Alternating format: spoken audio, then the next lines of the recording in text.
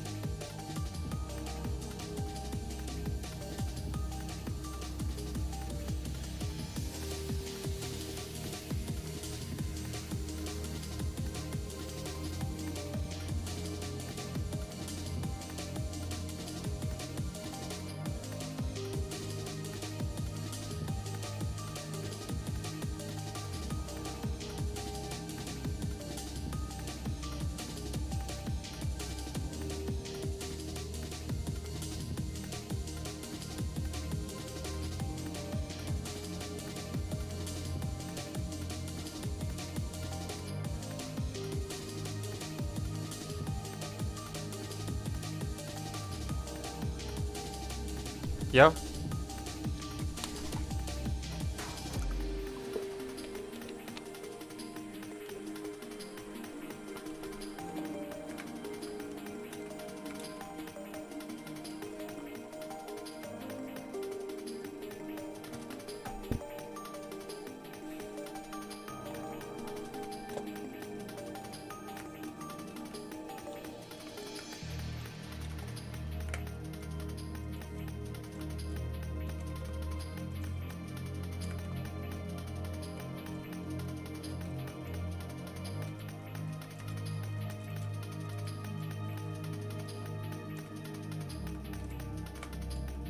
Hello?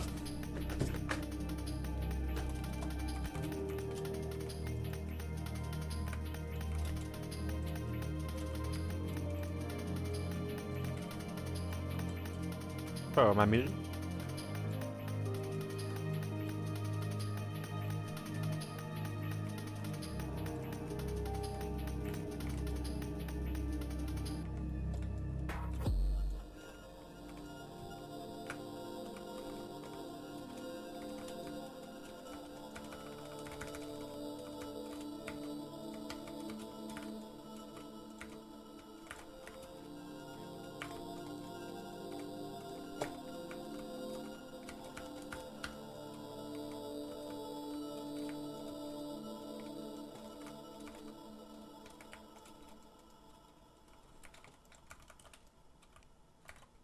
Hello?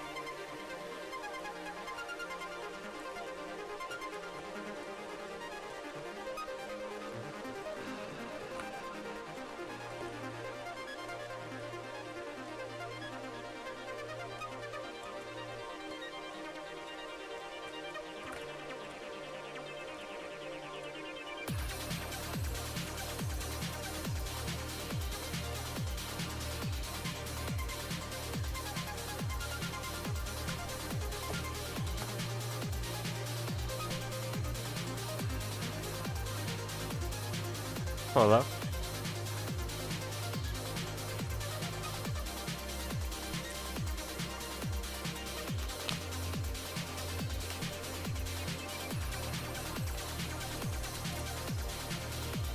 Who's Jasper afraid of a shadow?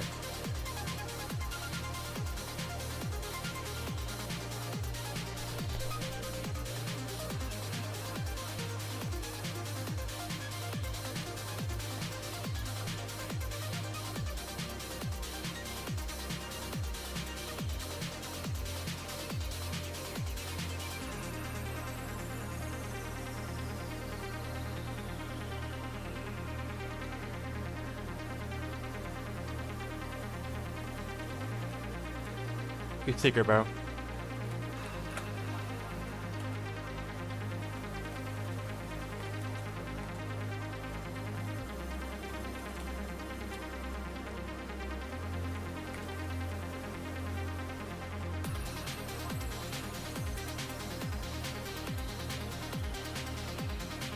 Oh, hello?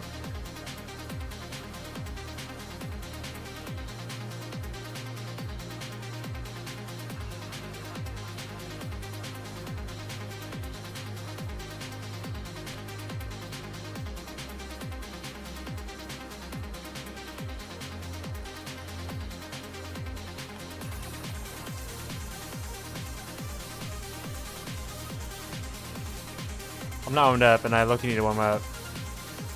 I'm in my game. Who's on my... Why did I play this fucking game? Who's on my team?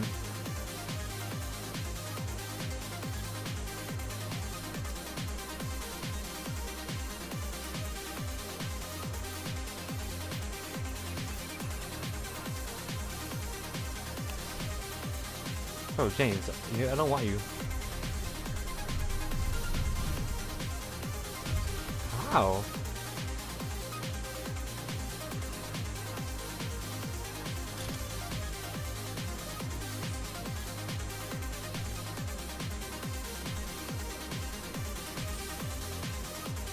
I have a GM Queen. Ah, but I don't even.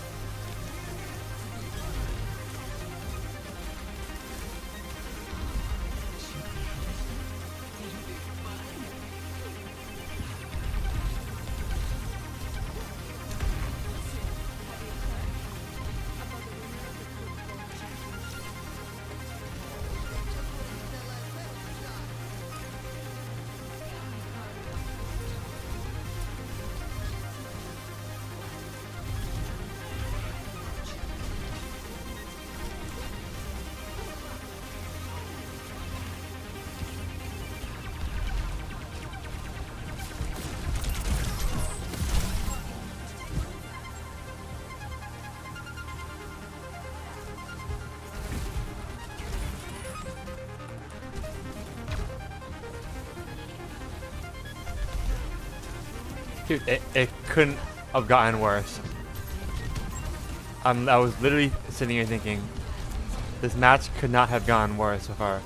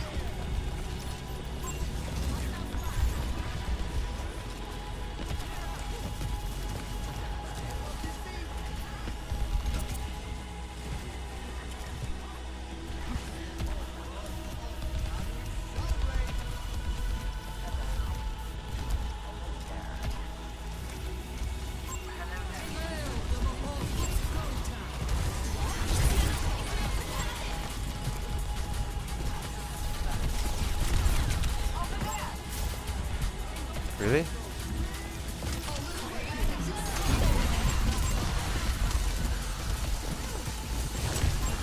Oh.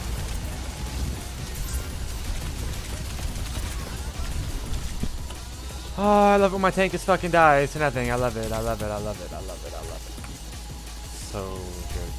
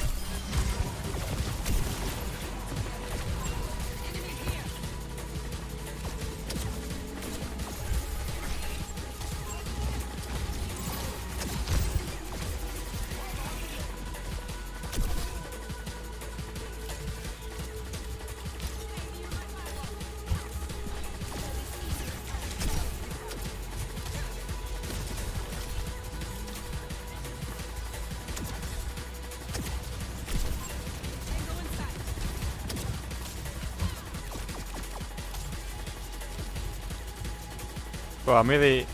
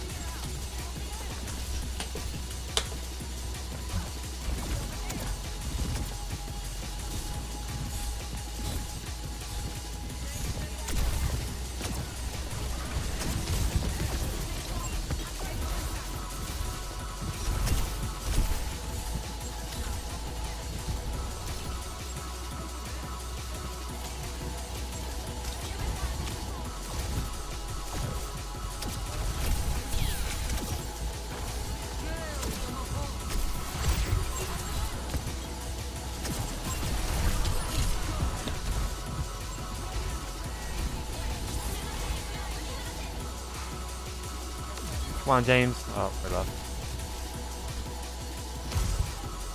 Oh, I mean, my bad. I don't know.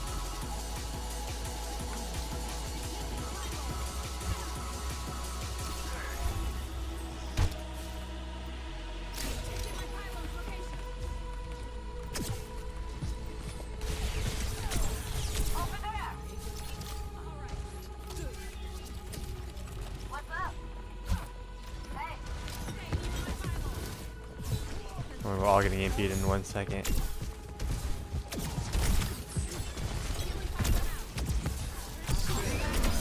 Or are we?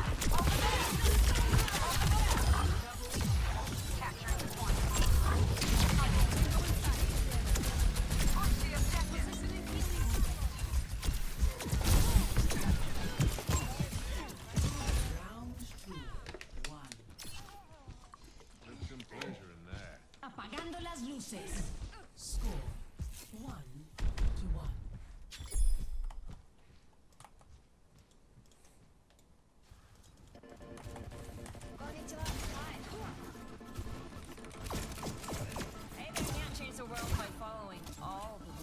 1-1.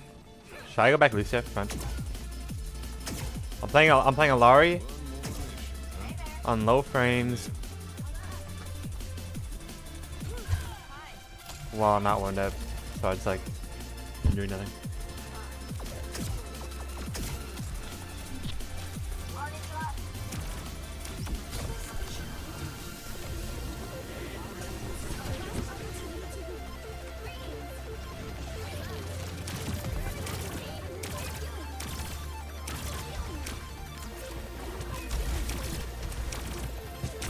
Seems like a fuck.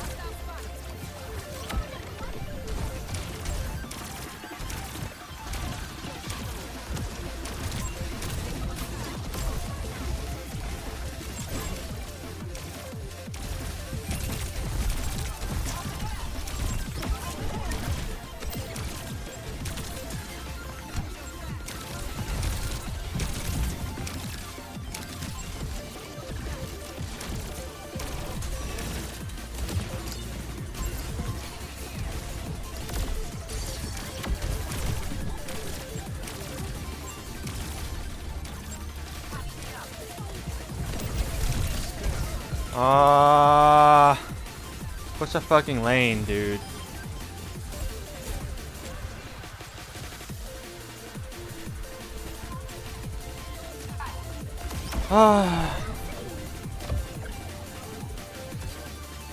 Just stand still. Even my tank is in and we stand still, so I'm trying to move so I die. I'm the only one moving. Should never be like that.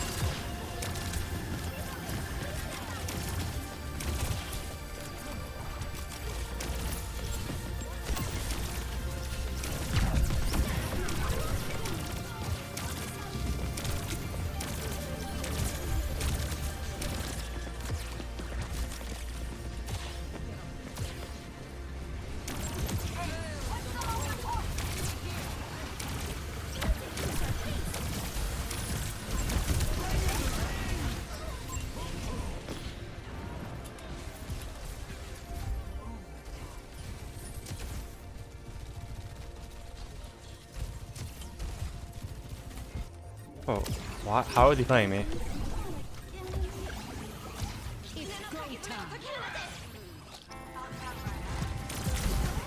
Bro, these guys, they just picked the fucking wrong guy to flank. Like, they just lost the coin flip.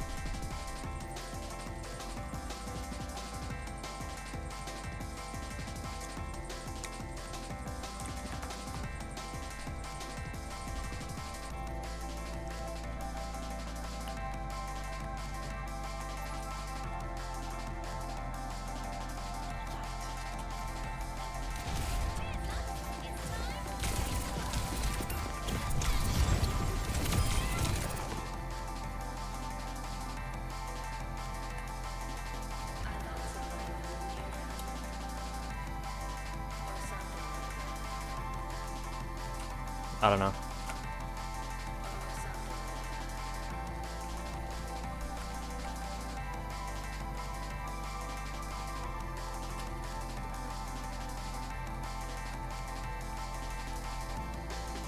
One carries band, yeah.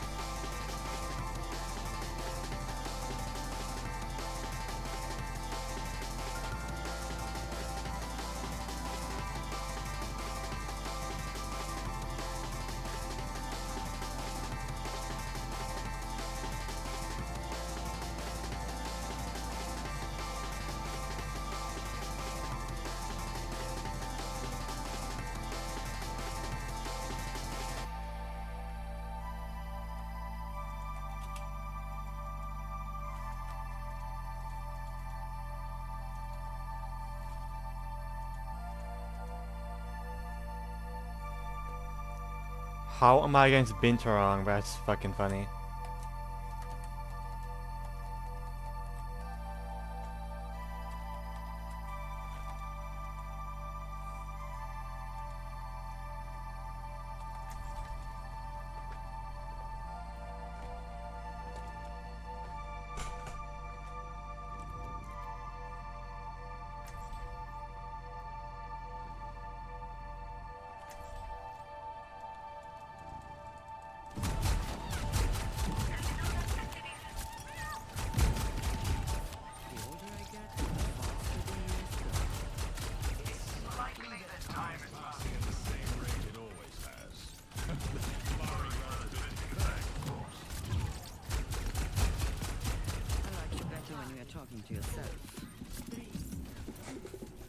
Oh my gosh.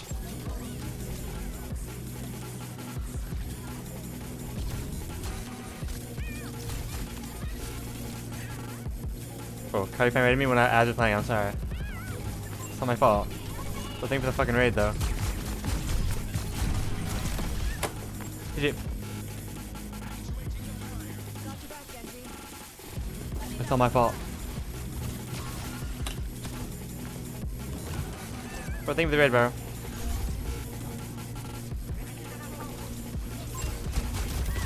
Welcome back, bro.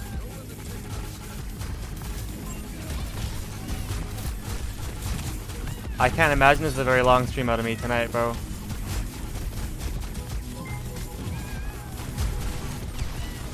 Inshallah Pertute makes it out of tennis this stream. Men vad fan!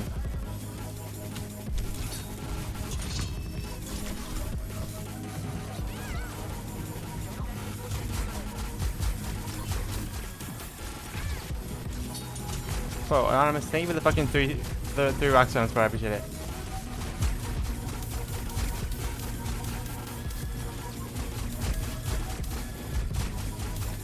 These people need to fucking chill out, bro. Holy shit, bro.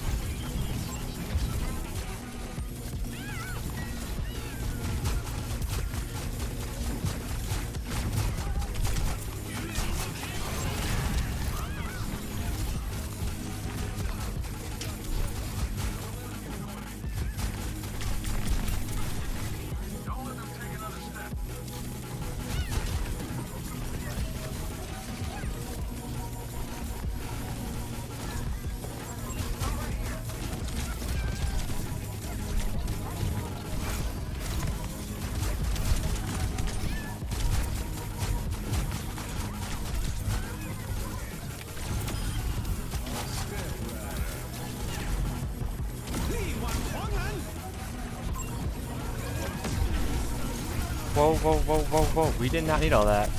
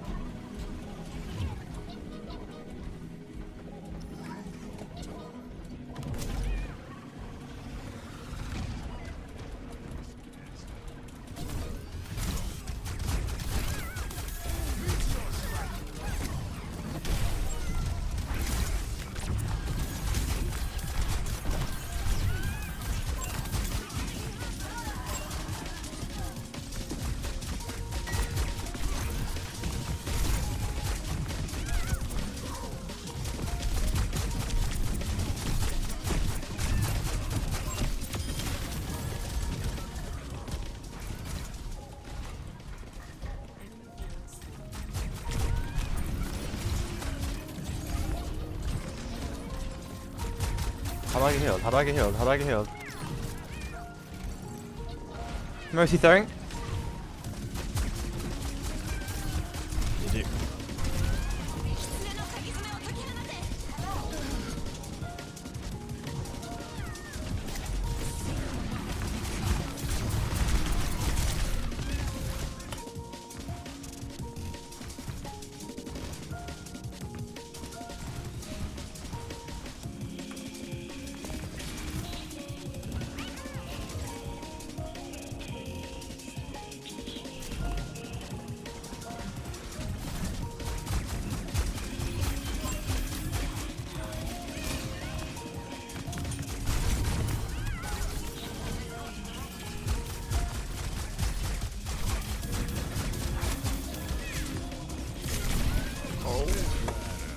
Fucking hell.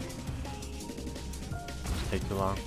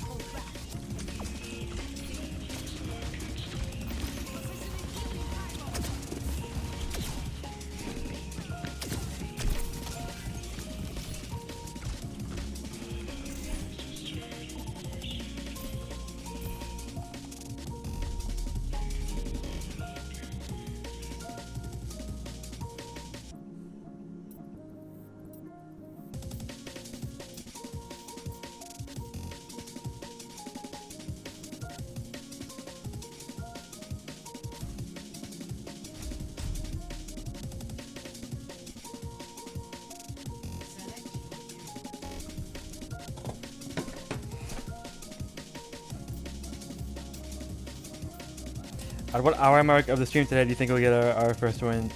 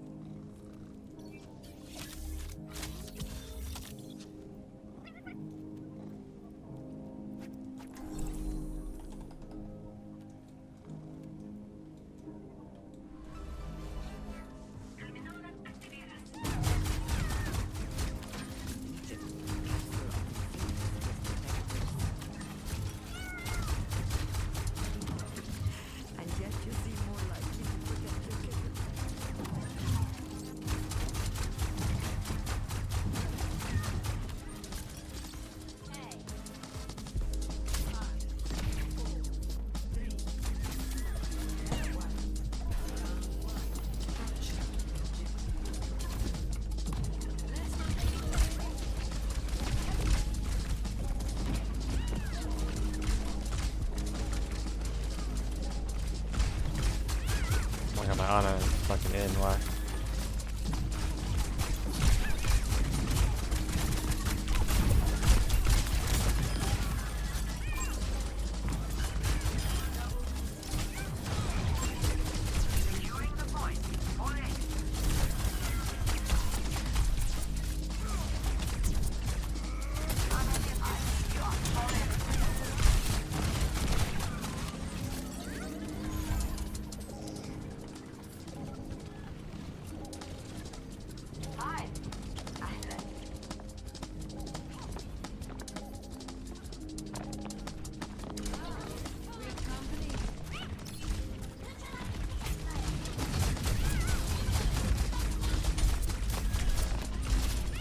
I don't know why my ball is wasting his turn on the fucking diva bit.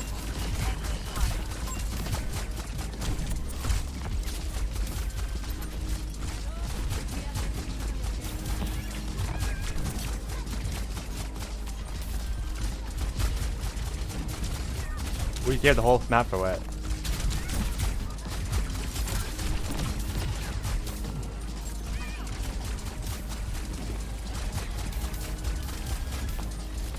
Shit, how can I play the game now?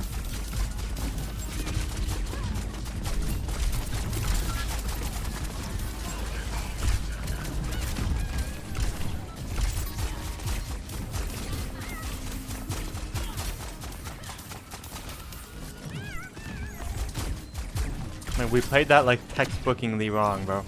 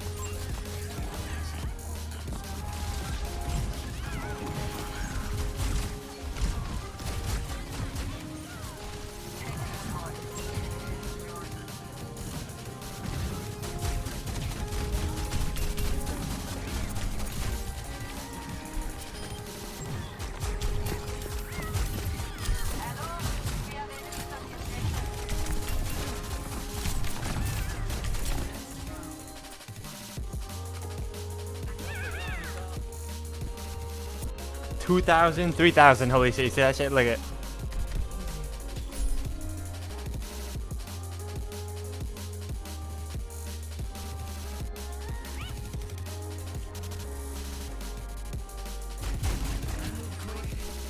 Keep up if you like.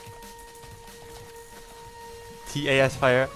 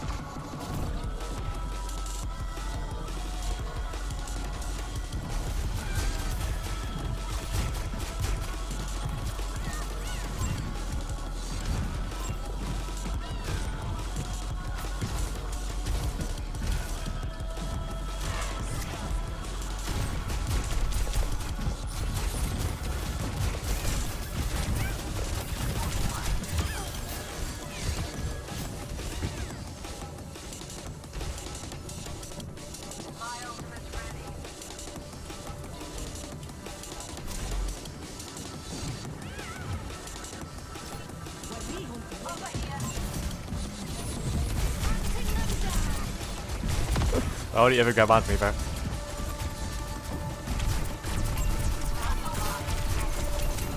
Oh. Oh. Fuck.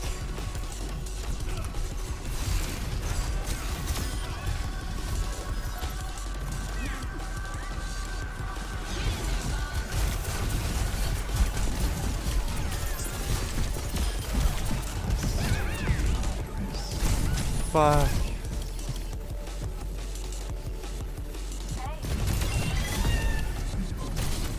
Oh.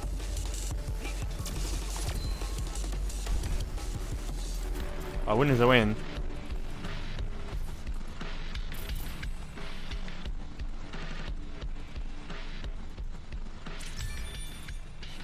A win is a win.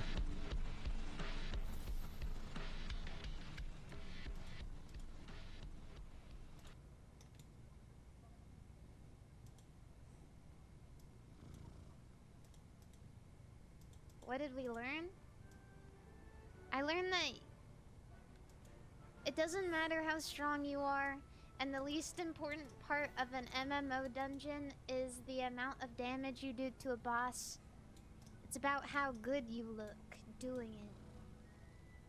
And if you look like a beautiful princess passed away on the side, then everyone will be a little bit nicer to you about being bad at video games. At least I don't look poor. Hello. Did anyone... What does this say? I'll give it... Whoa. What? What? She's kind of stealing my hairstyle. That guy wasn't talking to me, right? Maybe he was. What does this mean? Dame Pito. Oh, so the hot dogs are just like a recurring thing, bro, or what? That guy wasn't talking to me. I don't know what you're talking about. You are very talented at getting harassed in MMOs. Thank you. It's because I look so good. Obviously. Whoa! Whoa! Why am I flowering? Who's putting flowers on me? Choose hero bands. Oh. Okay.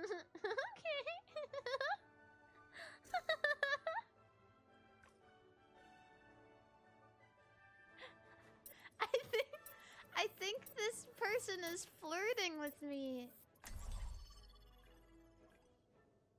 I don't really understand how that works, but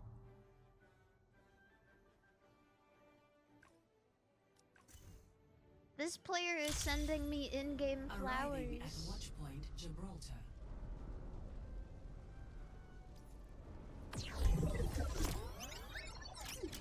I'm logging off. That's too much pressure for me. Sorry, but also not sorry.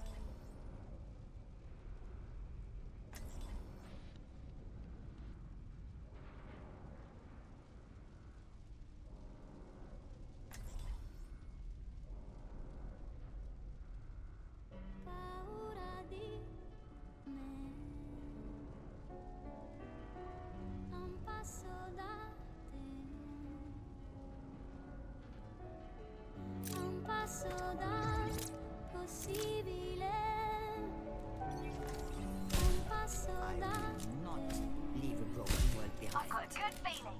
This could be our best mission yet.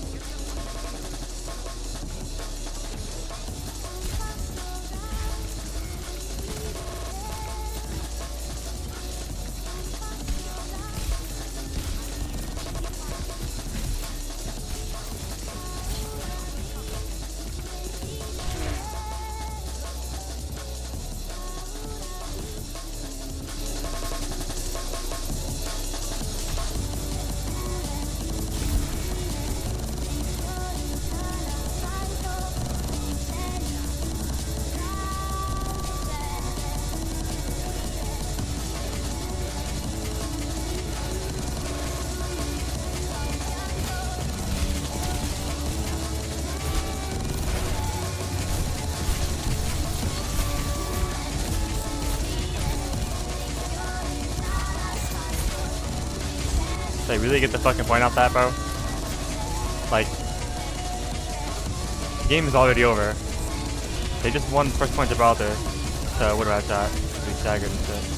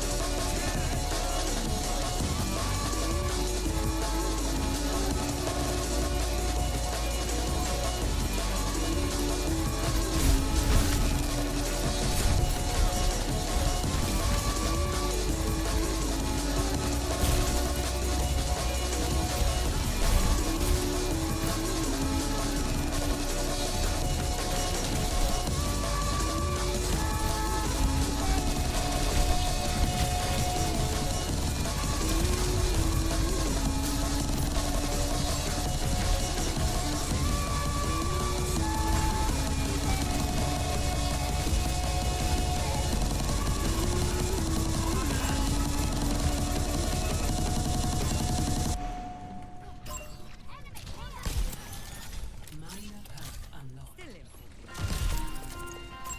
Eyes on a target. Use me too busy writing your tragedies. Use me too busy writing your tragedies. You're powered up. Get in there.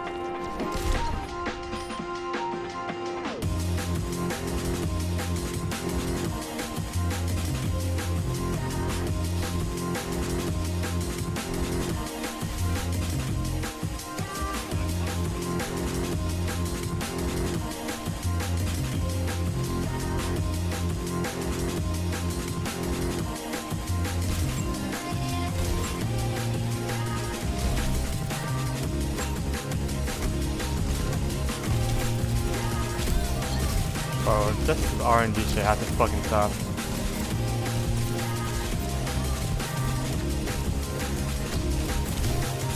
Oh, I'm not. Fucking ping is ridiculous.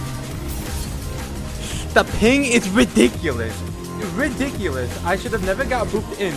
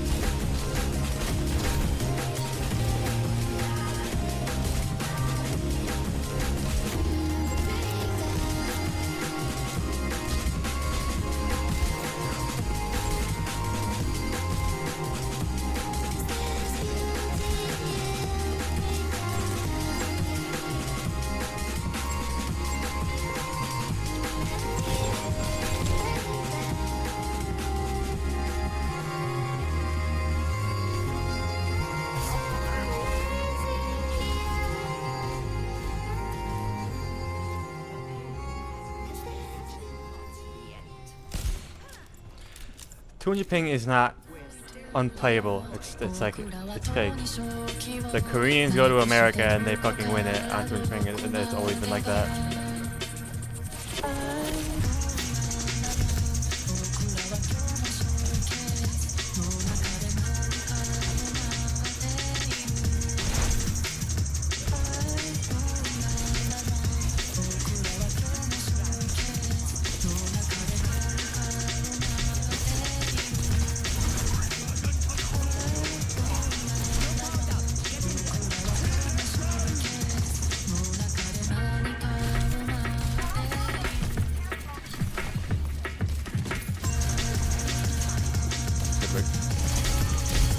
Wow! I actually forgot I was in Masters for a second. I got brought back to reality though.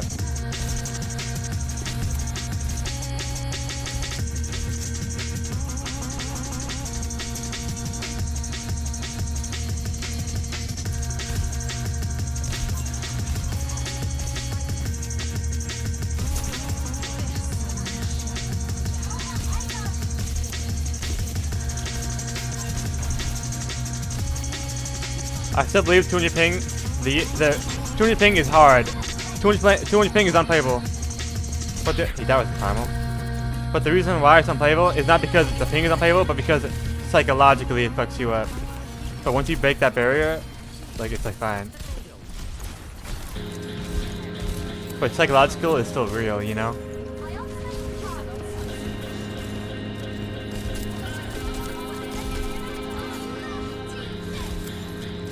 These rallies are fucking something else, bro. I can't heal you.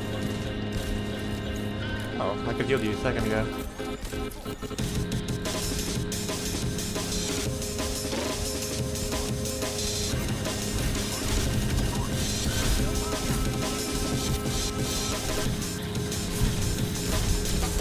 Fuck.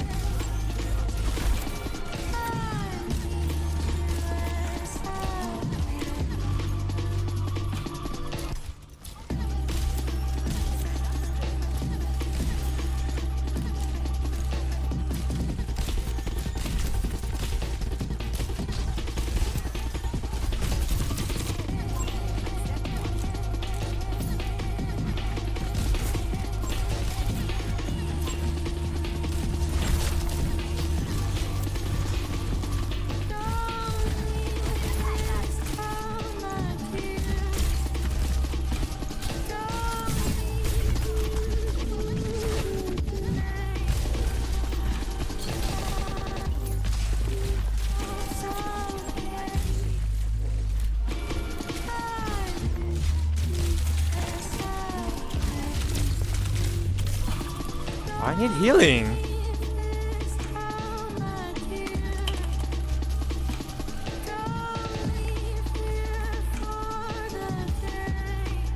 What?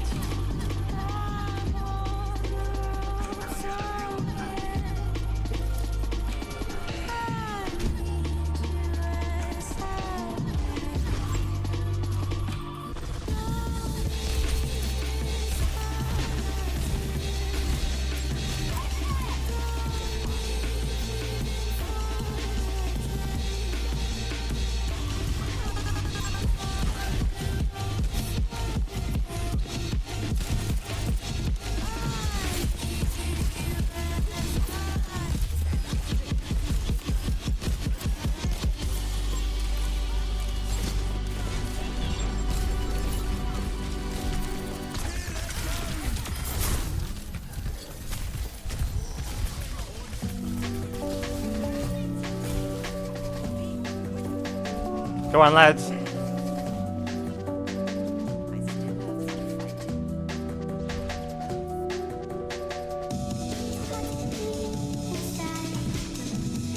thank you, bro.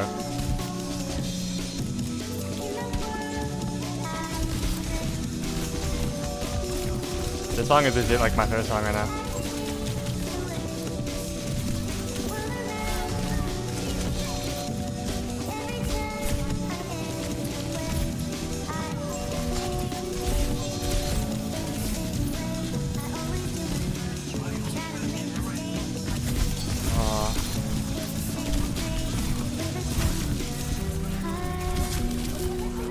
This is fucking ridiculous, bro.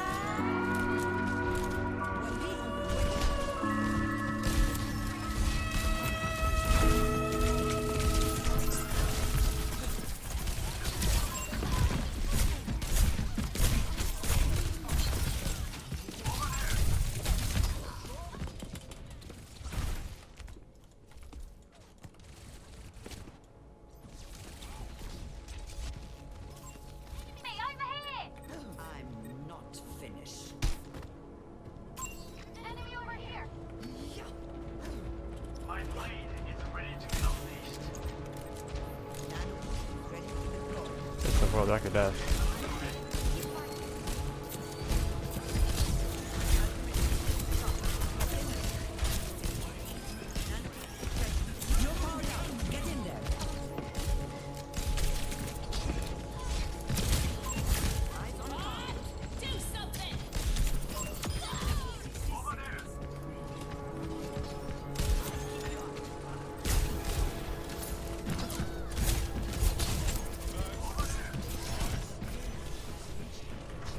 I've had that break. We're in a whole different game now. We can literally cap with more time, but we don't want to cap with more time. So I'm gonna purposely throw the next fight.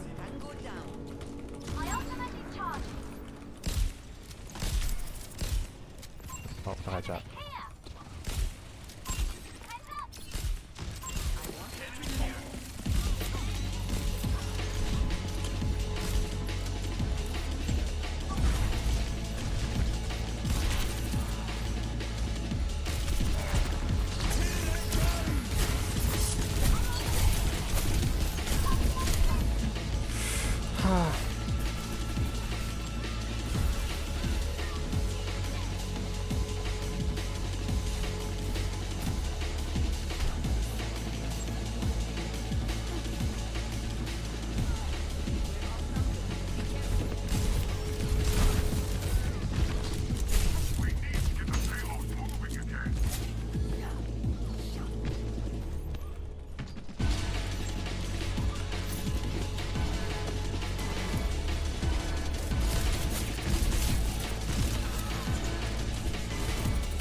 Don't die, whether we win.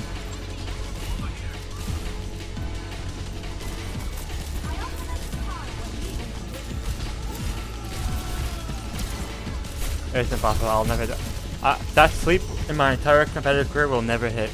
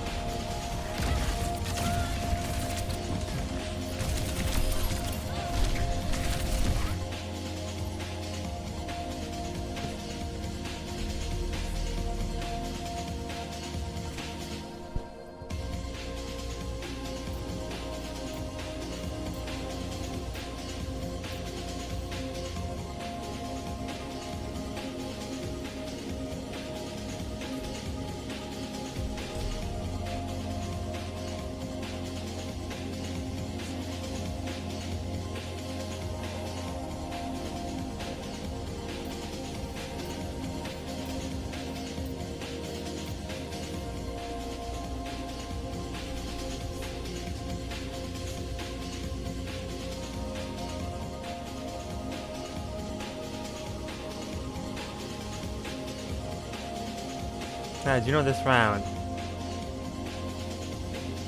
Probably, yeah.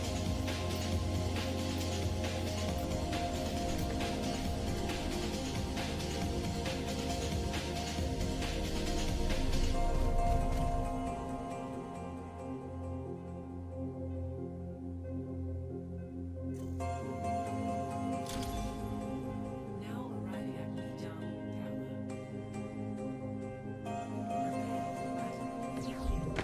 Select But I kinda wanna play Lucio or like Jetpack Cat. Or I'll play one Juno because you asked it.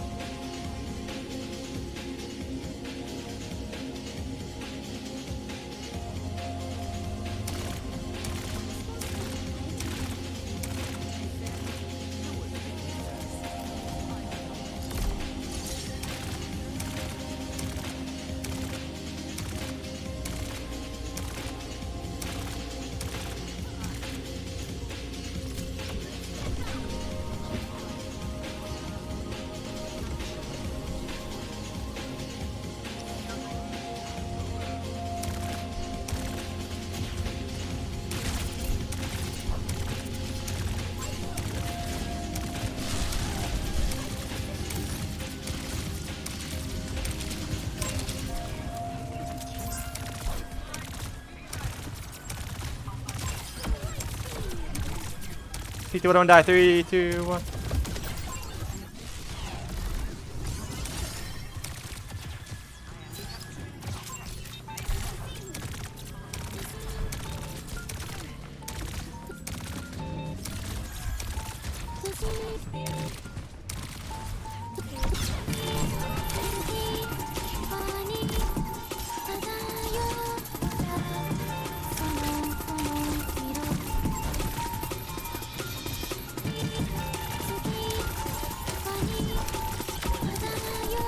It's a waste of a ring, by the way.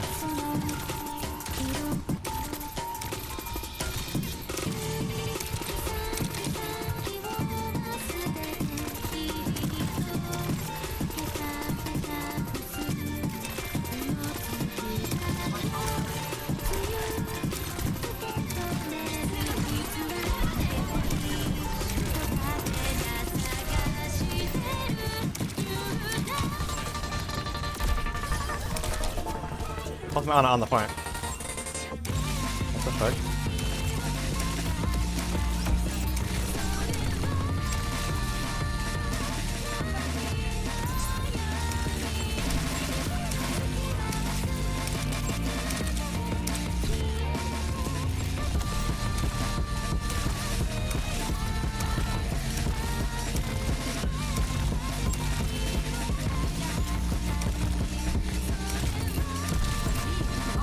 Oh!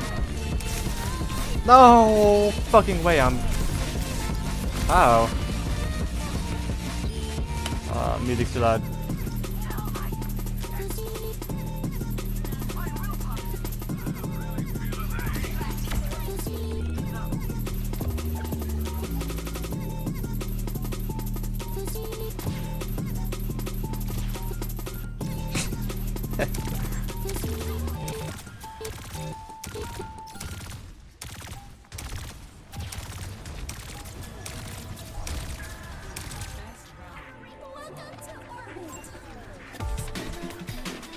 Wait, my ring goes on cooldown if I animation cancel it with my ult? I guess it makes sense to this game.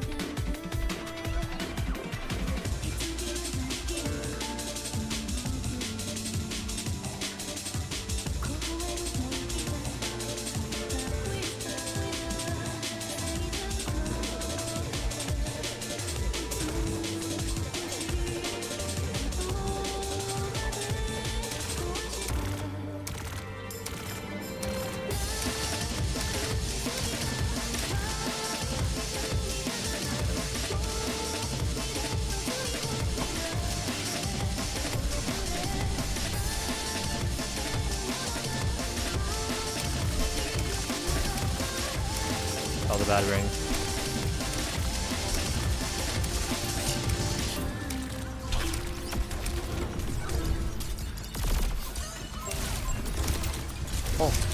I'm so drunk. Oh my god.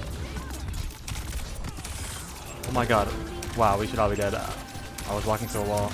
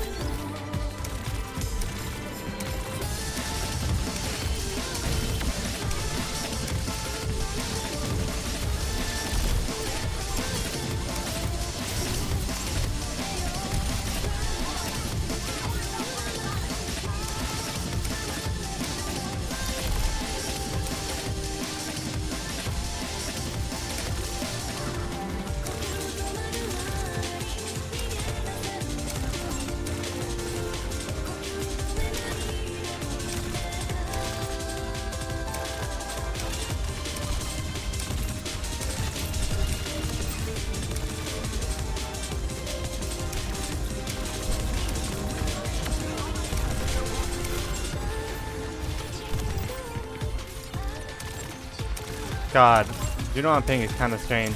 I can never go for the torpedoes like with good timing.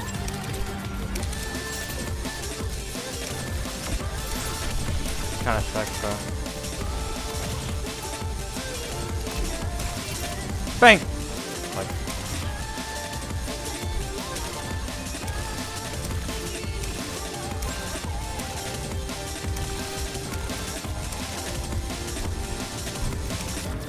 no, like the torpedo doesn't even shoot out if I'm like trying to actually like look like a good micro run, you know. I have to hold the angle for longer for the torpedo to leave the fucking gun. We lost.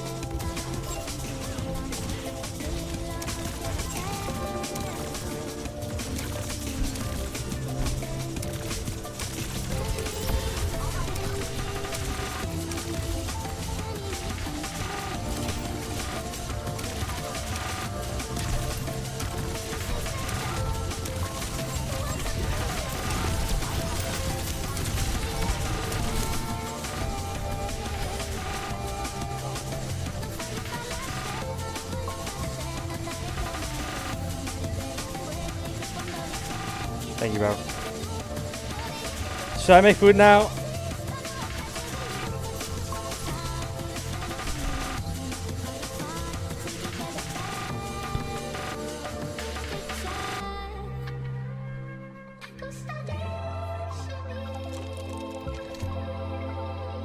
Oh, we added another Juno emote.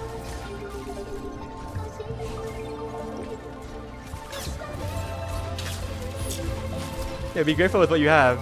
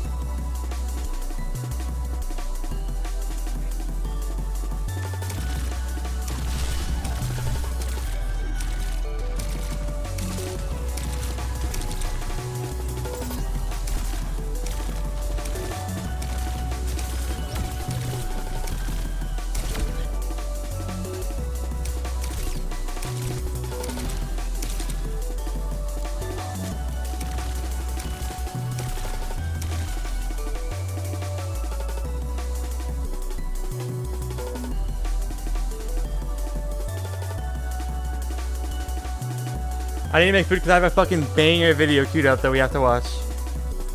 Like, actually good content video. For the first time in so long.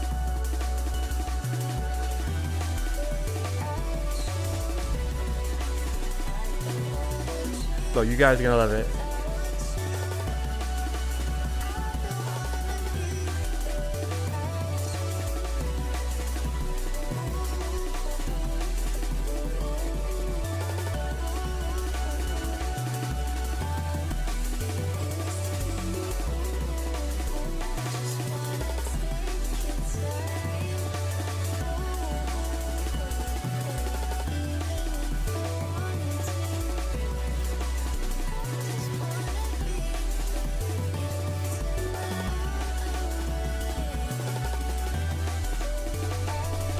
It's not face like you.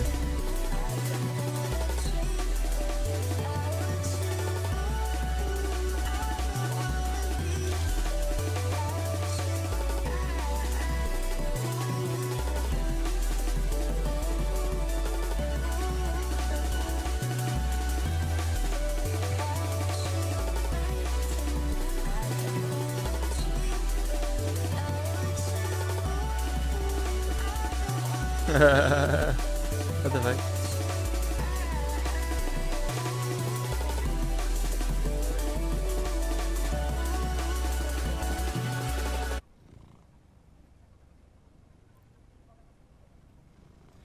The moment I say,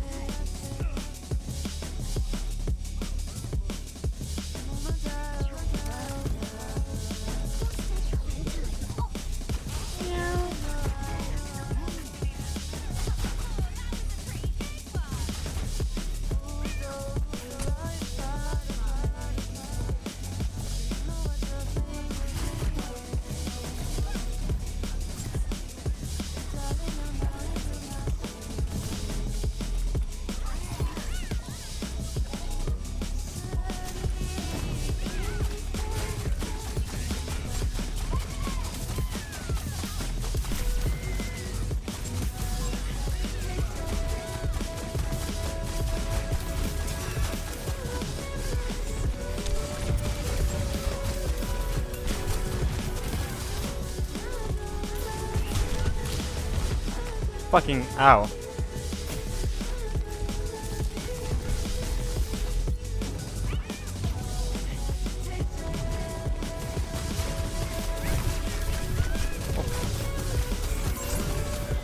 Damn, the enemy team is fucking coordinated, bro. What the fuck? Well, how much better is Korean green than NA fucking green? They're like pushing the spawn and shit.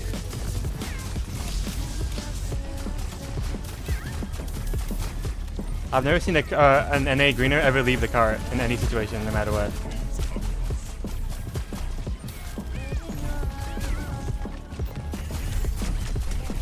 They could be fighting into 5 ults to 0 ults, final fight pushing to the last meters, and they wouldn't take a fight fast, they'd still fight on cart. They don't know what fighting fast is, it's not a thing in their mind.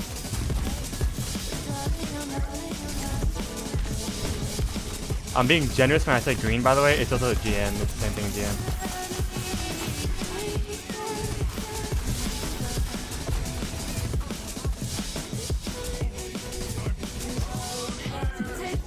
Are we done? Oh, no. Well, fucking ground. That wouldn't happen.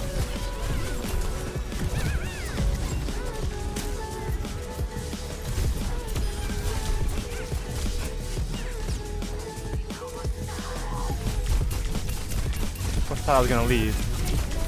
Fuck.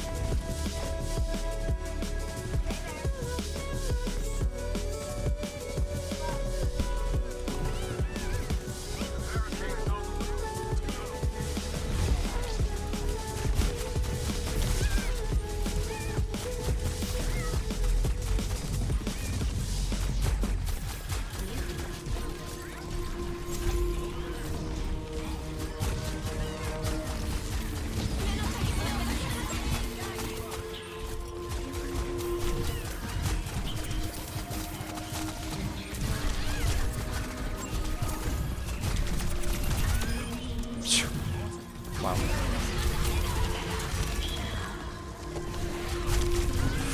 Oh, fucking grab on, man. He held the ship for so long.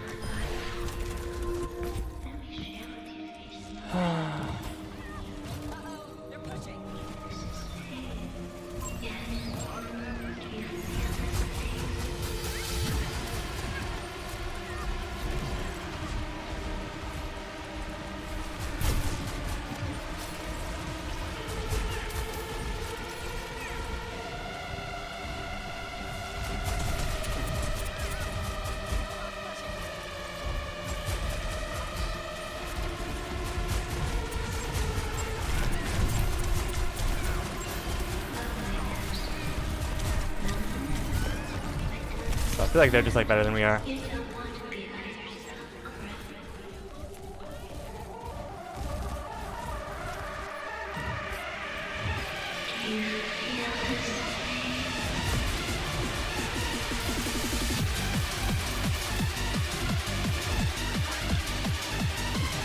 I don't know what that means.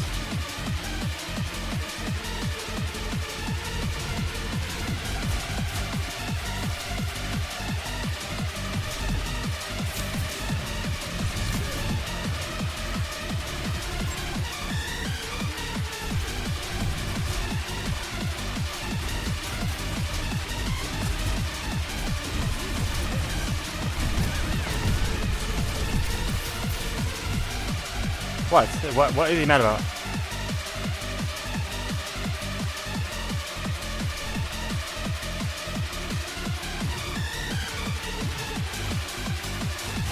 You went too early. You have to let them take a turn first, but or at least let your luck take a turn.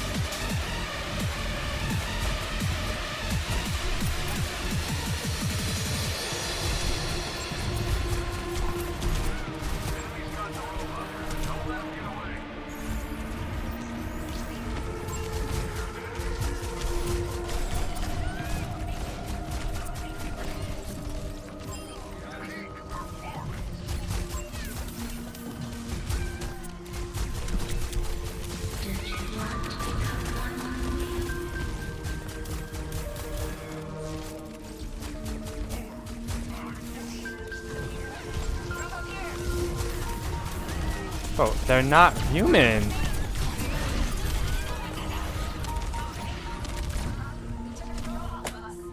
They're not human. They're not human.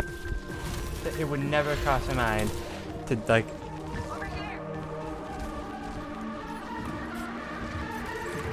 Guys, never play cat in ranked. It's so fucking shit. Unless you're like champ 2. Or maybe if the lobby's higher, then you can. Not if you're champ 2. If you're in like a full champ 2 lobby, then maybe you can make that work, bro. Otherwise, it's shit. It's too team-based. It's just you have no solo impact, and it's just like dependent on your team to be like understand anything about timings and shit.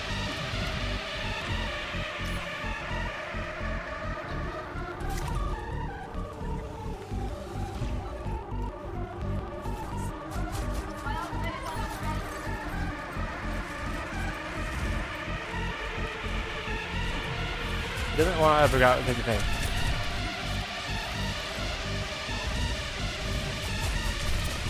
I can't make him take it.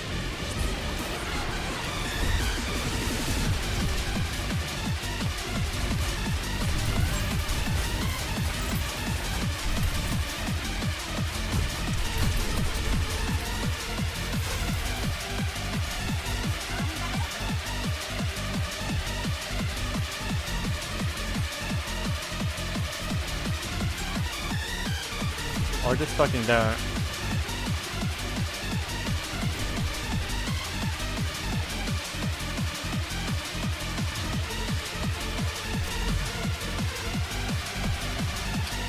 Bro, Bullsquilly dude, thank you for the fucking raid, bro. Holy shit.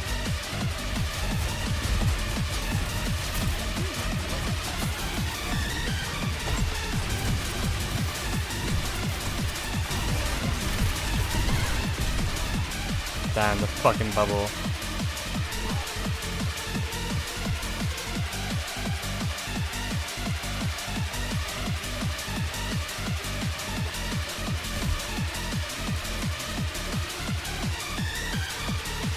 Thanks so much, Rob. Appreciate all this. Thank you, bro.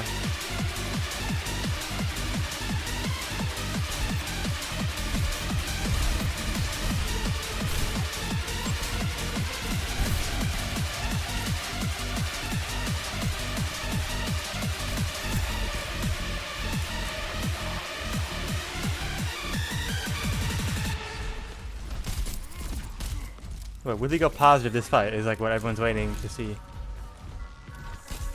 Oh, I'm dead. Oh.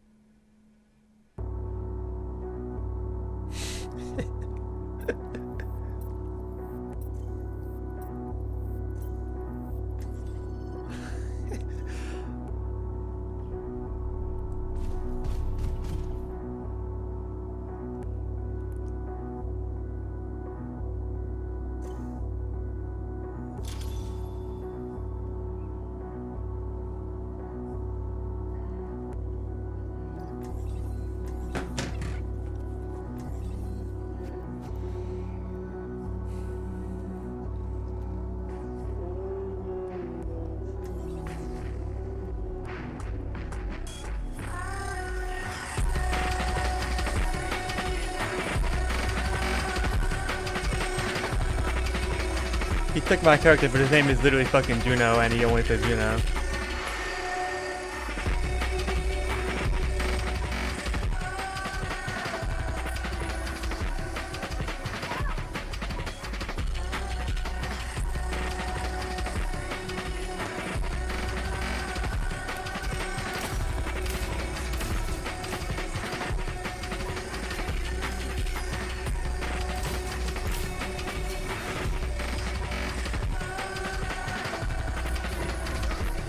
Why does this guy say lion?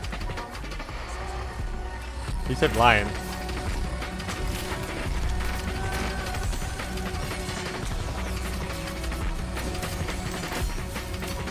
Oh, 11R, 11R, 11R. Lucky bastard.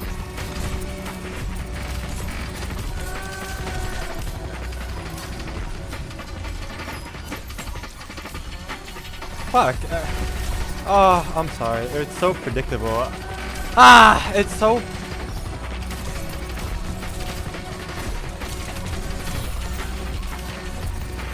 A mechanic gap, bro.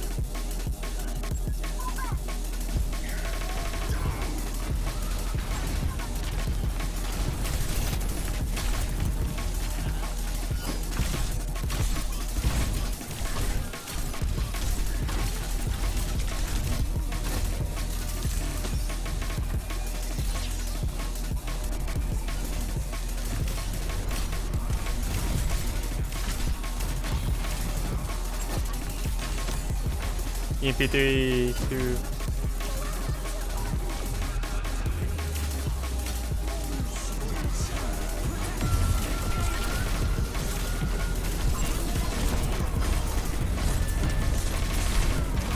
Oh, Reinhardt? Fucking hell, I can't.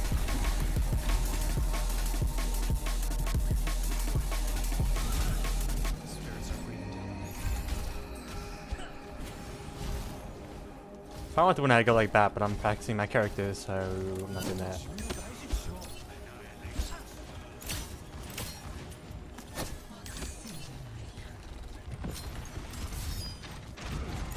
That's David Juno, like no one fucking knows.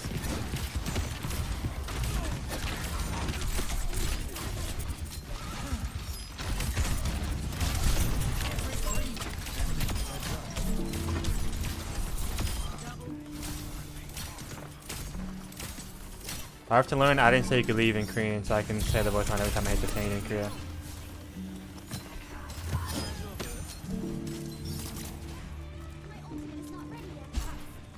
It'd be like, 저는 무대 could leave. Say could leave.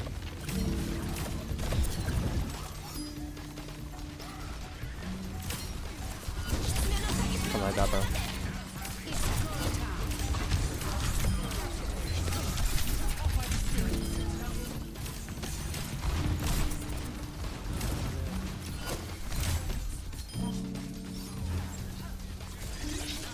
I'm not gonna be ever playing a Mizuki. Actually, I am. Because he plays Sigma. I can't believe that Derby doesn't know I'm on main support. Like he actually has no idea. I can't believe it. Or he just not care to like stay tapped in.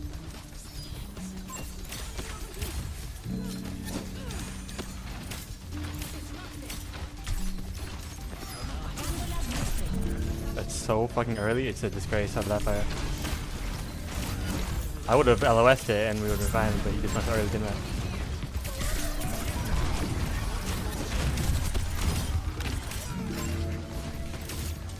Oh, I missed.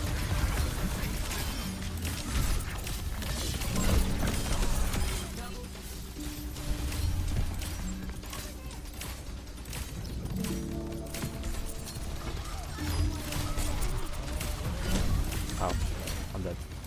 Anything.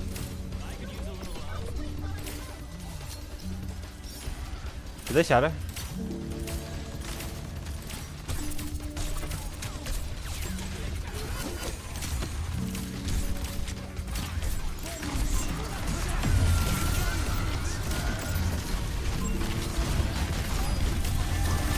Okay, well. I mean, yeah.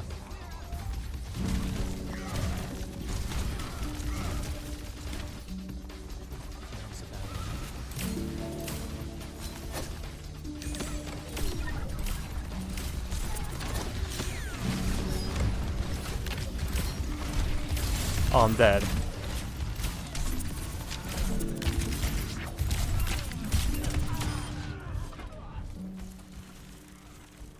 We all have way we spawn. Holy shit, bro. It's good trades, go.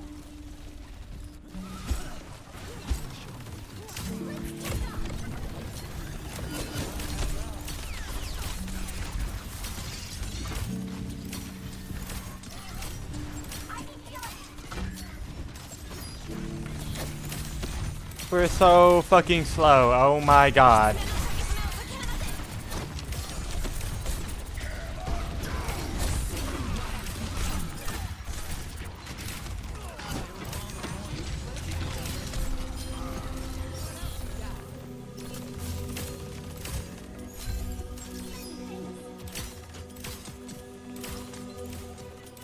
At least you're allowed to touch.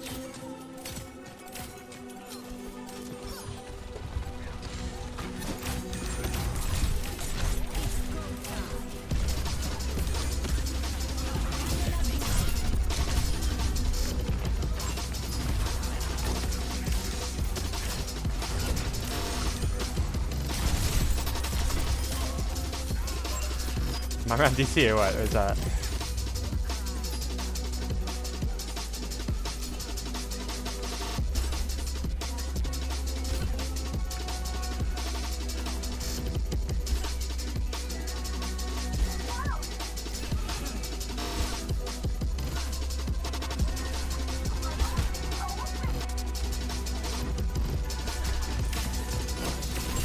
Fuck, dude.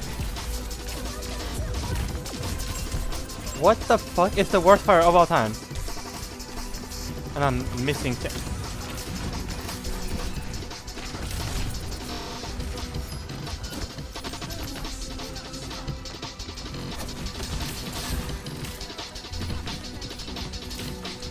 I've gone mad. I've gone fucking mad. I need to end my stream after this, bro. I cannot play like this, bro. What am I? I'm missing the easiest shit in my life, and I'm like, I feel like a zombie.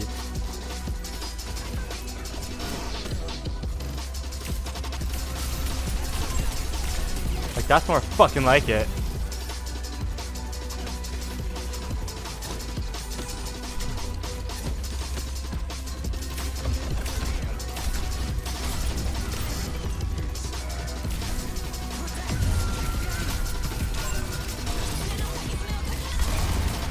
Is he real? Did he think it was gonna leave? Did he think it was gonna fucking... What?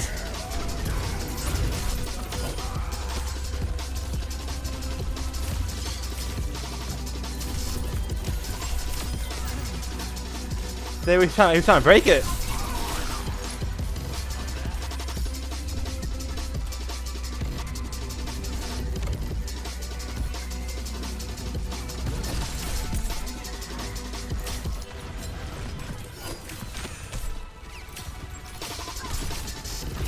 I can make it right, I can make it right, I can make it right. I'm spawn camped by a sombra. Oh. Holy shit. I didn't think about that.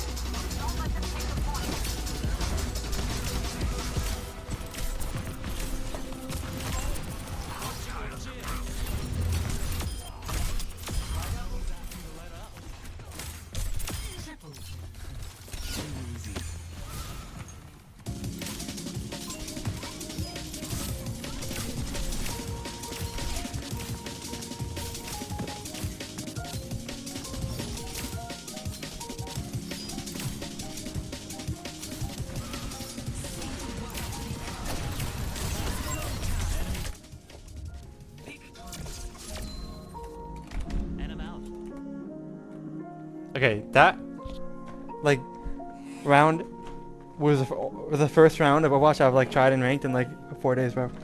I'm like actually being for real.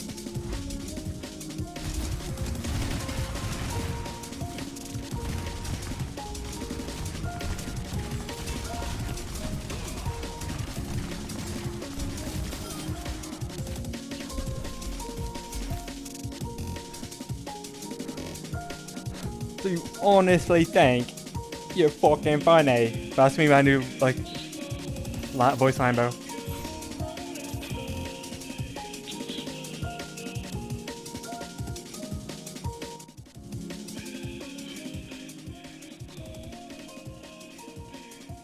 I need a new voice line, but my voice lines has been I didn't take a leave.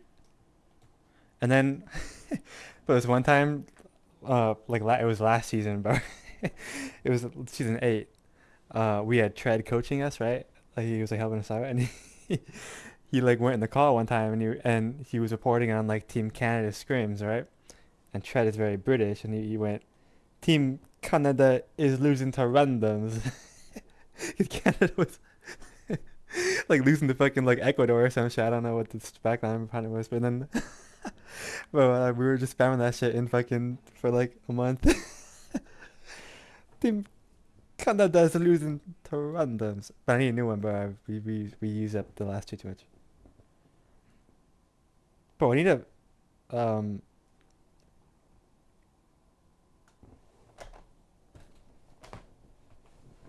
losing to random.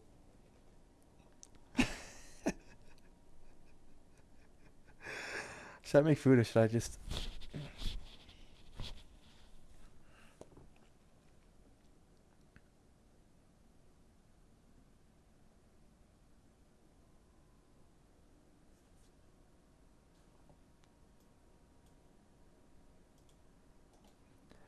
Our match against Avidity where we lost, but we did not know what to do against Smash, but we figured it out now. So like, it's not gonna happen again.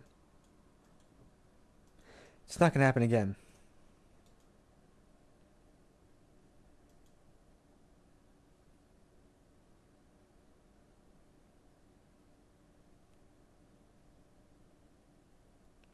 It's really good that we lost during the regular season because it was like what she was talking about in the Zeta documentary. Um, if we like only won, we would have become like complacent, and then it would have been cut. It would have been, you know, it's good that we lost because now we can like,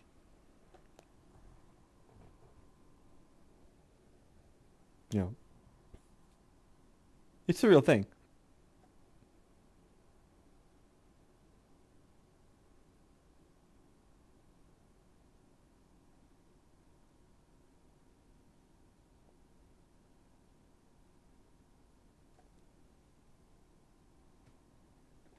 Because if you only win, you're gonna become complacent.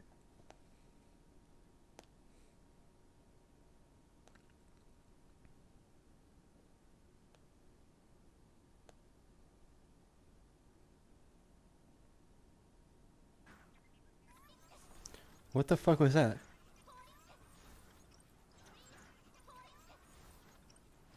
Oh, it's fucking Twitter in the background. Just started playing randomly.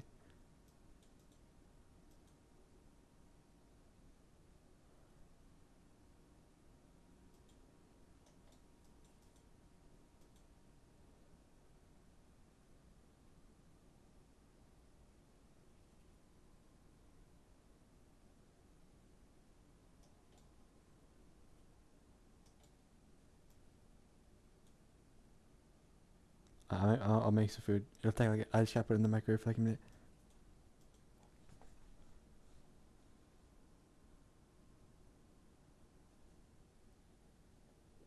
But do a very good video. But I'm not gonna play the good video until I'm back in like 2 minutes because I'm gonna miss it.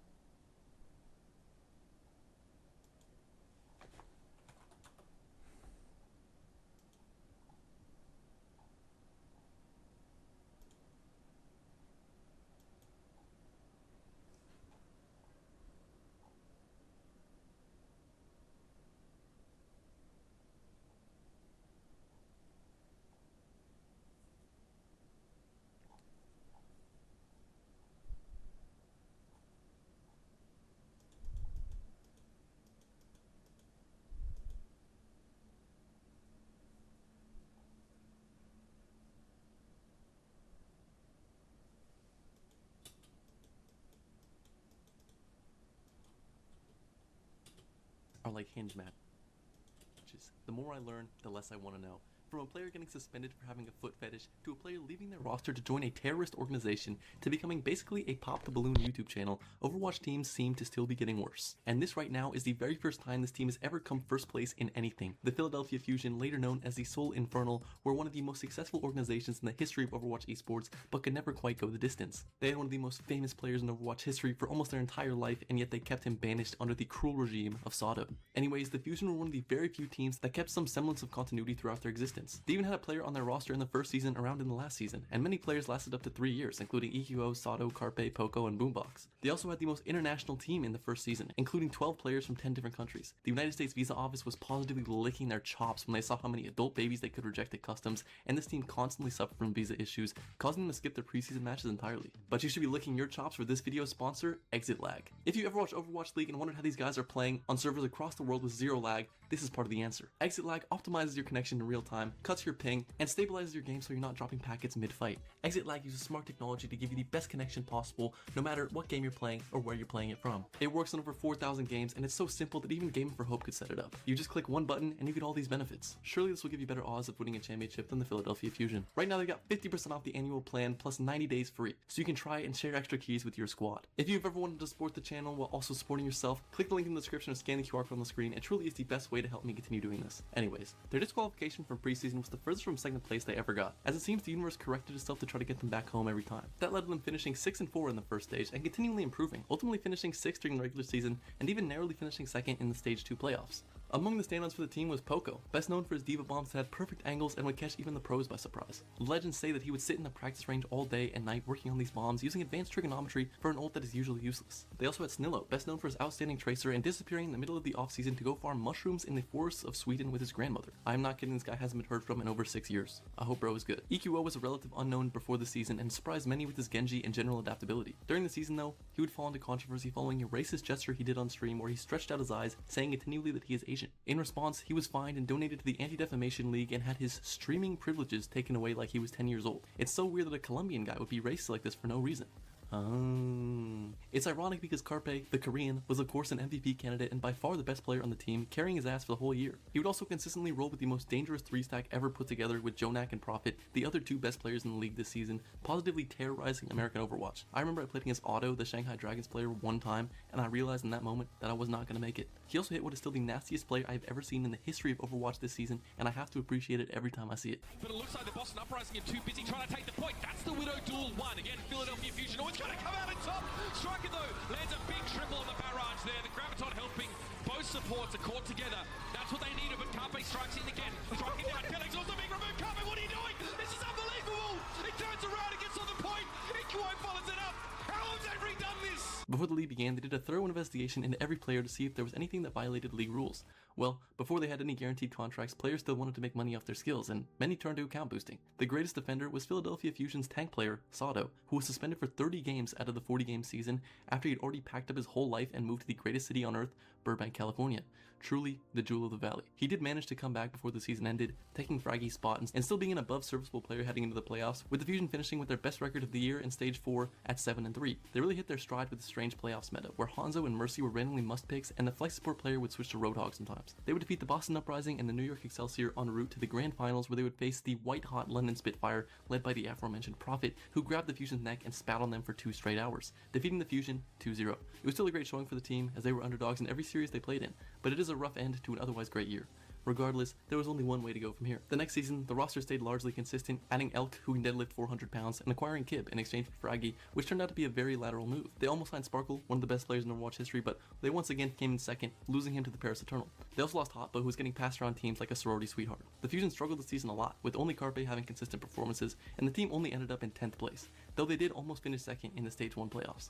Their signings didn't end up doing much, and they had a long way to go still. This season though, Carpe, the golden boy, fell into some controversy for teabagging.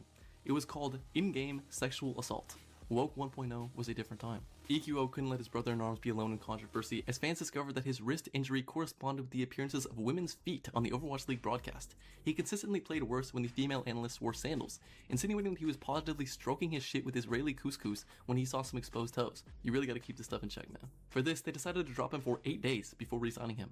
No, I am not kidding. They wanted him to feel the hunger for competition instead of metatarsals. In 2020, Philly locked in, making some great signings in Ivy, Hisu, and Fury, and promoting Alarm from their academy team now that he was 18. They also signed British legends Bunny Astro and Chipsa. I've already covered Chipsa's signing, but it was very controversial as he was a Doomfist one-trick ranked player who had no competitive experience but was signed to the team because his brother was the head coach. I say, don't hate the player, hate the game. Chipsa is the Gary Trent Jr. of Overwatch. Investigate this man, Adam Silver. 2020 was the year of homestands, and Philly planned some of the most out of any organization. These ultimately got cancelled because Rudy Gobert of all people decided to shut down the entire world, but they still kept it pushing, having the best season of the team's history. They ended up finishing with the second best record in the regular season, also finishing second in the Summer Showdown and the Countdown Cup. Now that they had all this experience coming in second, surely in the playoffs it would be the time they broke through. Oh, no, they immediately lost to the Seoul Dynasty and were eliminated in 4th place. At least Alarm won the Rookie of the Year before tragically passing away in 2021. Rest in peace, Alarm. The next season though, things once again seemed to improve, signing on paper the best roster the team had ever had, but they disappointed once again, finishing 9th place. They needed to shake things up, and they dropped almost everyone except Carpe, including franchise staple EQO, bringing on intriguing talent like MN3 and Zest, and the tank player who makes me genuinely question how he still has a job in Overwatch, Balastria. But if you want to help me keep my job in Overwatch, make sure to like this video and subscribe for more whole expanding Overwatch content. I promise I will upload more videos this summer. If you want to support me extra, also consider clicking the join button to hear your name in my videos. Click that button. Do it right now. Anyways, Carpe later retired from Overwatch in 2022, moving on to pursue Valorant, and actually, just last week, he announced his retirement from competitive gaming on the whole. Good luck, Carpe. Hopefully your Valorant winning can make up for the fact that you are 5'5". I don't know why this is in his trivia section, it feels kinda mean. From then on, the fusion faded into obscurity, with the most notable news being that the substitute tank player bought a new vape. They later transitioned into the Soul Infernal, where they would get to finish second one last time in the spring qualifier before sailing off into the horizon with all the other Overwatch League teams. Were they a good team? Certainly. But they could never put all the pieces together to win. Every time they got close, EQO would get into another controversy that would anchor Carpe into not trying for a month and allowing the record to slip. But still, they house so many legendary players, and their absolute hatred for getting first place marks them as a permanent staple of Philadelphia culture. In a brief intermission from Overwatch, the next team of this video had a player literally join ISIS after a beef with Killer Keemstar. Arrow was a Call of Duty team that was moderately popular in 2013, and Keemstar is of course one of the most polarizing forces in YouTube history. This was his peak of controversy though, which is saying something, so almost everyone online was against him. One day, he innocently posted a picture of him and his daughter enjoying a snow day together, to which a player from Arrow responded, "Fuck you and your ugly ass daughter." Keem replied and was met with this response. Responded by saying, "If you're not kicked from Air for attacking a 5-year-old girl, Air Sharky, then Air is a joke of a team. Fave if you agree." Now, many people favored, but the official Air Twitter responded with this: "Get cancer, 40-year-old faggot." This tweet was from their official account, by the way. This beef continues for about another year, but there's so much usage of the hard R that this footage is basically unusable. I will just let you imagine the rest. This is far from the most interesting thing about Arrow though, as one of their players, Dixie, mysteriously disappeared. He made a few videos in 2013 and 14 about trickshotting and never really got that popular. But don't worry guys, he just got a new laptop and is working on getting more clips. Well, teammates and friends within Arrow obviously knew his real name and kept up with him, but after the last upload, he completely disappeared from everywhere, even chats. His last tweet ever was from May of 2014, and in September of that year, an article came out saying that someone with his name might be the first Canadian ever to be killed while fighting for ISIS. Yes, the Islamic State. Well, okay, how do we know this is him? It could be any Hamilton man. YouTuber HazardXY did some digging and found this. Mr. Muhammad seemed more concerned with video games than world events. He chatted about Call of Duty. Also, his father added a little bit more information. He said that his son had recently became extremely devout, and that during a visit to Minneapolis last July, Mr. Muhammad had left for the mosque and never returned. Yes, this player is almost 100% confirmed to have left Call of Duty, gone to Syria, and died fighting for ISIS. And they say video games don't make you violent. My thoughts go out to his family. This is still a terrible tragedy. And to think this was all caused by Keemstar. Okay, back to Overwatch, but the worst thing that can happen is getting high off Swedish mushrooms with your grandmother. The last team in this video had perhaps the strangest beginning and end of any Overwatch League franchise. They went from having fans so dedicated they were getting the Outlaws logo tattooed on them to becoming the umpteenth failed content org. The Outlaws signed 12 players for Season 1, including convicted murderer Jake, Finnish femboy Linkser, a guy named Cool Matt 69, and the greatest Lucio player of all time, Boink. This roster had low expectations, but with most everyone being American, they had a lot of fans. These fans were so dedicated they would show up to every single Outlaws match and just scream their heads off. While fortunately no evidence of this survives, it will forever be marked by this hilarious 2018 meme. These fans were so dedicated that some called themselves the Houston Outsluts, creating their own Discord server to plan going to events and fangirl over Jake, who I will admit is pretty handsome. That was for the ladies, but for the fellas there was the Houston Gay Laws. their dedicated homosexual fanbase who loved Muma and also Jake. Mendo Kusai was another player on this roster, and he has gone on to have a long and successful career in streaming and other esports. In the Overwatch League, however, he would barely play, which disappointed a lot of fans who were excited to see him. There are many possible reasons given for his absence from the team. Originally, it was his tonsillitis that was blamed for why he missed the first stage. Then he bravely revealed that the true reason is that he didn't play because he had crippling social anxiety and didn't want to be seen on stage. Lastly, years later, he said that the reason he didn't play was because he refused to practice with the team because he wasn't allowed to play what he wanted to play. Truly an Odysseus level saga for such a player. On the Overwatch side, the Outlaws were actually amazing in stage 1, going 7-3 and finishing in 2nd place, coming in 3rd place for the stage, a very solid result. This was not even close to the biggest story of the stage though. As previously mentioned, the Outlaws main tank Muma is openly gay. Occasionally, there would be rivalry games between the Houston Outlaws and the Dallas Fuel, and these games were really competitive. In one of these games, the Outlaws defeated the Fuel, with Muma having a dominant performance over opposing main tank and amateur politician Felix XQC Langell. Muma taunted XQC after the game, saying this. In the wise words of a good friend of mine, rolled and smoked my doggies. XQC responded with this. I smoked you, dude. No, you didn't smoke. No, shut your fucking mouth. Go back there. Suck a fat cock. I mean, he would like it, but... So many games ahead. Love you. For this, XQC was fined and suspended for the entire stage and got to be milked for views in my thumbnail for being homophobic. All's well that ends well. On a brighter note, the general manager of the Houston Outlaws was completely fucking insane. After a match, he decided to go on an interview with a guy who definitely played an Overwatch League match, Avast. He went on a rant for an entire 2 hours talking about how he didn't like that the casters were very mean to him and criticized him for refusing to sign a good Tracer player for the first season. Well, I guess they had one, but he was literally the worst Tracer player in the history of Overwatch League. Unfortunately, this is not the fun kind of crash out where he was yelling or screaming, but at the 3-hour mark, even Avast was done with the meandering words of flame. Like, I don't think that you can blame the casters for the problem, but I think that the problem exists solely because of the ecosystem that we're in, and it's not their fault, and it's probably not their place to fix it, quote unquote. Much like Flame, the Outlaw season will continue, but never reached a point, fizzling out and only ending up in 7th place on the year, missing the playoffs.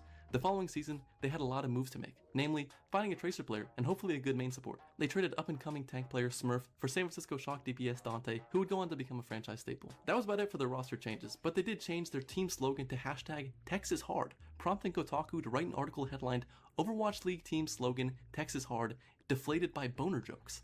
2019 was a better time. The reason why the Outlaws decided not to sign more high-quality players was likely because of money reasons. Were they struggling financially? No, not particularly. They just decided to give $150,000 to Boink, a player who basically sat on the bench all season. And instead of giving him a 1-year deal with a team option, they gave him a 2-year deal, meaning he got $300K to do nothing but play Lucio poorly for 2 whole years. His replacement, Jexay, a good main support player, was paid only $60K for his services in Season 3, while Boink was still on the roster just getting his back big and making sure Dante's G Fuel stayed full.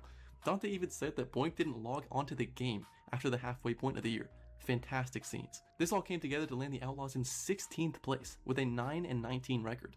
Many would consider this a subpar showing. To add insult to injury, the entire team lost their luggage when flying back to Houston. Fortunately, as Overwatch players, it's not like they lost a lot of drip, but Linkster had to buy all new thigh highs. In 2020, the Outlaws moved into a new team house in Houston, where they were immediately not welcomed. Their neighbors were upset that filthy gamers were living nearby and thought they would cause a lot of noise. What would they be like, throwing parties or something? Come on. Despite the fact that they hadn't started practicing yet and many of the players hadn't moved in, they had already gotten a plethora of noise complaints and neighbors thought that they would drive down the property value. The neighbors even sent a local news station to ask why they were causing so much noise. This beats the other Houston, Texas response to unwelcome neighbors, which is blowing their shit smooth off with a shotgun. Anyways, I'll spare you the details on the Outlaws' Overwatch skills, but they were pretty bad until the final season, where they made the finals with a Korean super team led by Bernard and Violet, but were ultimately defeated by notorious N-word sayer RuPaul on their path to 2nd place. The Outlaws after the Overwatch League is where things start to get interesting. To their credit, the Outlaws put a lot of effort into recruiting content creators and trying to build a brand outside of Overwatch League, even while the league was still alive. Part of this was running something called the Outlaws Most Wanted Challenge, where the organization signed 4 new unknown streamers to represent their brand, promising they would be mutually beneficial. Of them was Lord Enzo, who most people won't know for good reason, but he'll be important later. This experiment did not work, and all content creators signed from this were released in 2022. Immediately after the league ended though, they put out a video explaining the future of the team and their shift to focusing on content. They brought out these 3 heavy hitter streamers who everyone definitely knows now. This video had less than 800 views and 0 comments. Needless to say, everyone was crazy hyped up for this pivot. Lord Enzo, the Puerto Rican Bad Bunny, was at the helm of this pivot, and he was basically the de facto president of Outlaws content somehow. No one really knows how he pulled this off, I think least so Lord Enzo. He had about 10 average viewers at most during his years as a streamer and had no affiliation with the organization, but he managed to do it. They had a crazy budget for these videos somehow, so I don't really know who exactly was funding this, but Lord Enzo is just a bag getter and I can't hate on that. They still had all their players on the roster, so they forced them into Korean slavery, being guinea pigs for very poor quality videos. Korea had the longest unbroken chain of slavery of any society in history. Fuck! My favorite is, do gamers like Drake? Let them see, be the good girl you always have to be. Fantastic stuff. They were also just straight up copying the videos of other creators completely shamelessly, all for 40 views. I think there are very few things more sad on YouTube than seeing somebody try to copy the popular styles and content creation. These videos got an average of about 2,000 You can't. views. There can't be an industry plant To work a 9 to 5 and lost in content creation. It doesn't work. Leading to the new Outlaws being quickly shut down in 2024. Lord Enzo is now making shitty Bad Bunny clone music and is still known to this day as the Prince of Puerto Rico. The Outlaws had a long and complicated history, just like the Fusion and Era, and they crumbled. You didn't.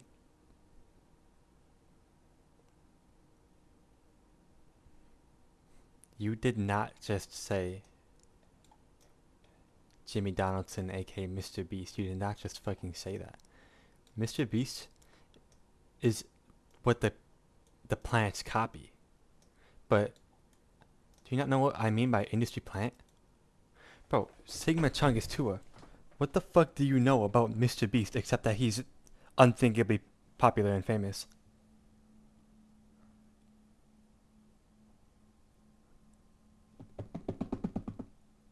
You just see him famous and you're like, no, it is self-content. I don't like his new shit. That doesn't make him industry plant.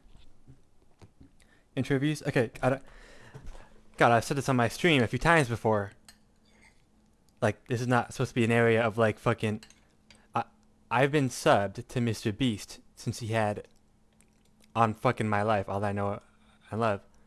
Before he had 20k subs, bro. Back in like really early 2016, maybe even late 2015, but like he was on like legit his like fourth episode of Worst Intros. Back in the day, YouTube had a second page feature back in the day, and I was on my iPad, and I literally was on the second page looking up fucking like Minecraft intros, and I was on the second page. I went to the second page and I saw his video of him flaming kids making like Minecraft intros, and I thought it was really funny.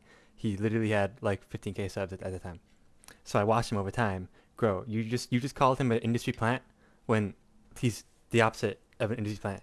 He was the guy who was so fucking passionate about becoming a YouTuber and growing a stream that he did nothing but tried his hardest. He made fucking thousands of videos, right, of this shit, but he innovated and innovated and innovated. All of the fucking slop you see today, he created all that shit. The fucking donating to streamers, like that was his thing. All the charity shit, he came up with that because he knew that would get views. And you just call him an industry plant. Do you not know what it? He is the one that. Mind you, I don't watch his videos. I don't like his videos. It's not my thing. Back then, he would turn on his camera and he would tell people to fucking like. He would tell kids to like fucking. Bro, like he was so. He was like the classic 2016 like edgy.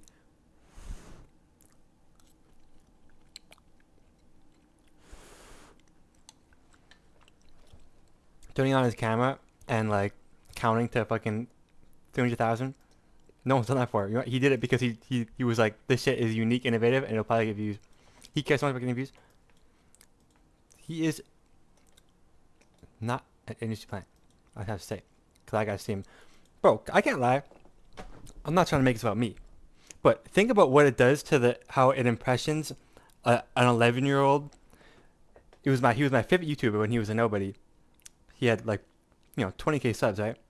And then seeing this fucking random who, and every video was like, bro, I'm passionate. I want to be a YouTuber. I want to be a YouTuber. I'm passionate. I study how the algorithms and everything. He studied the algorithms and then he abused it. He knew what would get views and he did it. And every time it got views until he's the biggest, most famous guy on the internet. But think about what it does to how it impressions a young little me when I was a little baby, seeing this like guy become literally the most famous content creator of all time. He's like the fucking highest tier of celebrity, bro. Everyone knows him in the whole world because the internet is broken. But I saw him I knew him when he was random. I watched him all the time when he was random. He was my favorite guy. that impressionates you, that makes you like, that makes you think you can do anything you put your mind to, because he literally put his mind to it and he did it, and then he called him an industry plant. Industry plant. Industry fucking plant. Okay, this is the video I said I was gonna watch.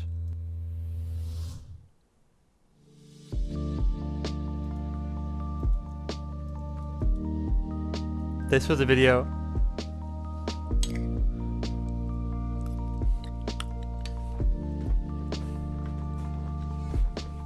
Alright, apply OW. Thank you for the free content. Let's go. I have history with aim training. I mean, I've aim trained before, but I'm not like, I've never put like Yuki Aimer in my bio. I'm just good at games. If you're asking if aim training is what made me good at aiming, no. Yeah, Vaxta is better. That's not aim training though. This, I don't know. But they got blank pics and fucking. Oh, what Blankpix is saying? Vaxta. Well, Blankpix. Vaxta is it's like a custom game. What's it called? It's like a custom game share code that you can import and you can run it, and it's just, it puts you in a box while Matthew's a bunch spamming of you, bro. Overwatch Fight back. characters run around. You shoot at them, and it has different difficulty settings. The thing, I don't know what Blankpix is saying. Vaxta is aim training. Vaxta is aim training. It's just within it's inside of Overwatch. Vaxta is still aim training, but I don't think it's more. Aim training, though. I don't think it hits as many aspects of aim as Kovacs, for example. You are training your aim in Overwatch. Listen, all the best aimers in Overwatch play Vaxta all the time, and not Kovacs. All the best aimers in Overwatch play Vaxta all the time, huh? Vax, because it will not help the best aimers in What is Matthew gonna say? Overwatch play Vaxta all the time and not Kovacs. Not Kovacs, huh? Because it will not help you in any other game. Like no one copes hard. What is it there? You mean Vaxta? Vaxta won't help you in other games outside of Overwatch because it's so specific to the environment. What is he saying there?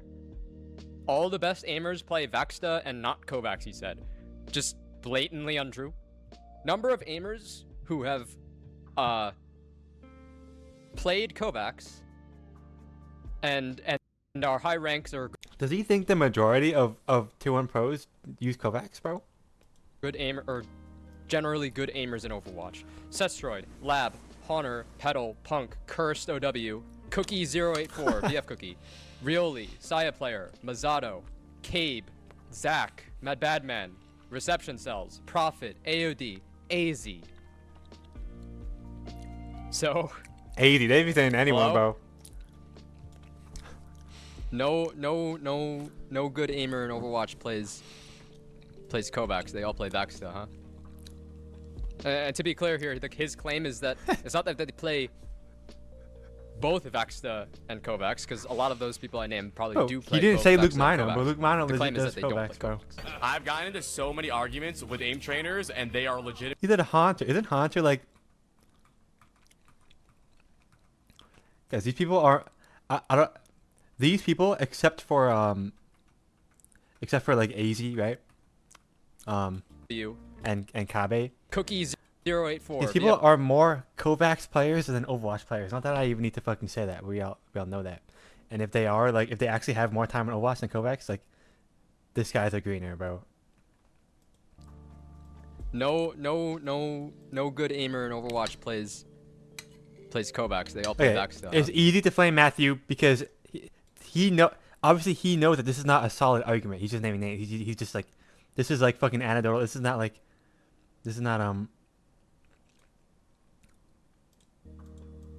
To be clear here, his claim is that it's not that they play. Don't think too much about it. Both Vaxta and Kovacs, because a lot of those people I named probably do play both Vaxta and Kovacs. The claim is that they don't play Kovacs. I've gotten into so many arguments with aim trainers, and they are legitimately schizo. You think Matty OW is an I don't deny that we're schizo. Overwatch OTP, he plays every game with exceptional aim. You think Matty OW is an Overwatch OTP? He plays every game Oh, with blank exceptional fix, aim. fight back. Okay. I am not an Overwatch one trick. I counted my hours across all of my accounts. All of my ult accounts. Minus the ones that got banned because I aimed too good, trying to level them up. I have 2.2k hours. Meanwhile, I have nearly 8,000 hours on aim trainers now. How many hours does Apply have in Overwatch? It's got to be way, way, way more. Every game with exceptional aim, he is trash at every game. He played Deadlock and quit the game lower elo than I ever was. Don't deny that I'm trash at Deadlock. He played Overwatch, quit the game lower elo than I ever. Apply, chill the fuck out. What's wrong with you, bro? No. Where's the problem? Why are you being so mean? Don't deny that I'm trash at Overwatch. What is this, bro? No. I'm so fucking sick of it. I'm sorry, I'm eating. It's just back with the talk while I'm eating. But why does everyone have this most disgusting, hateful, derogatory, like, preconceived bias towards people that aim train? Look, yeah, they're kind of weird, right? Yeah, like, putting a lot of time in aim training is not as good as putting a lot of time in getting better at Overwatch. But what about the Overwatch players that fucking just suck and don't care to get better anyway? Why are you throwing so much unnecessary shade to the people that aim train? Because the aim trainers have skill. Their aim is fucking cracked, and it is a skill, right? Why does everyone, like, this guy is so much, has already of a bias hatred towards aim trainers that he's like flaming the fuck out of Matthew on his stream. For what purpose, bro?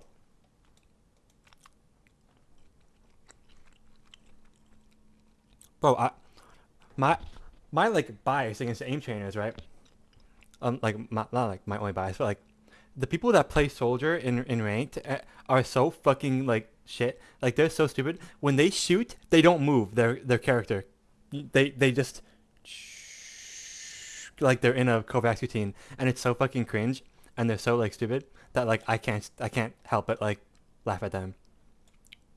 But why does everyone have so much fucking hatred towards people that do the Kovacs? This is disrespectful. Matty is terrible at everything he's ever done. Look what he's saying. Not aim. Why? Why is he so mean to Matty? I don't understand. How come Well, Matthew, I'll defend you with my best heart. aim in the world, my but life. he's never high elo in like any game? Why am I considered the best aimer in the world, but I'm not high rank in any game? Is where I don't understand where people draw the link.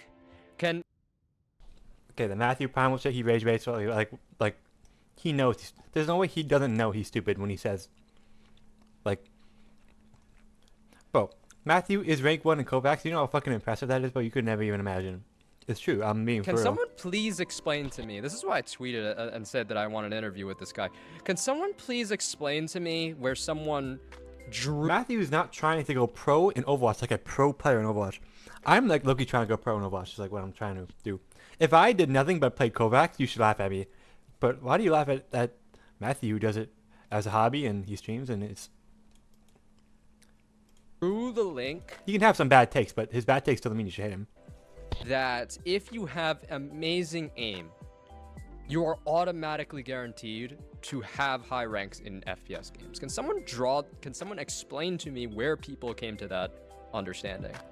I want to understand. Because I'm genuinely confused on where people got that. I think I have a lot of hours on Kovacs and aim labs. I used to have a really top fucking score on grid shot. Oh, that shit is so bad. Dude, he emphasizes his voice too, as though he knows. He knows that is so like. Good job, that's so good. I have 180 hours on Kovacs. I have 120. Don't tell me, guys. Don't tell me Apply spent those 180 hours on Kovacs playing Tile Frenzy. Please don't tell me that. 8 hours on aim lab. I will start dying laughing. That's in comparison. So that's like almost 300 hours total of aim trainers. But that's in comparison to my 10,000 hours of. Obviously, Matthew is really unlikable. I'm pretty unlikable probably to like most people. But just because he's unlikable doesn't mean you have to like be mean to him. Or like misrepresent his argument. But I don't think Apply is doing that. I think Apply is just stupid. Overwatch, like 10,000 hours in Overwatch. Dude, there's your freaking answer. 10,000 hours in Overwatch. I have 2.2k at most accumulated across all my accounts. I have 2.2k hours in Overwatch. 2.2k versus 10,000 or more if he's underestimating. Of course you have a higher rank than me. Hello? you should aim train more. But Matthew, you could play for 8,000 more hours, but you only care about clicking on people. You're not gonna get any better, but it's a mindset thing. When they play the game. My advice for people, if you want to play aim trainers, is you should play for 30 minutes a day and then play the game. But every Drawing time I equals say right. that, there's some guy in chat that's like, That's right. actually, it's way more beneficial to train your aim 3 to 4 hours a day. And then it's Who? I How do swear I to get God, this, bro? How do I get this, bro? I Who need to says do that? Who says that? drawing so that during I my can ban them from reaction. Who says that? Who says you should play 3 to 4 hours of aim training? No one freaking says that. just not. Didn't I read out not. like Matthew's You points should play like on top of his? An hour. You should play like an hour, max 2 hours a day. minimum, a maximum of an hour a day of aim training. Pre-watched. Maybe that's a lot. I'm I gonna did pre-watch that part. Let's be honest, Chad. say, dude, my aim is better than Maddie has ever been. Maddie's never been a better aimer at me than in any game ever. This guy, this blank picks guy, I don't know. He's like, he's gonna make him crash Be out. in higher elos. You. I can't believe it. Apply just literally disrespected Matthew's entire life art. He was like, I have better aim than Matty or W. And after hearing that, he let him speak, he paused it, and he fucking flamed fucking, oh my god, blank pics. For the 3rd time in the video. That's how much blank pics. Look at, dude, Overwatch is an aimer game. No, it is not. No, it is not. It's not? Overwatch is so bad if you just want to aim. You have tanks that take 1,000 bullets to kill. You have supports that you literally don't need to have any mouse control to play. This game is terrible, genuinely, if you want to be, like, just an aimer player, dude. Go play Quake. You literally get high elo off Quake of is an aimer game. just aim. If he's the greatest aimer in the world, why is he hard stuck GM? Bro, he could literally just only I got champ. play Sojourn and only win. Bro, Overwatch is literally an aimer game. With mainly Soldier, not Sojourn. Okay, but what game is Maddie better than me at? I was global in Counter-Strike. I was Eternus in Deadlock, which she never hit. Pro player in Overwatch, which she never... None of those things individually measure aim. Global Elite in Counter-Strike has so much more to it than just being good at aim. I'm saying his aim is better. He's not a better player. No, his aim's not better than mine. Dude. Okay, hold on. Never am I saying that I'm a better player. The most disgraceful ego I've ever heard in my life. Disgrace. I'm not gonna be like,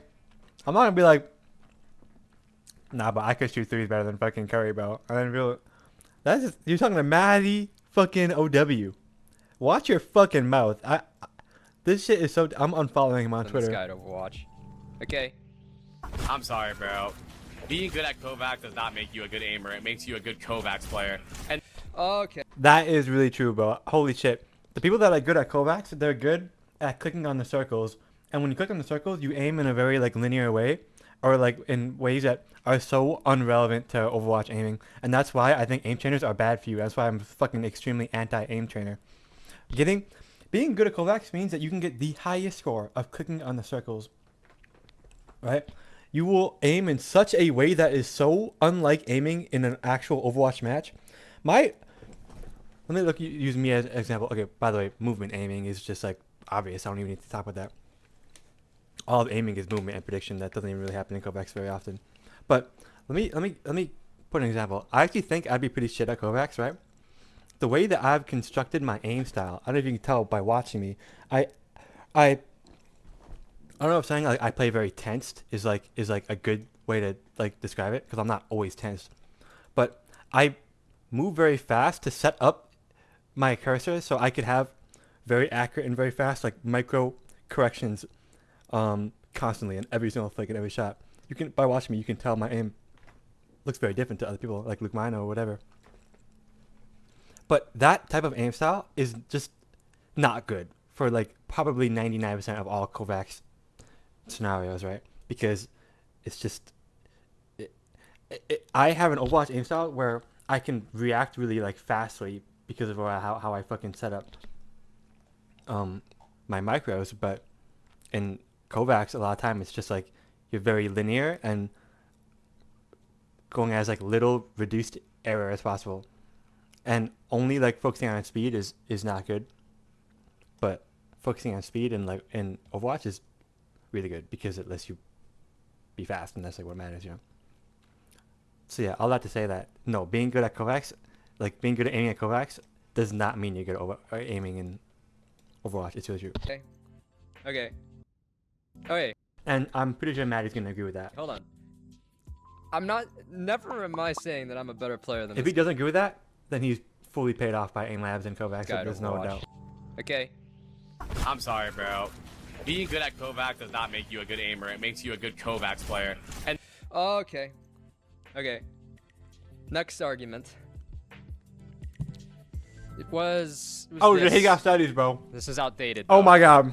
This is very outdated. 2022. They're using these. they're using these tasks. But if you look through this, what it's talking about, and I'm no freaking god at dissecting this literature, but a common criticism is that aim trainers only make you better at aim trainers. But this paper, it explains how you can train like external aspects of motor control, so movement precision, speed, accuracy stuff, reaction timing, and just anything related to, you know, mouse movement kinematics. And it's like that when you're training the right scenarios and you're training the movement perception relationship in games, you're training those external aspects, right? But AimLab isn't. What I'm trying to say is AimLab is not measuring just an arbitrary, like, tiny mini game that you can just memorize permanently. It's helping you improve at the underlying visual motor abilities. That's what AimLabs is really training. And I know that this is a bad example, not the best article, but there's no studies on aim training done. But this paper basically just, it establishes that relationship, that you're not just training a singular minigame, you're training these universal aspects of mouse control that kind of exist in all kinds of FPS situations. the aim community Okay, but you get that by playing Overwatch, like, with the intent to improve anyway. is schizo. Like, there's people that will deny that at all. Genuinely tell you that Maddie has better aim than Lip. That Maddie has better aim than, like, Quartz. It's insane. Not in Overwatch. I actually can't believe it. Not aim as applied to Overwatch. Of course they're better at aim as applied to Overwatch. Like, there's genuine... I'm not to disagree with Matthew. I actually do think his aim is better than Lip, and fucking all the good hit scans. He just doesn't apply himself. people out there that will tell you that Maddie had better... And they're also just, like... I'm closer to Peterbot in Fortnite than my understanding is in Overwatch to Lip or Quartz. Hence is why they have such a gap. When I say aim, I mean pure mouse control. This guy knows ball. Whoever blank picks. Well, Overwatch is not. I always blank picks back fucking on the camera, bro. Oh my god. Bro, Overwatch is not that complicated, bro. You just shoot them on his cam, bro. Chill out. He's talking about I'm closer to Peterbot than game sense of fucking Lit. But oh my god, it's not that hard, bro. This shout out. This guy knows how to speak to this argument. Yeah, I'm sorry, it is kind of hard a little bit. But Lip knows strafe and mirroring and reading, so he's 10 times better in the game. But Maddie and Kovacs actually heavily to somebody that understands aim. Okay, so Lip is better at everything that do with aim, but Kovacs. We're mixing things up here now. I don't know why why are we phrasing this like umbrella term that equates like all aiming as like why are we making an umbrella term for Kovacs? Lip is better at Overwatch mechanics, okay? Lip is better than me at Overwatch mechanics. He has better mouse control fundamentals as applied to the domain of Overwatch. But if you take Lip and you bring him outside of that game of Overwatch and you put him in a situation where you're just looking at how good he is at the individual aspects of aiming, and you're just looking at those things in pure isolation. You're looking at how good he is at tracking. Like, you're looking at how good he is at tracking, how good he is at flicking, how good he is at microing. Those tiny things, he's not better than people who focus specifically on those things. Yo, Vascal, how ignorant can you be, in bro? isolation, right? This should be obvious. Of course, Lip is better than those people at Overwatch and applying those things to Overwatch. But if you just look at those things, Lip is not the best at those things. When is Lip gonna make a response? See what I mean, chat? Do you see what I mean when I say the AIM community is schizo? Schizo? Yes, we are. Oh, do you see what I'm saying? Like, I see what you're saying. We absolutely are. hate talking to them. I literally do. I literally hate these conversations. Not gonna lie, I do too. A lot of people. You know, my Pine would be so shit at Kovacs, and by the way, he probably would be fine, but I'm being dramatic. His aim style is just, he has very high sense, but his aim, it's not about his sense, it's about, he plays very flicky, we all know that. He does these fucking obscure flicks all the time. And the reason why he does that is because he's good at that. He's good at being accurate with these flicks, so he does it. Not everyone can be accurate with the flicks, but that skill will not translate to being in Kovacs and being ranked 1 Kovacs like Matthew or W. Because why would you ever go for these long flicks in Kovacs? It's the skills that you need to be good at in Kovacs to be ranked 1 Kovacs is so fucking unimportant and makes you actually worse at aiming in a real video game. In our community are freaking, they say the wrong, they don't deliberately say the wrong I'm on Matthew W's side, by the way. They're a bit much. In case I hasn't been This clear. happens like once every 2 months. I'm telling you, they're genuinely schizophrenic. Yeah, I agree. We do too much. I'm guilty of it too. I do too much, chat. Just saying. I agree. I do way too much. I take this so seriously. Anyways, read and then weep and watch Daddy play when he was in his prime. Here we go. Peep this, peep this, peep this. I've never played Tracer. Why would I ever have done this? I don't know how to play Tracer. I don't know anything about the first thing to play Tracer. Shit on. He ain't never done nothing like that. Never. Maddie's never moved like one tiny little clip of like this at all. He's never moved. Do you see that, guys? Maddie's never moved like this. Who's in the chat, bro? No, bro, New Froggy, you have to leave. New Froggy, you have to leave. New Froggy, you can't be here. New Froggy, you're on the wrong. You're on the wrong side. Ever?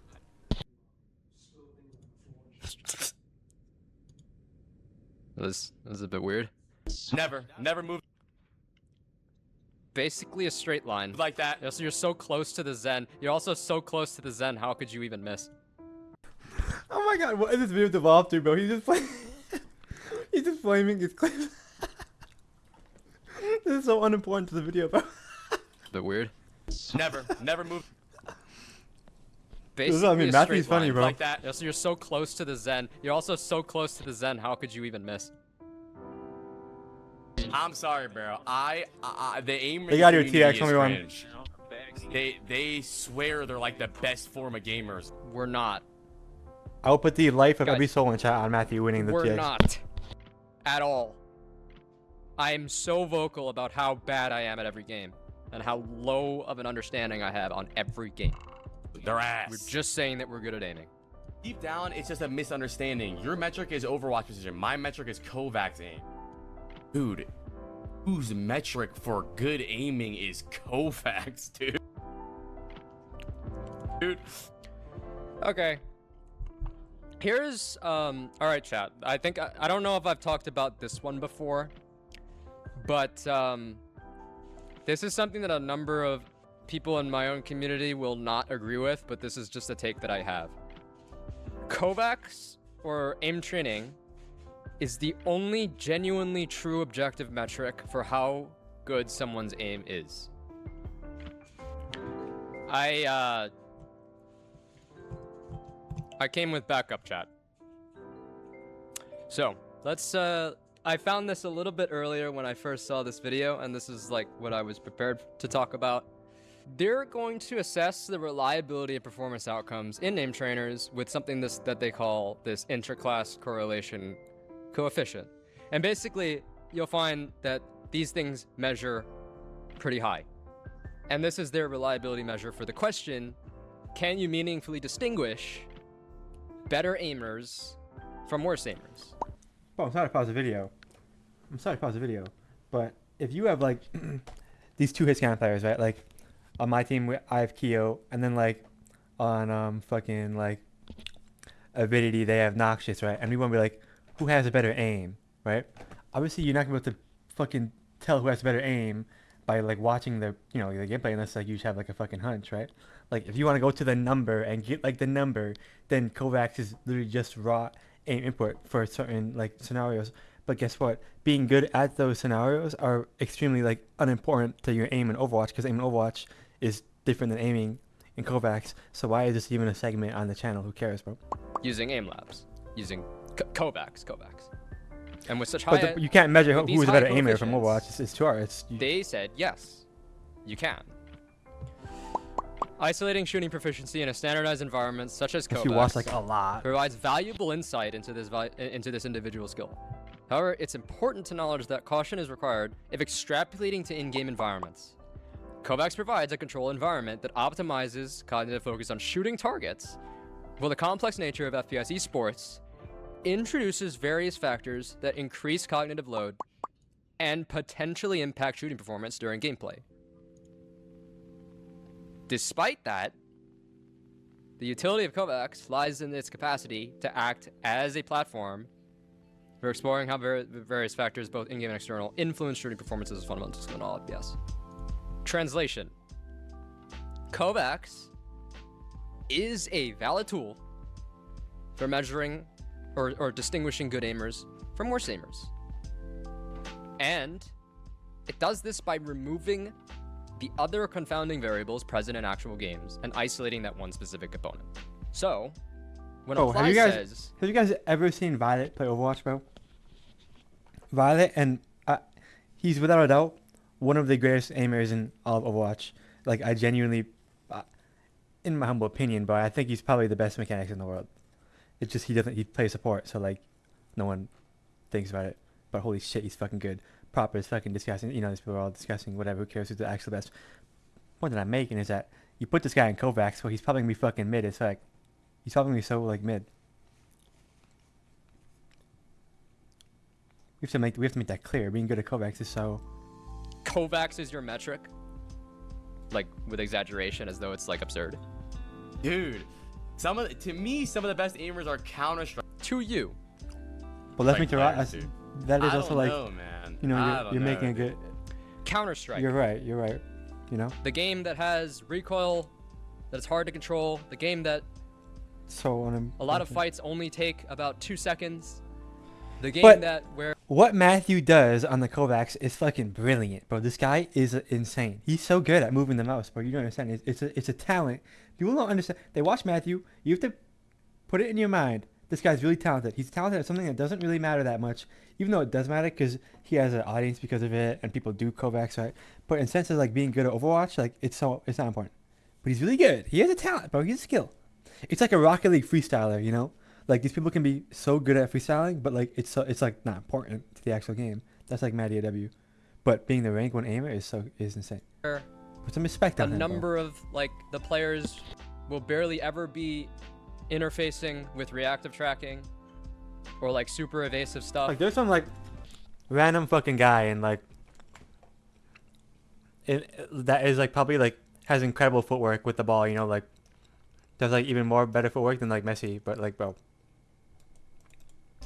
That's your metric? If you want to see an actual good aimer with That's precision, like bro, soccer, you know? watch Scream fucking Counter-Strike montages, man. Like, I haven't watched the rest of this now. This is now fresh. I haven't seen the rest. You want to talk about...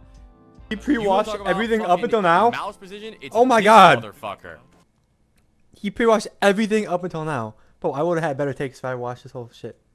Ew. Honestly, like... The worst clip to bring up in response to what I'm saying here. I know he's not responding to me right now, but still. That's crazy that that's the clip he brings up. Planning his crosshair and timing the shots. Which, yes, that's good for Which dynamic clicking, but you should make put Scream in a your crazy shots easy tracking to hit. scenario. I want to see how he would do. Oh my god, He's no. moving. Matthew, This is you're losing disgusting. me. It is disgusting, but it's just... He's never it's done... a very small aspect No of one's aiming. ever done anything like this ever. Well, It is, I guess... CS it's and a Valorant is misunderstanding. literally... I'm just not impressed by That's the type of Kovac. aim it's clicking That's in. just you, Apply. When I look at Kovacs, it's the most impressive thing ever. I'd never That's have just been. you. But who cares? But you're like, your lack of being impressed, you're using that to say, like, how aim training is supposed to answer, or how you're reading into this is like, you think aim training is supposed to answer Apply's things probably like, not in the know oh, like that. are you good at fighting against Tracer? Are you good at Overwatch? Certain aspects of Overwatch. But no, it doesn't answer that.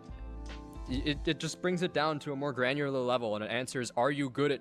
Okay, with Tracer, it answers, are you good at tracking a target whose position changes instantaneously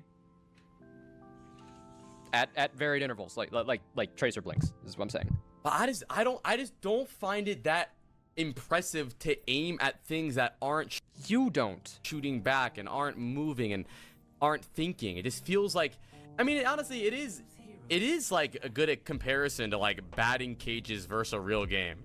90% aim training tasks are a direct measure of mouse control. Maddie will end score higher than Quartz. Okay, but why is that? Because Maddie only plays Kovacs. No, because his mouse control is better. I don't know. I mean, you got... They're pushing it on him. I mean... what they're saying is kind of correct. I mean, dude, you guys are right. I don't know. I think it's just also just like whatever you're impressed by. That's funny. Right? It is.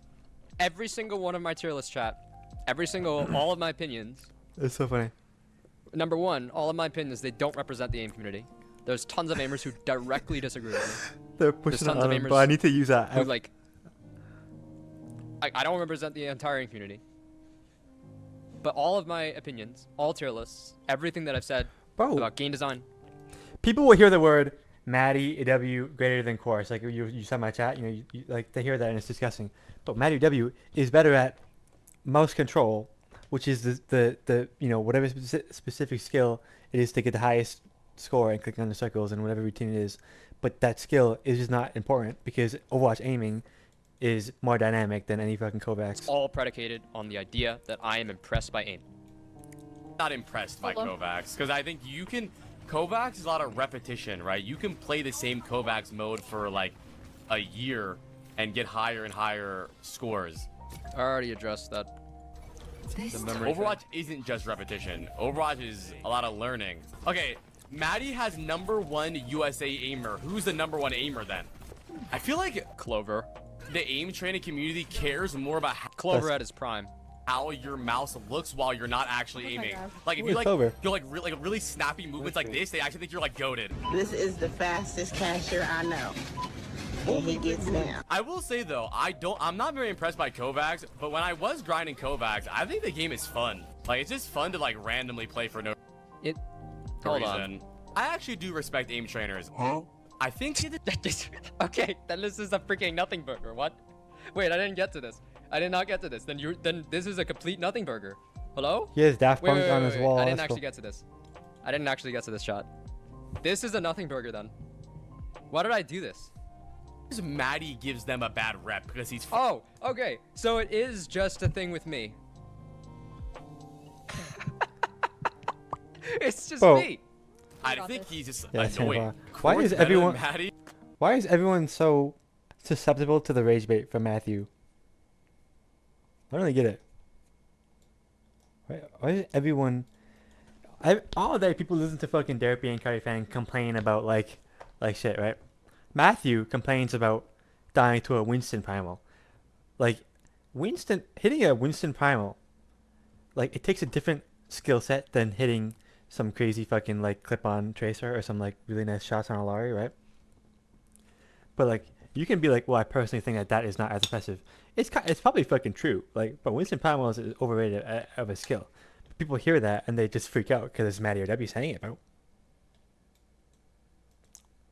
But the reason I said a Lari is because like a sword shot or a widow shot is just like a one shot. Who cares? But a Lari, you have to like boop boop. You have to like double shot. It's like harder, bro.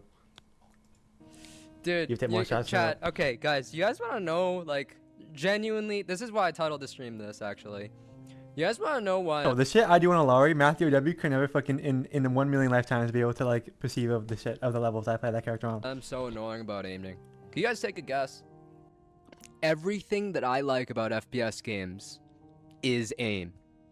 I would not play multiplayer games if suddenly one day I couldn't aim anymore. There would be nothing for me in multiplayer FPS games if there was no aim. If there was no mouse control, there would be nothing for me. Nothing else in the games impress me or interest me. Aim over everything.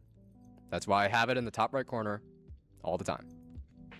I would just play single player games That's without legit it. my motto, bro. That's how it is. Aim over everything. And I love it that much. Oh, great. Where does this go from here? Yeah. Come up. Just want to guard one point. Second half. Maddie ain't moving like this. I'm just fucking with you guys. I don't even know. I don't actually hate Maddie. I do. Huh? Then unblock me! Damn! He put a fucking clown nose on his ass, bro. Put a fucking clown nose on. Now, Matthew's fucking tough. You hate his opinions though. I actually blocked him on Twitter because he said something about how like Winston Primal takes 0 skill or whatever.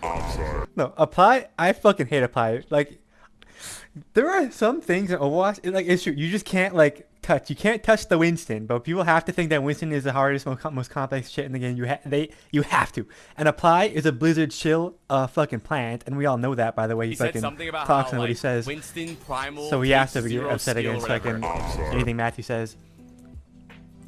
Okay. Can I just say something, chat?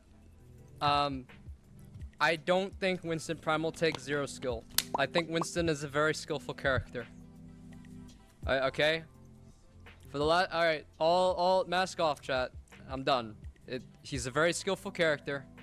The only reason that I pick on specifically Winston is because I think it feels extremely cheap to get knocked around, swung around, booped. I'm really sorry. I just paused the video in the middle of Matthew in the middle of Matthew's explanation. You know why he probably explains Winston? If you complain about Vendetta being bullshit, everyone would like that tweet. They'd be like, yeah, that's true. But if you complain about Winston being bullshit, like everyone will freak out. And he's like the voice against like the voice of reason. He does that shit on purpose, you know? He's like the martyr, bro. Yeah, it's good rage bait, but like, yeah, it's good rage bait. It's good. Gets his message out there, you know?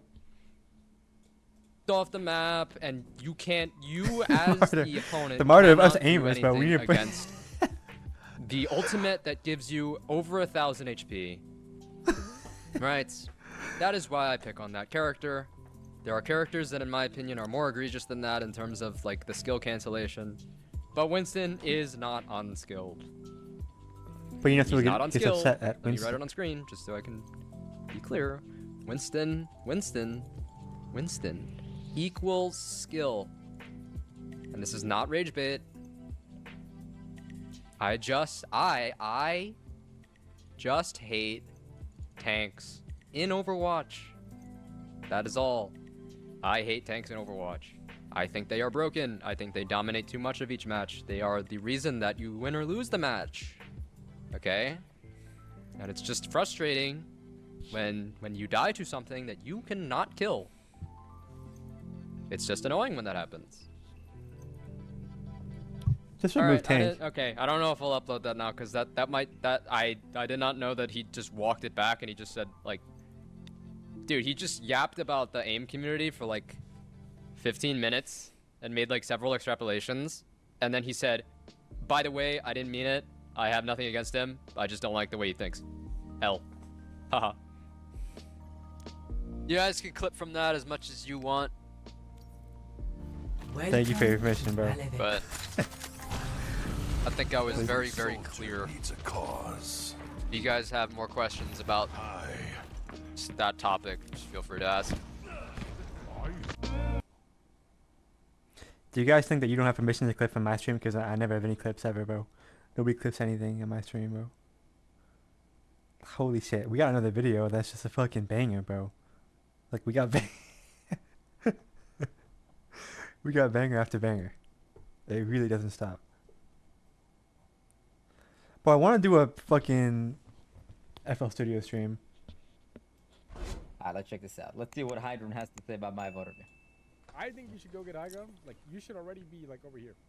Yeah, okay, like, 20 bucks, okay, I'll do am it. I gonna be super nitpicky about this? Sure. You said you didn't make up your mind if you want to go main or you want to go left, but it's only been 20 seconds. It's good. You can scout, you take a look, maybe some... I don't know. Like, this is not the first time someone has said to use my Korea money. What do you mean my Korea money? The Korea money is the money I just fucking spent on Korea. It's not money I gained from Korea. How do you say use the money I spent? You know how much money I spent on fucking Korea, bro? A lot. More money than I've Maybe some people left. made. We're just trying to find out what's going on. And also, you couldn't have really taken the high ground yet because you have to cross into double sniper. How are you supposed to fly through this entire open space against double sniper? You can't. You have to set it up first, and the way you set it up is by poking. You have to poke the tank, so the tank goes back. So then your Orisa can go forward, and then we'll create a space for you to take top. So I don't disagree with it, but it's not something that would take you 20 seconds right off the bat. The corner, and shift, and take a space. And then you can shoot the hazard off the corner. It's not really about how many shots you hit. I don't really care about that. But Why are they beefing? you are far, but it's not because you're just playing far back. It's just because you're just... It's on sale. You're doing nothing. Like, you go left, you go right. It's either or is fine, but you got to do one. It's true. I agree with that. You do. One of the number one things that It's a lot of 140 people right struggle now. with, like, the number Holy one shit. thing that's It's like 140 right now. in terms of decision making. That specifically, in terms of decision making, the number one problem that most players have is they're undecisive. They, like, you know, some people ask me, should I go left or should I go right? And I say, make a fucking choice, even if it's the wrong one, okay? Don't get stuck in between. Like, you are... I wouldn't use Ableton, bro. You're doing too much if you use And I Ableton. really don't mind the angles. I mind the distance. You're, like, way too far away to do anything reliably. To do anything No. I mean, you actually did... You said no, like a second... Wait, Hydron is just being a contrarian. Did Hydron not just say you are way too far away to do anything? And then when I say this is no. I'm not saying the same. But you're afraid to commit. Like if you fly here. Oh, or maybe he was talking to his chat. Actually, just could have just landed here, like landed here. Well, yeah, take top. Oh, okay, okay. It's very like close enough for you to hit your shot. But you just didn't do anything. And they kind of have to deal with you at that point. He was saying something about how, you know, why you missed all your shots. But I think that's irrelevant. This will not go anywhere. Yeah, I agree. You're not gonna do anything by sitting here, but. Oh, I know he was responding to you in the chat. You're just not doing anything. You're just shooting your hand. It's true, but like you have to also bear in mind, as I've explained, you can't just fly to the top right.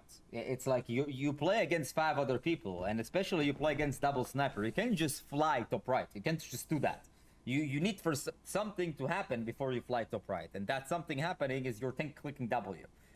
And now this begs the question: how What am I is the- helping my tank what is click the, W? uh, The answer is pretty simple. You shoot the enemy tank. By you shooting the What is one hazard, thing that he Ableton does died. better But than even if you wouldn't die, you would FL? jump out, and then your Orisa would click W, and then you can take top right angle. You can't just fly to the top right angle, but you should at least be close enough to shoot the hazard. Affection Yes. Ooh, yeah. You flew in front of her face. Should have just not and tried to live fly. music. Well, Continue like kind of jiggle around the corners like this. I think it's okay, but you need to get healed. You need to get healed. I mean, is it wrong? No. It's true, but you have to be patient. Just chill. Just keep on poking, get healed. the difference is so unimportant between the two. Or you can just No, okay. I have my disagreements with that. Think about it this way. If the enemy tank dies, what is the likelihood of you losing a 5v4 when they have no tank? The likelihood is very low. All you have to do is literally not throw. If I didn't If you FL don't Studio throw, stream it though, will- it would low-key just rage bait everyone because like, I'm gonna take my time. I'm not gonna rush no product. Let me like find my sound before I expand on it. People are gonna get rage baited. I'm gonna be 2 hours in. I'm gonna have like one fucking thing.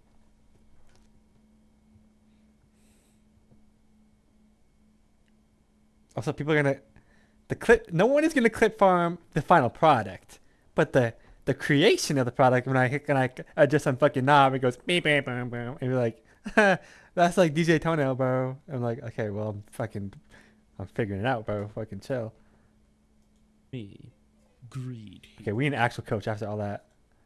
I think one of the strangest things about Overwatch is that almost everyone who plays it thinks they understand what makes someone good at the game. But when you actually listen to people who explain it, you start noticing that most people have absolutely no idea how the game even works, let alone what makes someone good at it. Some people will say mechanics are the most important. They believe if you can aim better or react faster and win more duels, you'll probably naturally climb, which obviously has some merit. Other people will say that positioning is what separates good players from bad players, because being in the right place at the right time matters more than mechanical skill. Then you'll have people who focus on your cooldown usage, or your ult economy, or your comms, or teamwork, or hero matchups. None of that matters. When to play aggressively and when to play safely. And while technically none of that's wrong, all of these things are obviously important, but none of them actually address what Overwatch is as a game and how to solve it.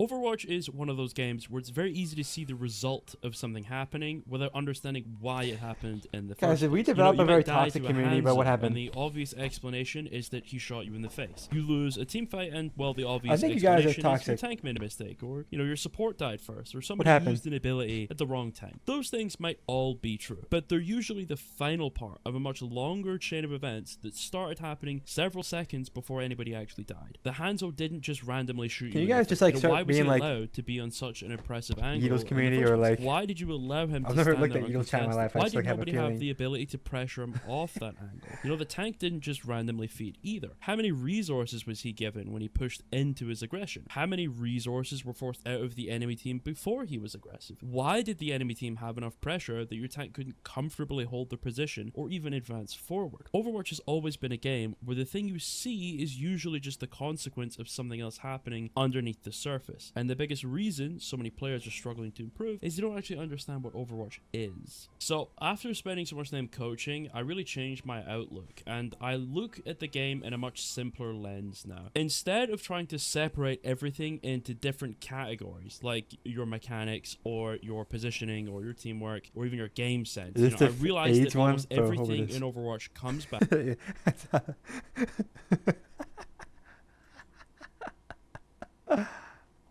Old Good shit, top 5 Neptune.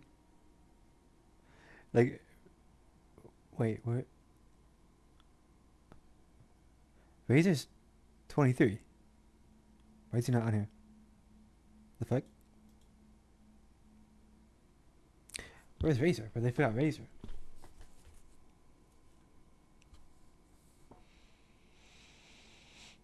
It's my biggest failure to be on this list, bro. I'm like, actually, for real.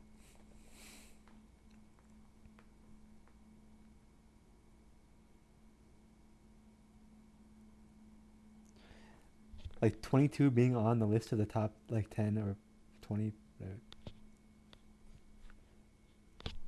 Okay, there aren't that many players. There's 16 teams, which is a lot of teams actually, but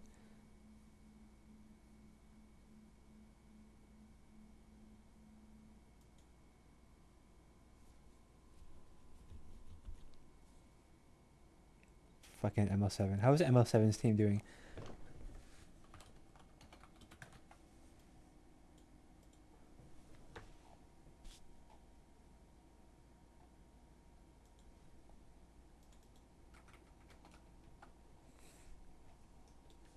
I've never looked at EU.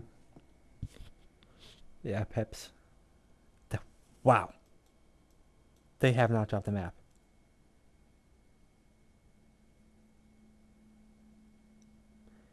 Yeah, Derpy, I don't know. I mean, he's like one of the big streamers that actually like has that going for him, I guess. They didn't drop a fucking map.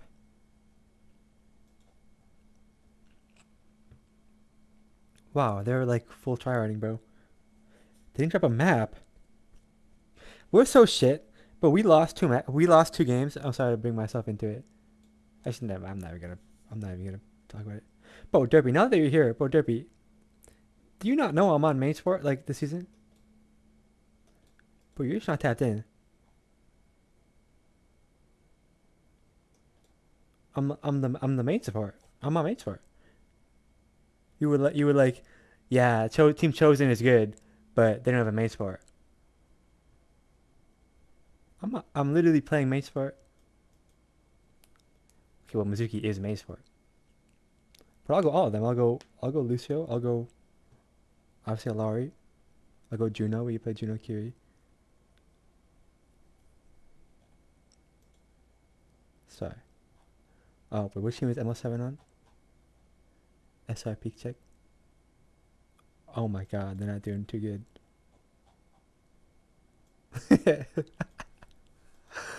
This is just a fucking streamer team, bro. Ostrix is like a stream. He's who I'm thinking about.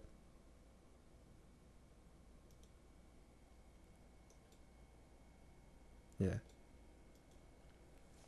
But Derpy, like, not to like have an ego, but that is like very likely to happen in the grand finals, bro.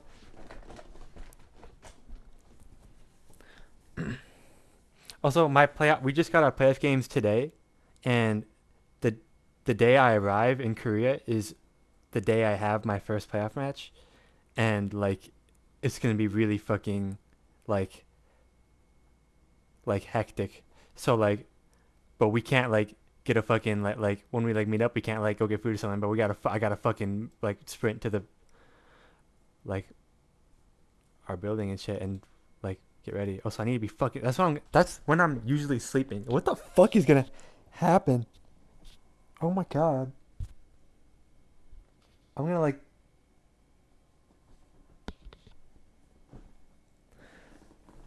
I don't even know. Like fucking. I don't even know. Like a few hours, and the game is like a few hours after. I don't want to talk about this shit. I'm just saying when I land there, bro. Like it's like in go time. I have to like. We can't like dick around, bro. I have to like make my way to the shit, and then we can do whatever after.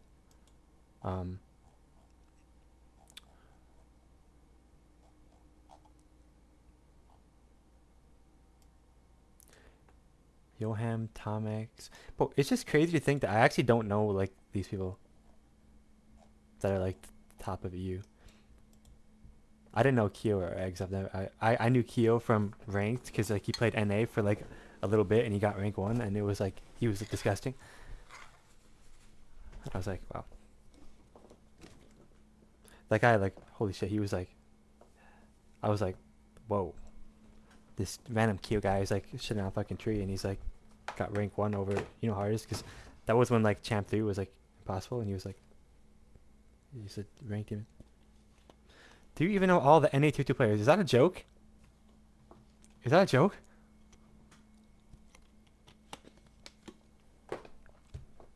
Okay, actually, sorry, I took like too much offense to that. The tier, nobody would really consider like these teams to be like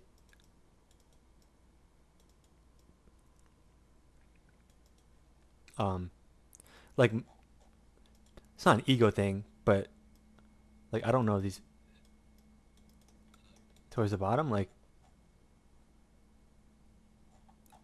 I know like half the team. Like this team, I know the whole team. Okay, I don't know Magi fan 6-7. Okay, I mean he's French. I mean that's why I don't know him. I don't know Risk. But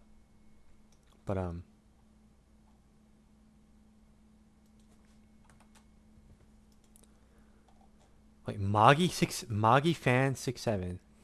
Why do people name themselves fan with like numbers at the end, bro?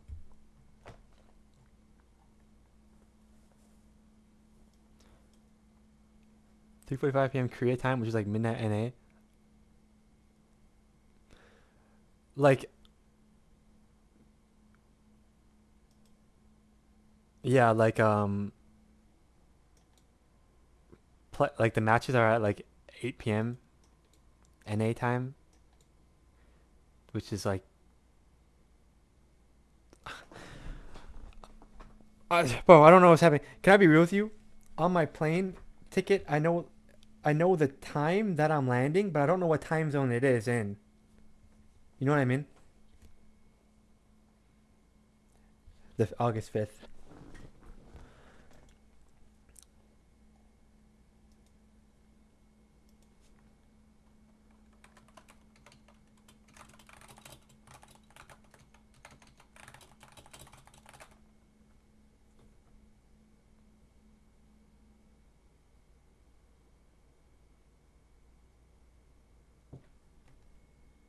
Bro, but Derpy, I think it gives me the time that I'm landing in NA time.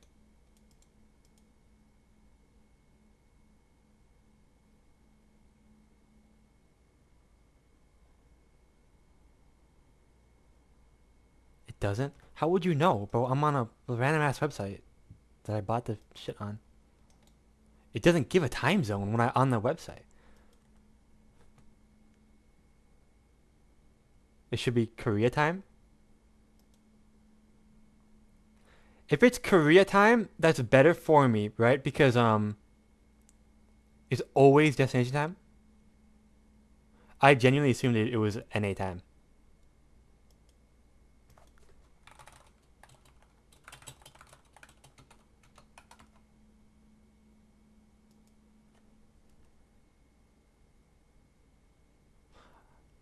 If you're right, which I don't really trust you, then I'm low-key fine then. Then I can probably like get sleep or whatever and okay, this is back to 5 fundamental I gotta figure this shit out like ideas. after I end my stream or whatever, like space, map control. Bro, so many Australians watch me because no one's awake at 3 a.m. in NA. Pressure. Those 5 concepts are the foundation that everything else in Overwatch is built on. In fact, those 5 things are the entirety of Could it maybe be from like an Hunter like soft connection? Ability, every composition, every strategy, everything in the game is just a different way of interacting with those concepts. A Tracer applying pressure in the enemy backline, a Reinhardt walking forward with the shield up, a Widowmaker holding an angle, an Ana keeping someone alive through a fight, a Lucio speeding his team onto high ground. These are all 8 p.m. on the 5th is like 2 a.m. for us on the 6th. Bro, no. I just read what you just typed. If Korea is a day ahead of NA, right? So it wouldn't be the 6th. And if it is the 6th, then I'm fully fucked. Okay, you're wrong. completely different, but they're also entirely identical, as they all involve interacting with those 5 vital ideas. They're all using their resources to create pressure from various angles to create space by forcing the enemy team away from their map control. That, of course, why would the plane website not give me the time zone of the time I'm landing in? They make it so confusing.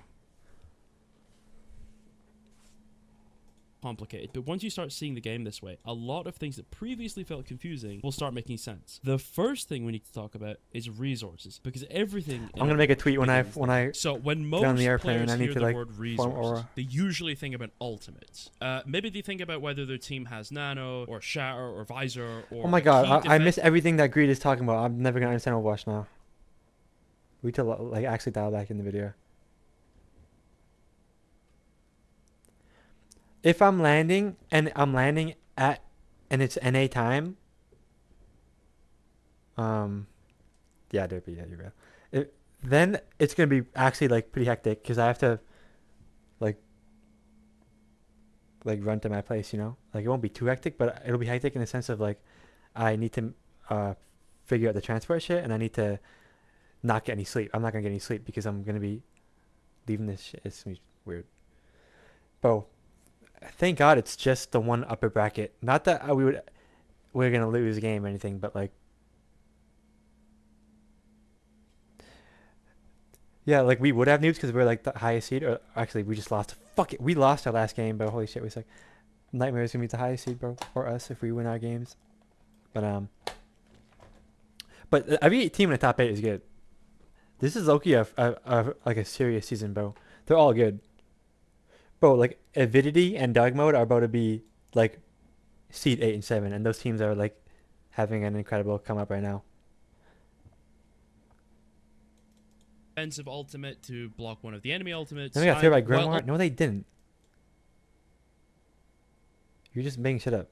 The fuck? Ultimates are definitely resources. They're only a small. Oh my god. The Pancake wasn't playing? Okay. Wow, I was just on Wikipedia and it said they were 13 and 2. It just didn't update. Wait! That means that we can really get seed 1. Wow.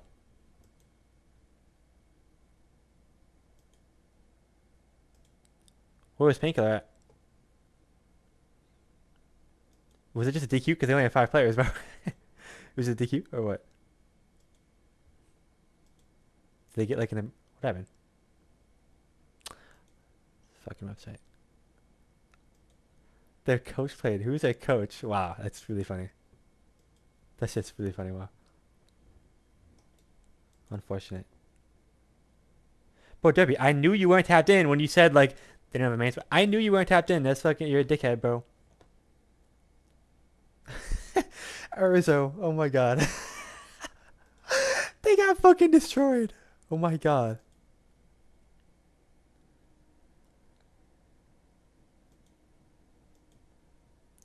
Bro, Debbie, unfortunately, like, I'm gonna, bro, I'm really like, I really have to be locked in for the playoffs. Like, I can't fuck around in the first like half of the tournament, first half of the trip. Like, unfortunately, bro, I'm sorry, I can't be a full like kind of demon and shit.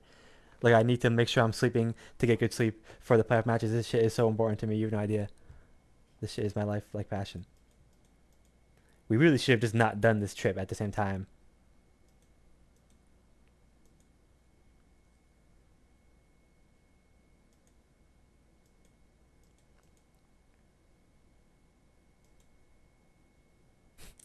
Then they put Lep on tank. It was like, shit, this not working, bro. Put Lep on tank. 2-9. They got fucking demolished. Holy shit. They were not trying, bro. 3-10. That's funny. That's funny. Do you think anyone was co-streaming that? All part of what I'm talking about. Resources are anything your hero has that allows you to influence. Nightmare definitely wanted #1 seed. They definitely really wanted that shit. Like, you can tell because they're not rescheduling other games. Game. So that would be your health, right? Your health is a resource because having health allows you to stay in a position and continue fighting. Your ammo is a resource because reloading creates downtime. Your cooldowns are resources because abilities give you options. That you I'll still play ranked with you your every moment. I'm just saying. Resources as well. I'm going to bed if I need to go to bed. Specific heroes alternate solutions to apply pressure. Even something like your own attention is a resource. A player looking at the enemy tracer is not looking at the enemy Reinhardt. A support healing their tank can't deal damage at the same time. A player forced to turn around and deal with a flanker has less ability to focus on the fight happening in front of them. Everything in Overwatch is constantly about spending resources to create advantages. The reason this matters is because resources aren't infinite. Every decision you make is a trade. If you use your cooldown aggressively, you gain something immediate, but you lose the ability to use that cooldown defensively later. If you take damage to hold a position, you're trading health for space. If you use an ultimate, you're trading one of your most valuable resources for the opportunity to win a fight. That's a good deal. Good players aren't necessarily the people who use more resources, but they're the people who understand when spending those resources actually creates something valuable. This is going to be leaked like on day 3, bro. Resources by themselves don't win games. What matters is what you do with those resources and how you turn those resources into pressure. Unfortunately, a lot of players have a very narrow definition of pressure. They think pressure means shooting someone until they die, and while damage is obviously one of the most direct ways to apply pressure, it's only one version of it. Pressure is about I kind of doubt we're going to have a stagnant... If you shoot... I've never had a stagnant sleep schedule in my life, bro. I have to have a stagnant in the beginning of the first half because, like, I have to be up at, like, 8 p.m. Central every day. In enemy support and they have to move behind cover, you've applied pressure. If a Widowmaker holds a sightline and nobody can safely walk through that area, you've applied pressure. If a Winston jumps onto a backline and forces 3 players to turn around and deal with him, you've applied pressure. The important part isn't necessarily whether someone takes damage. The important part is that the enemy team is now being forced to make a decision because of something you did. This is one of the biggest differences between players who understand Overwatch at a high level and players who don't. Lower ranked players often evaluate actions based on what immediately happens afterwards. Did you get a kill? Did you do damage? Did you force a cooldown? If the answer is no, they assume the action failed. But a lot of the strongest players in Overwatch don't immediately give you a visible reward. A Genji who dashes into the enemy backline and forces a support to use Suzu might not get a kill, but he's obviously still created value. That support no longer has one of their strongest defensive resources available. The enemy team now has fewer answers for the next play your team makes. A diva who flies onto a high ground and forces a Widowmaker. Oh, exactly. You guys keep telling me to power FL Studio, bro. Bro, it's not gonna happen. I can't power FL Studio. The move might not deal any damage, but she has removed one of the enemy team's strongest positions. The fight is now happening on different terms because one player changed where the enemy is allowed to exist, and that is pressure. It's the reason Overwatch can sometimes feel confusing to players because the game is full of moments where the correct Peter, play I've been doesn't streaming. work. I've been going live at midnight every day, like for the last month, bro. I don't know if you can tell, but like. Impressive. Sometimes the best thing you can do is simply force Not the enemy best to stream respect schedule it. guy A player in the holding world. a strong angle and never firing a shot can be more valuable than a player dealing thousands of damage into a tank that never actually has to change their position. And this leads us naturally into angles, because pressure is only possible if you have a way to threaten something. One of the simplest ways to understand angles is to think about how difficult you're making the enemy's job. Every player in Overwatch is constantly trying to find positions where they can interact with. I didn't listen to a word. You would think that a Maybe this video is good.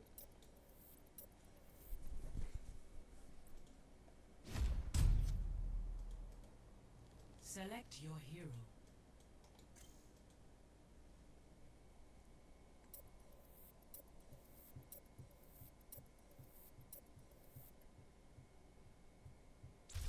Select hero bands.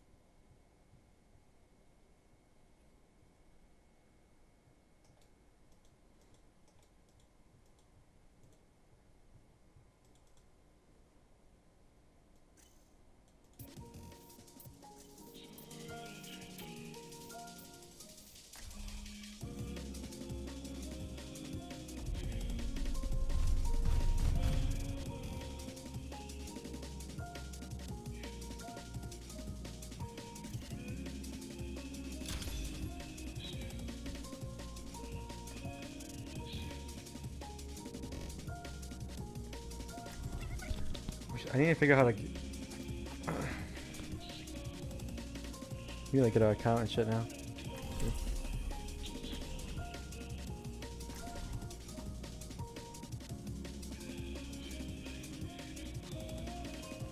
The coach is Zai.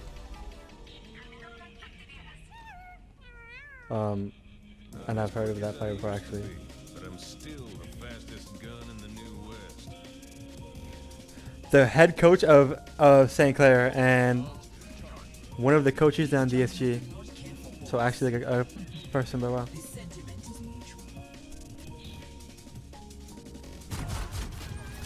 Yeah, it is someone human.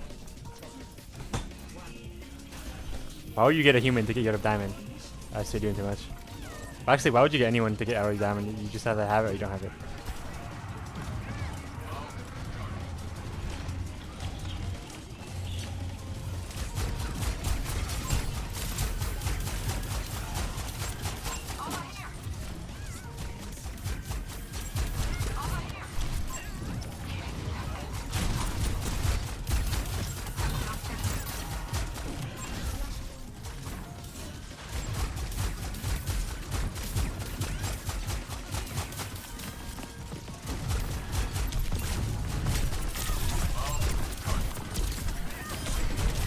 But to be honest, like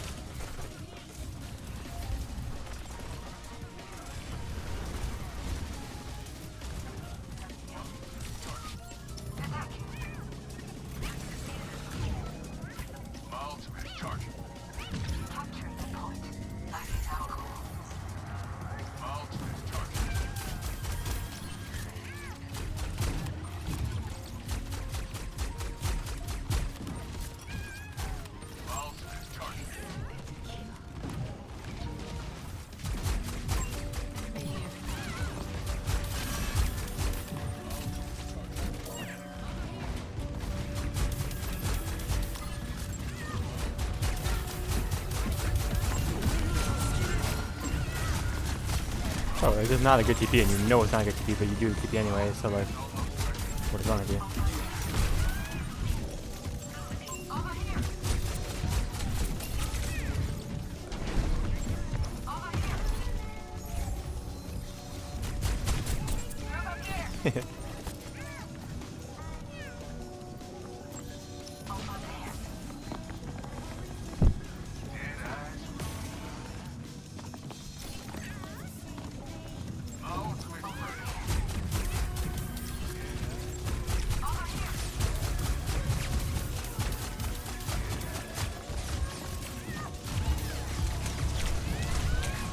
Oh.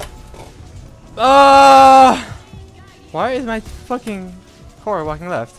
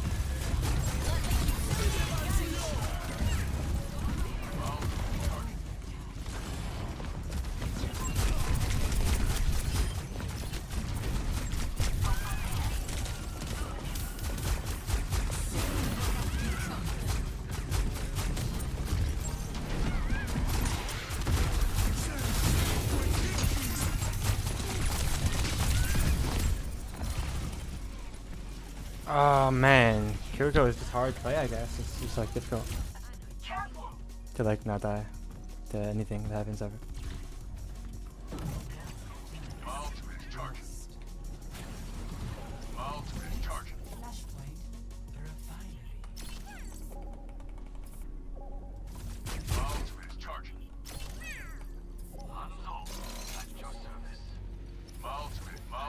The spray goes to where you're looking at, where your crosshair is when you're in third person.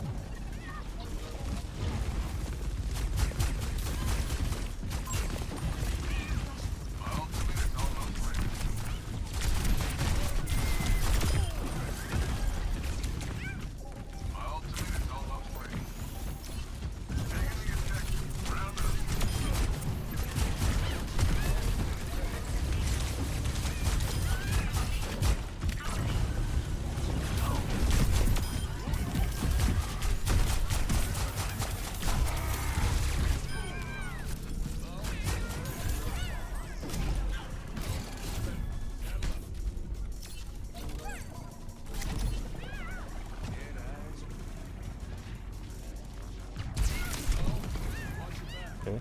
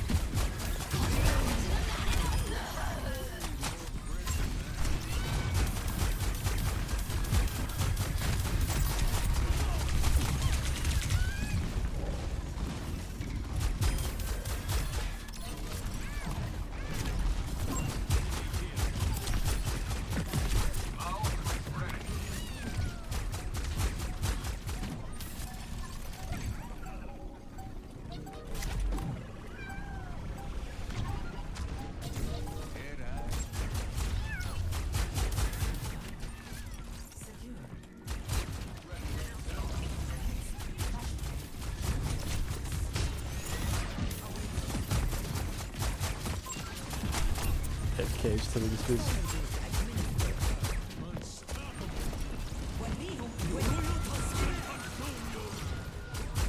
Well, I mean, my wrist is playing a different fucking video game. They can cage you win.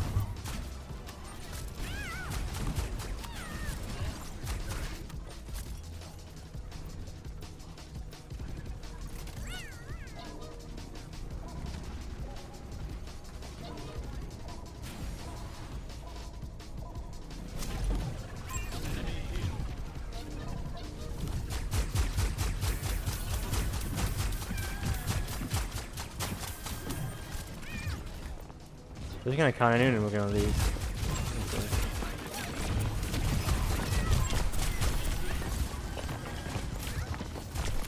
Oh wow, this fucking happen every time.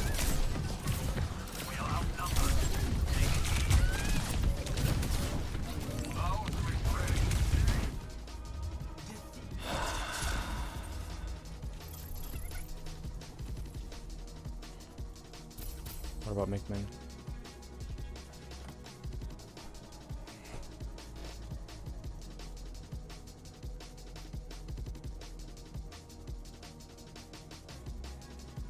A decade of playing Overwatch would make you a god at the game, right?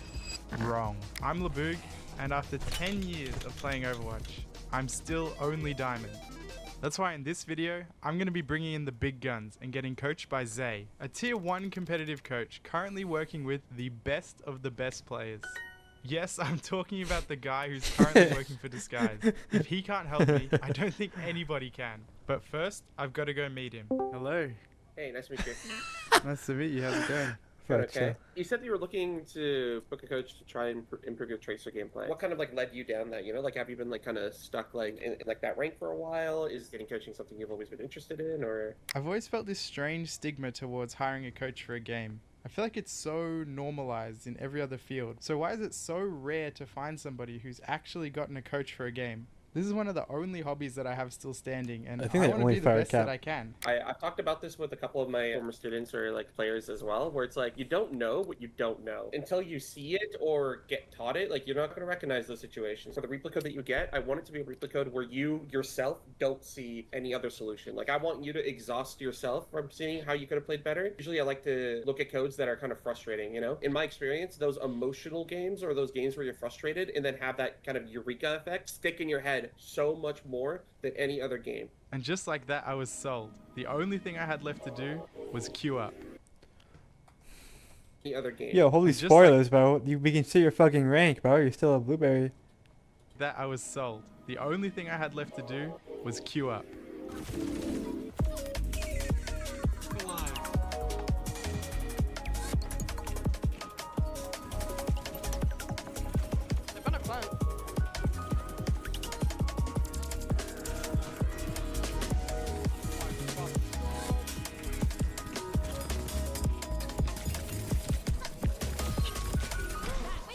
I'm nervous as fuck. I've just tried to import some codes.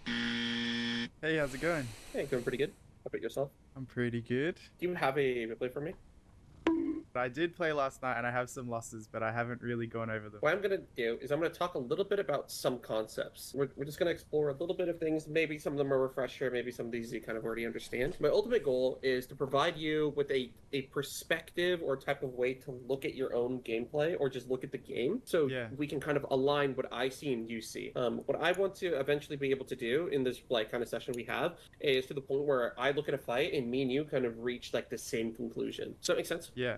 Yeah. Now this obviously, like what I'm about to show you, is not the only way to look at the game. This is just the way that I think would be helpful for you to look at the game. In Overwatch, there is a big thing, considering that it's a first-person shooter, called vision, right? So most characters, you're all limited to a 103-degree FOV. Now the great thing about that, if you notice, there is actually more that you cannot see versus how much you can see. And this isn't even including cover. You, as Tracer, do you want to be in people's vision? No. Absolutely not. Think about getting a clip, like an entire clip, and being in someone's blind spot, and then doing like getting them half HP. Then they look at you, and then you blink again, you know?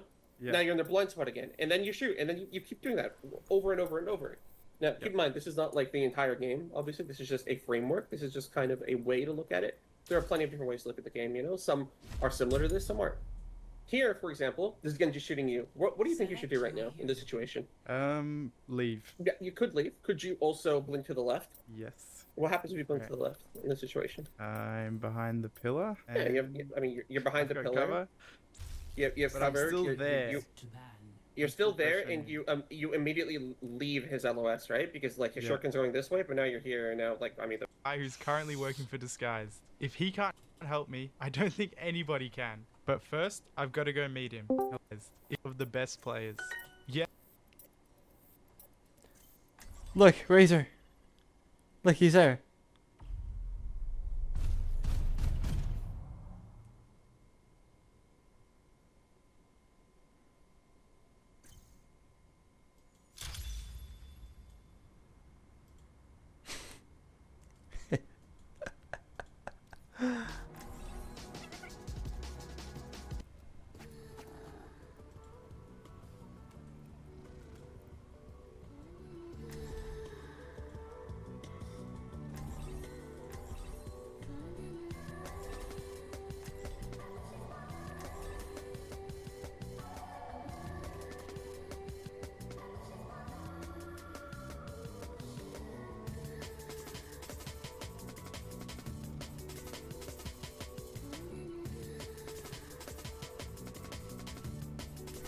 QE wasn't on the team yet. Double green? Bro, it's fucking quintuple green. Actually, now it's quadruple green. I'm one of the greens, man.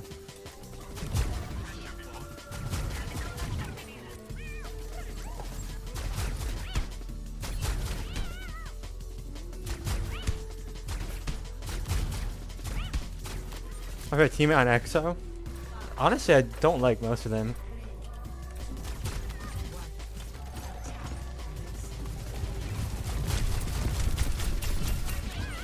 Dude, honestly, I don't like any of them.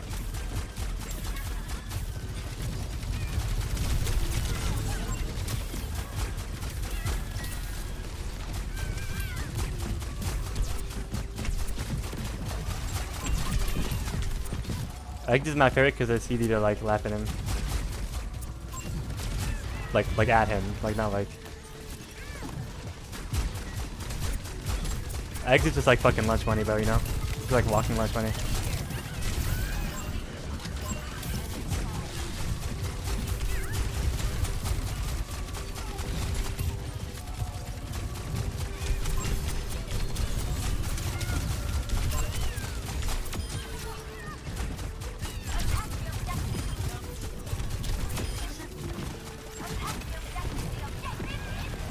I like Kyo because I can't understand half of what he says, so I don't have to hear half of his fucking bullshit.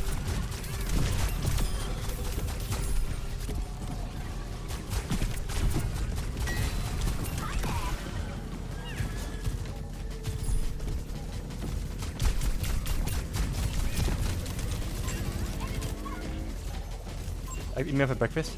I don't know what eggs looks like, but I think he's a femboy.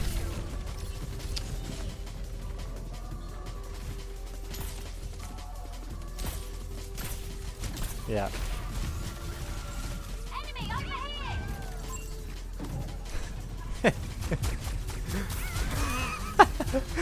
That's awesome. What made you say that? I'm pretty sure you said you were the femboy. I don't know.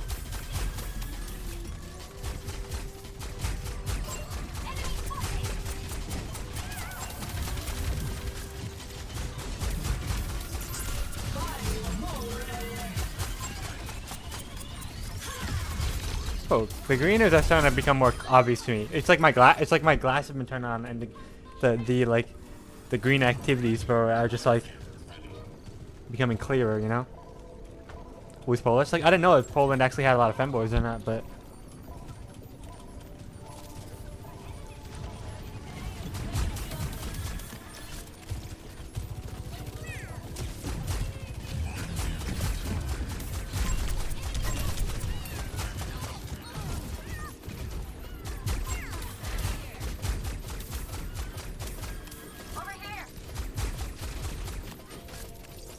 He plays with his knees up. How do you even know that?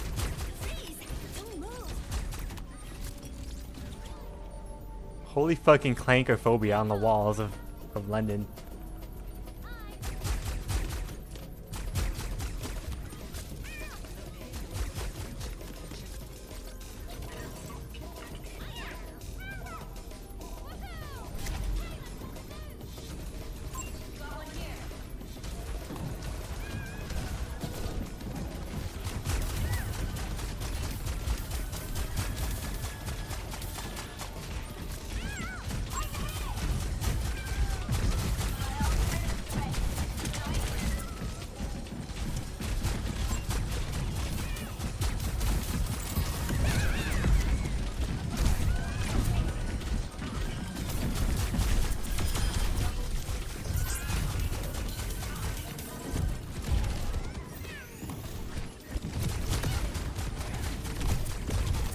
You just had to die.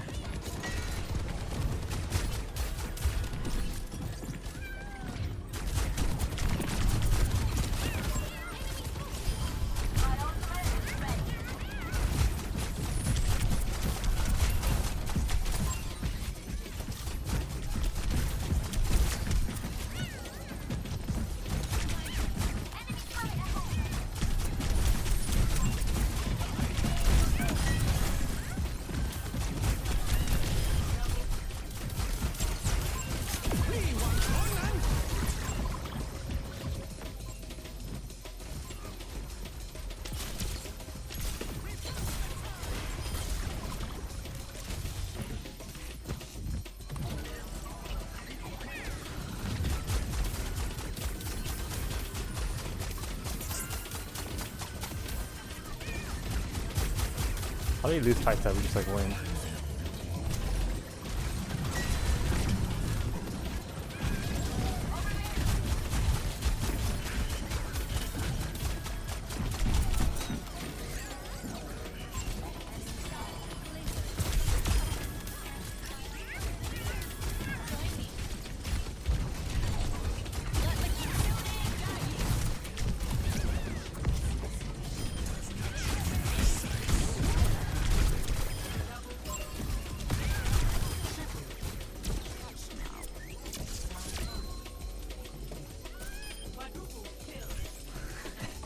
Like, eggs is not normal, bro. I'm telling you, bro. Eggs is not normal. Yeah, every time I go outside, I'm gonna be live 24/7. I think I'm gonna be live 24/7, but I'm gonna have, and I want to have my camera on my bed when I'm sleeping, like I'm like Luca. But I'm pretty sure like me and Derpy are gonna be in the same bed, and then he's probably not gonna want to be on camera at bed because he said he can't sleep with the fucking camera on.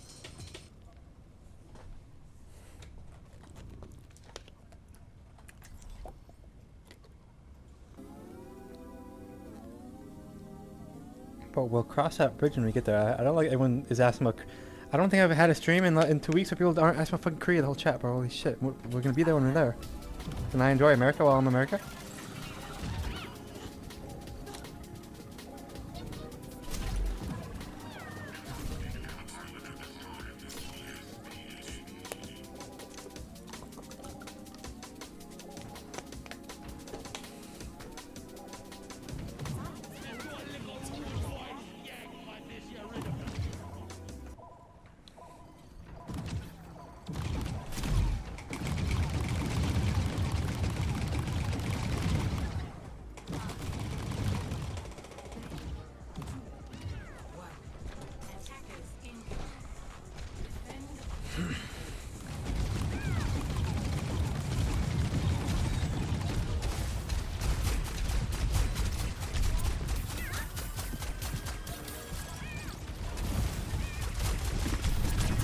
I think the honor's in the fucking spawn room, so.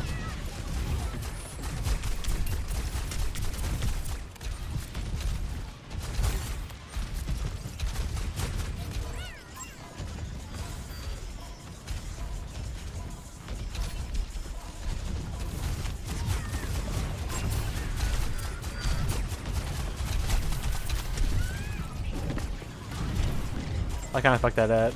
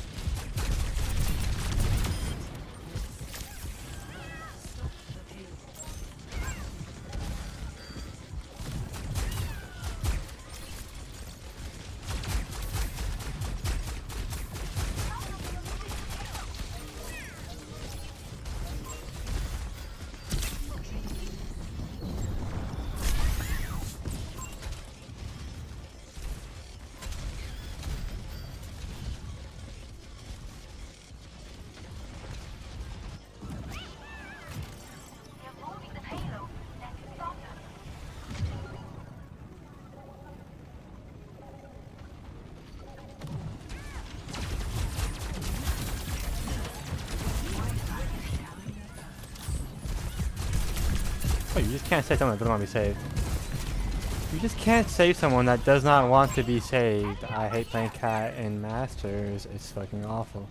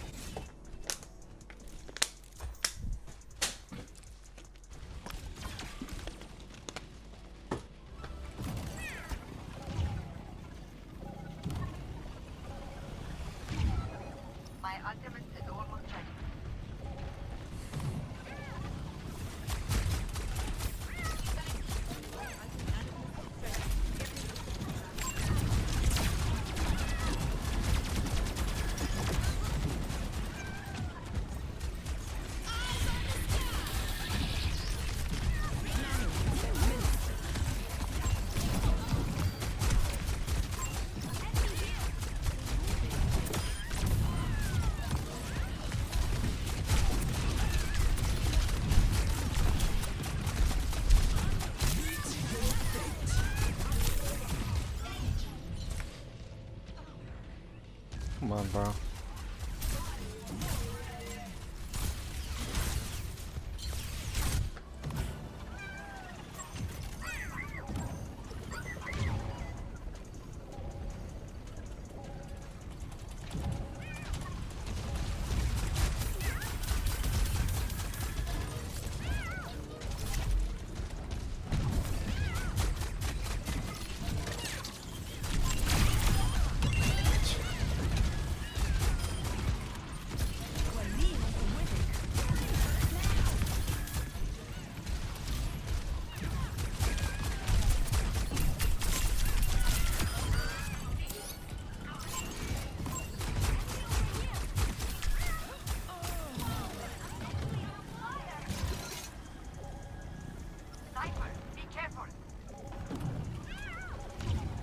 I think I can taxi him from under and like he won't die.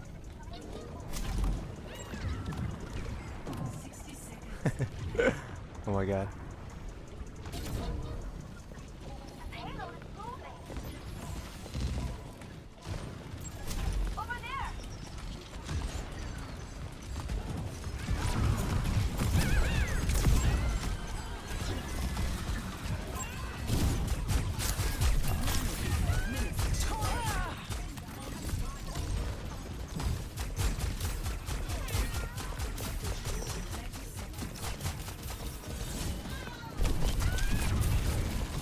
Like genuinely, I don't know.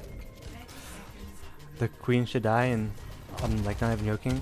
Like before this time is even over.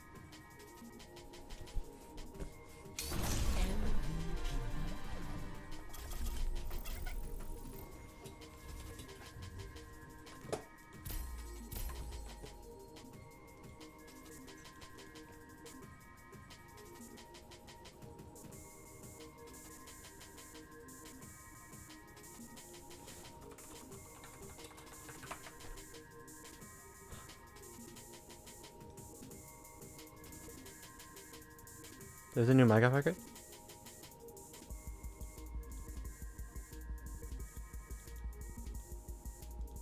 Not the magma rain, just the normal ravine. Without obsidian.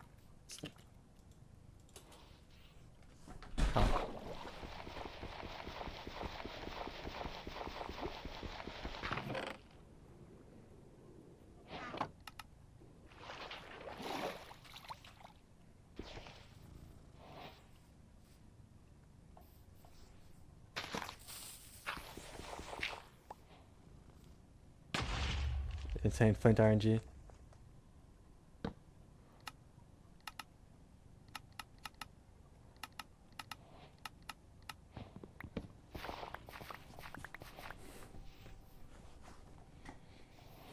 Is there like a new strat that is the reason why there's a new record or what?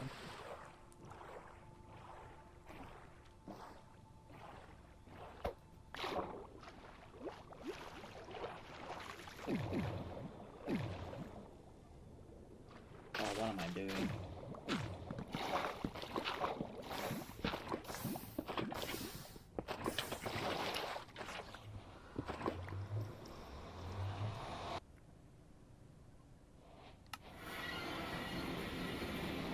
You spawned in the fucking bastion. I'm just gonna... Oh, what?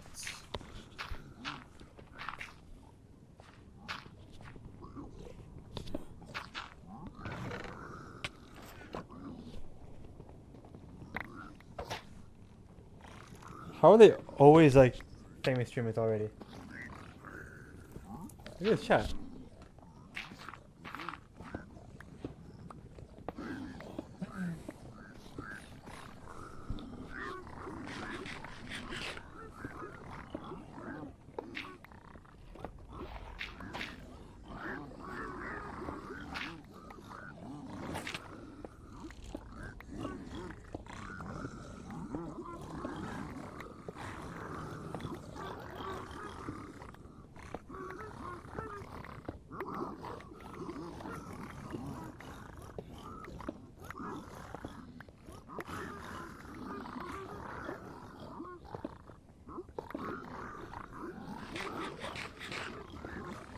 Okay, Loki, could you go any slower?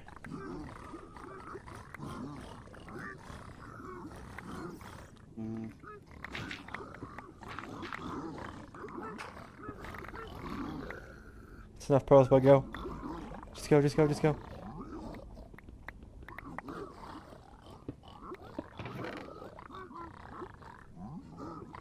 Don't even need more. Bro, why? It's fucking pearl RNG, bro. It's so cringe. GG. You lost. Just gonna use 2. Wait. Nah, just 1. Oh, he has enough pearls, son. He has to do a lot of running now. Wanna play for 0?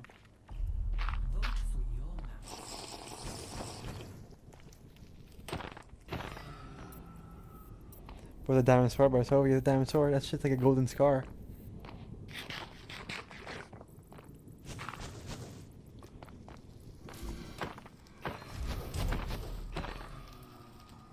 Zero out of 3. Fucking unbelievable, unlucky, bro. Holy shit. Okay, not bad. Slightly better.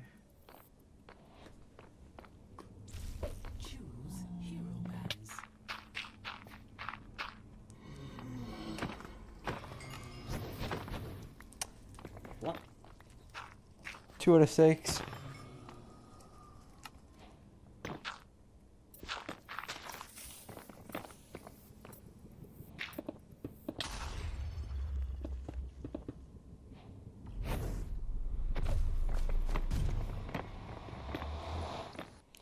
What did the boat do there? Nothing?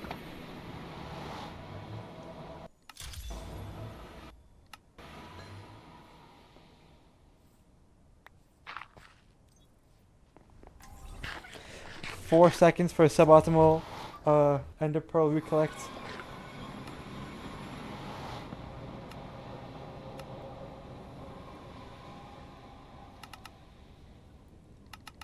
Did that actually do that? I can't even tell you. What do you mean reset cross? You're trolling. Yeah, I think you're trolling. Reset crosshair? What do you mean reset crosshair? What does resetting crosshair mean? Why would the boat even do that? Does your crosshair move in Minecraft?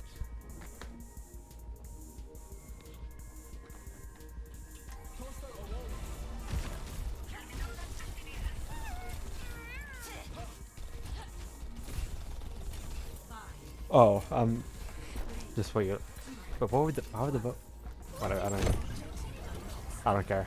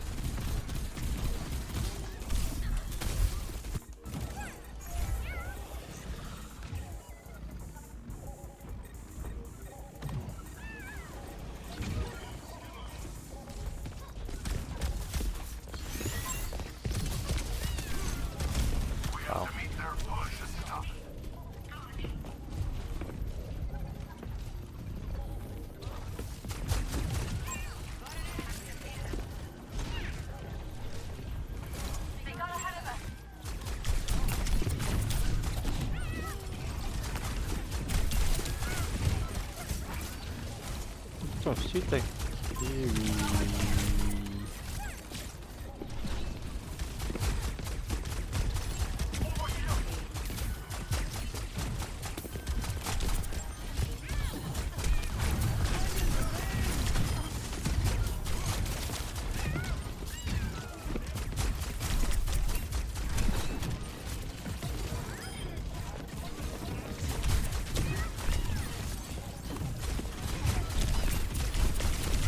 I was really fucking hoping you hit the virus and then also didn't stop shooting her after you saw me on her.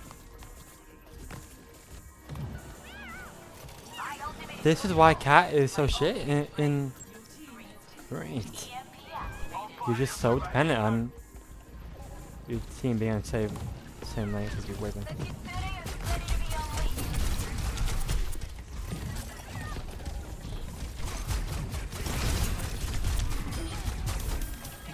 Oh.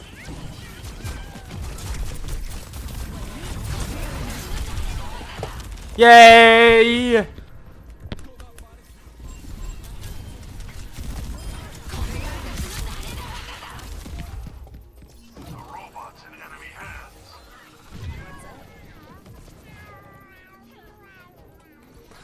Spawn die, spawn die, spawn die, spawn die.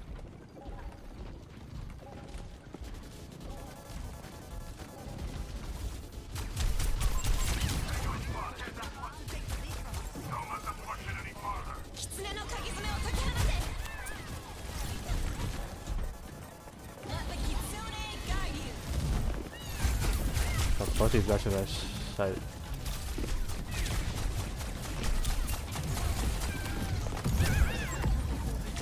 Well. It's not that I'm not, like, I'm trying hard, so I'm just bad.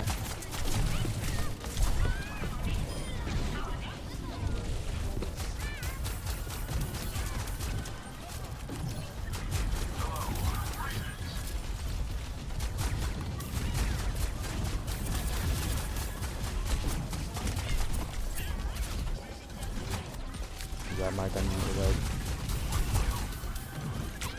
Quite a bit, bro. Fuck are you? Oh! Should've shot the Ana. I got so mad at Finn for what he was doing to me earlier.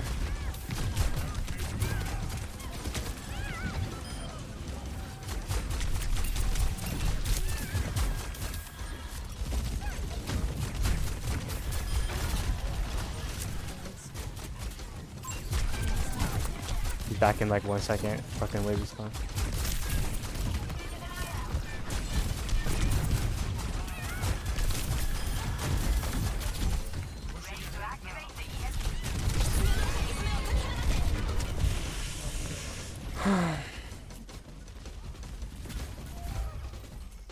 Would Ball, Genji, Vendetta, Cat, Ana be a good comp? Nah. It's not missing speed. You don't need speed with Ball comp. Vendetta Ball makes no sense at all. Because Vendetta turn, when you have Vendetta, your entire team is playing around a Vendetta turn. When you play Ball, your turns are so like different, you know. That's literally everything. Vendetta turns are very. It doesn't make sense to be on Vendetta with the ball. You need to be on Tracer with the ball, because then you can be in and out with your ball.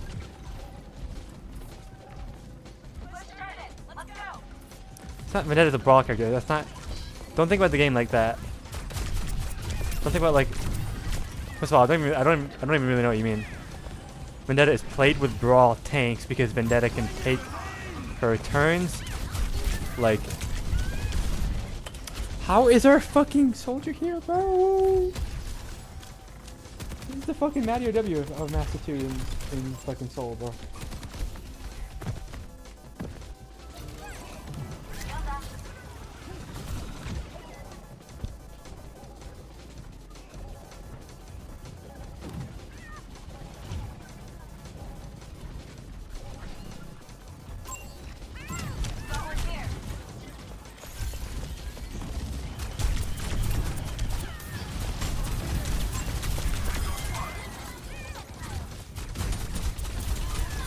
3 people turning for that guy.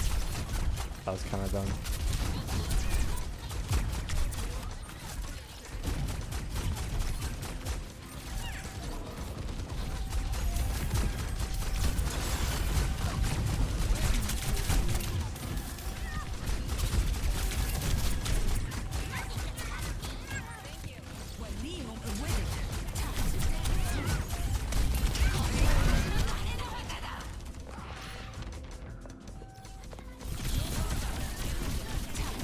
Are they not upping that? Did they even patch that yet? That's been a thing for a while now.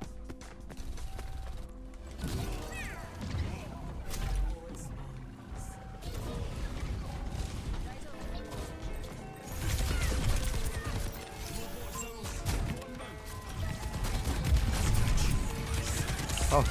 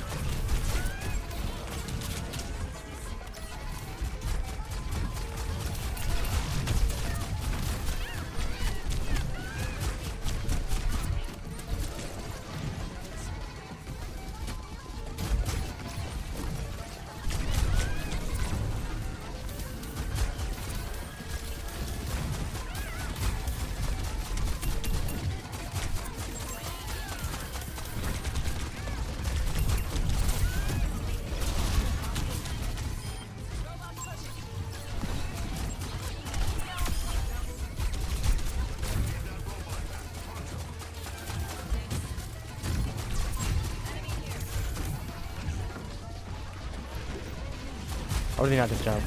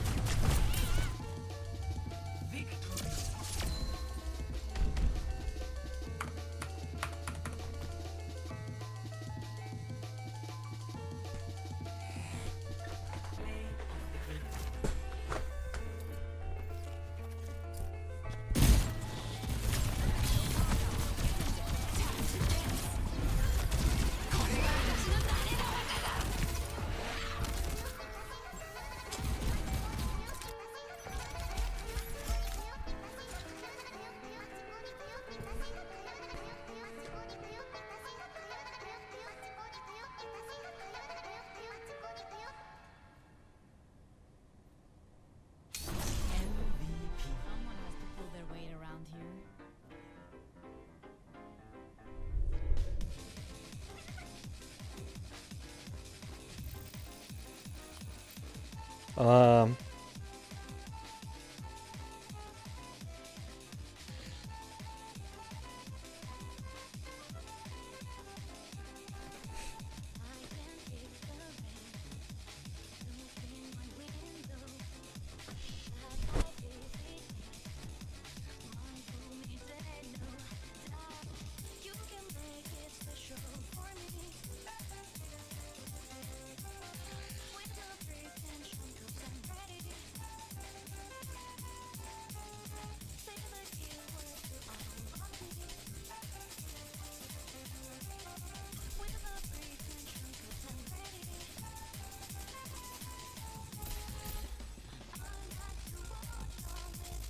One more game, then I'm off.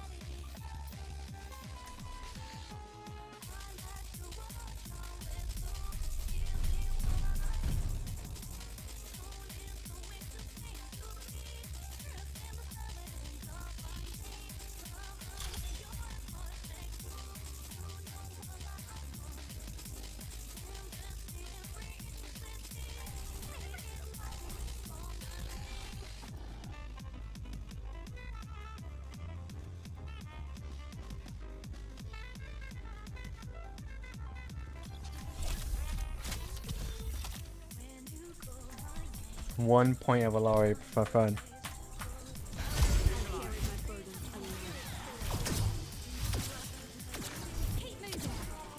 Don't want to give him any easy shots, do we?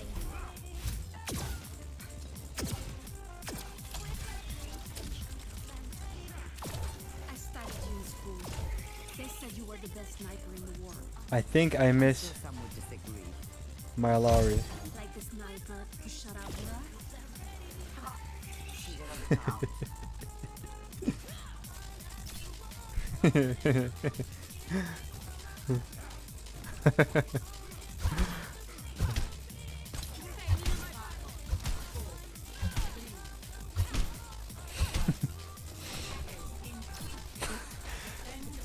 Ah.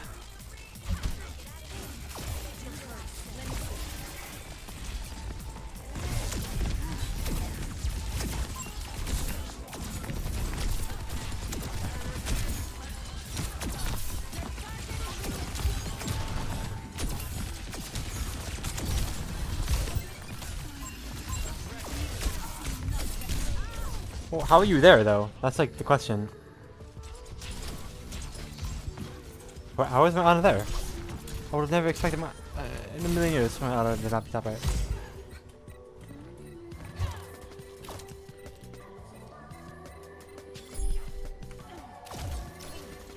No.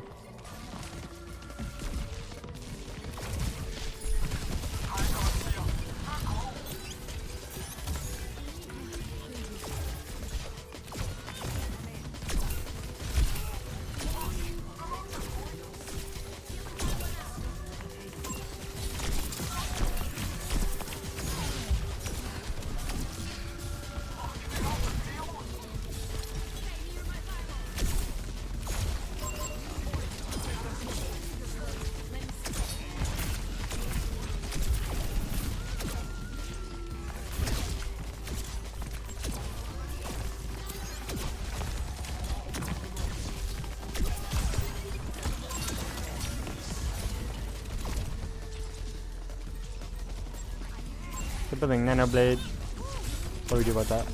I kill the Honor Pre-fight, that's how. Bloop.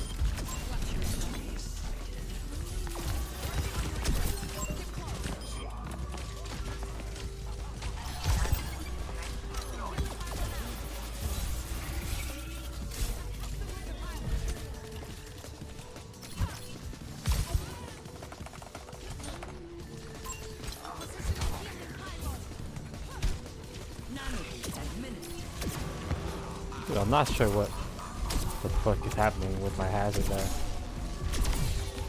I guess that is no good though.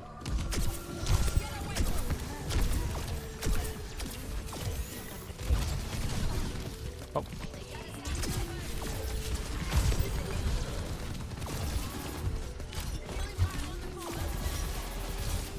How would that game have last long enough for them to die 25 times? But I wonder what the most deaths I've ever had in a game was. Definitely like Overwatch 1, like GOAT era. I feel like it would just have to be an Overwatch 1 game. I mean, I feel like Overwatch 2 games are like...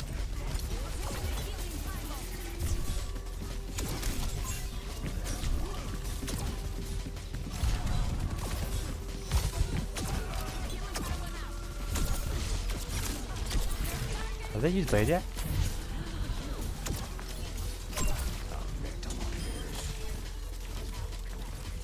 I'm gonna ult just to make the Mizu ult, but Lari ult is... Mizuki really is the Alari killer, by the way. Not like just because of like... It's just fucking dreadful, bro. Like, of course I'll take that ult trade. Of course I'll take a Mizu ult for an Alari ult. But you play Mizu instead of Alari, and Mizuki's really good into Alari. It's just like everything about it. Mizuki just... And you're playing. It's also Mizu Kiri, and both those characters counter Alari. It's like disgusting. Good thing they nerfed Alari maybe 7 times in a row.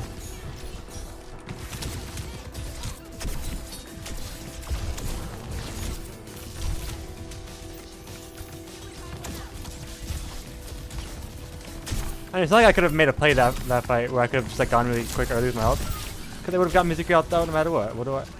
That's not like in their face, but then like I don't know.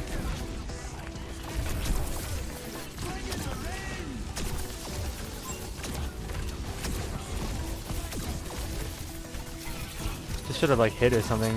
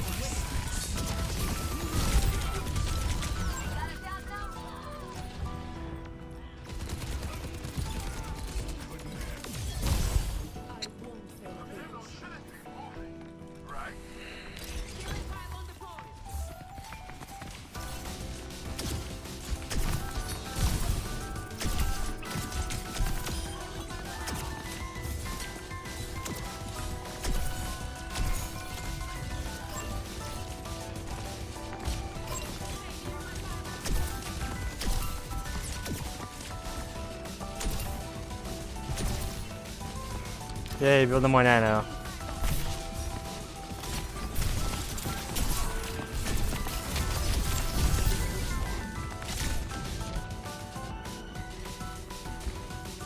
Oh, my character can't do what Mizuki can do.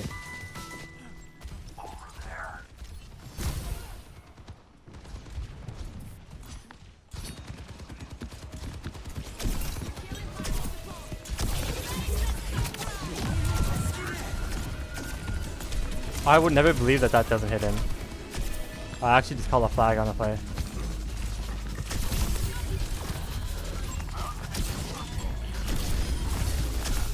Fuck.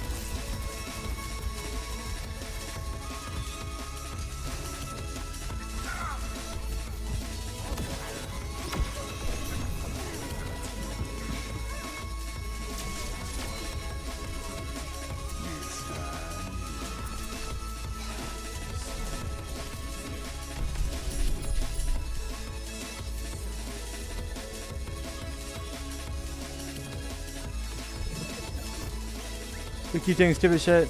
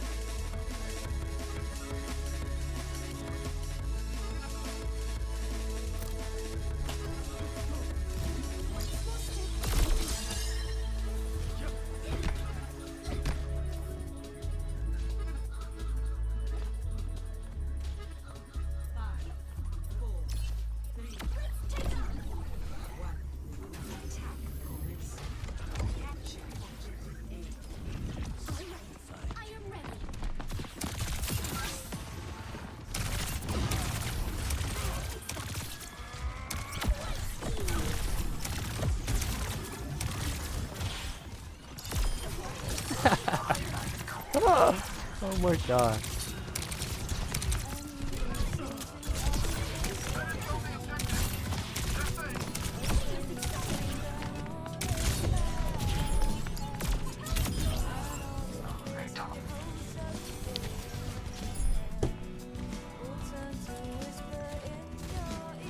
Feels lane, man.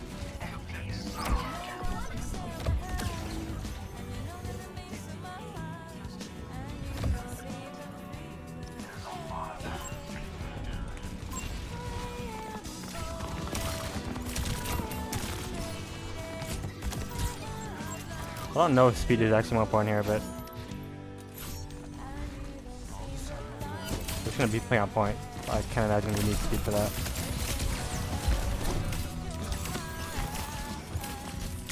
We lose if we die to their hit. If I'm on Juno, we're gonna die to the hit.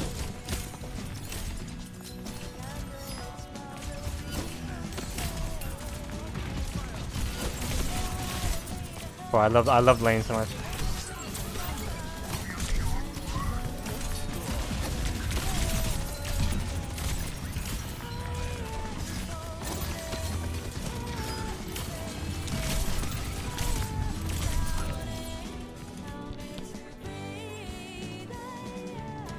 I really love lane.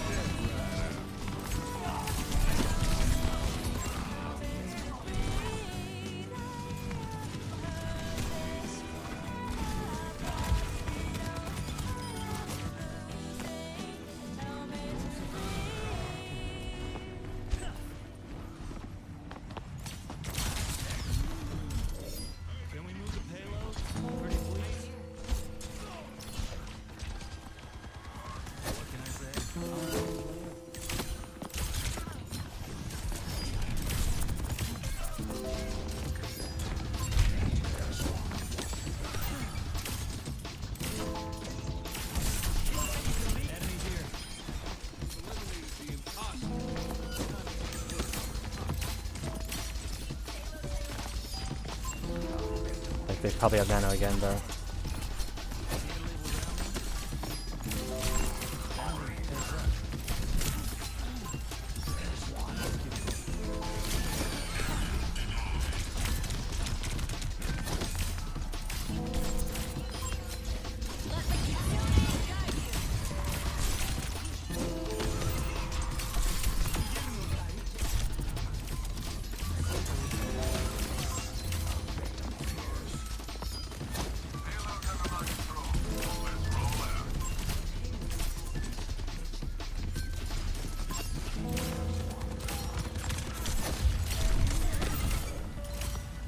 Really?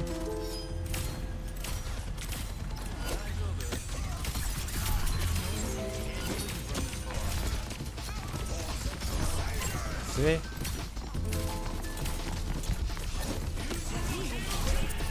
Oh, there it is.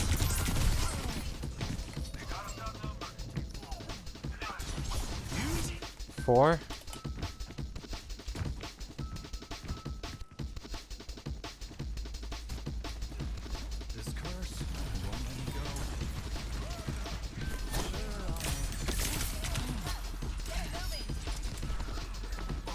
I've never seen a quicker DC in back in my life.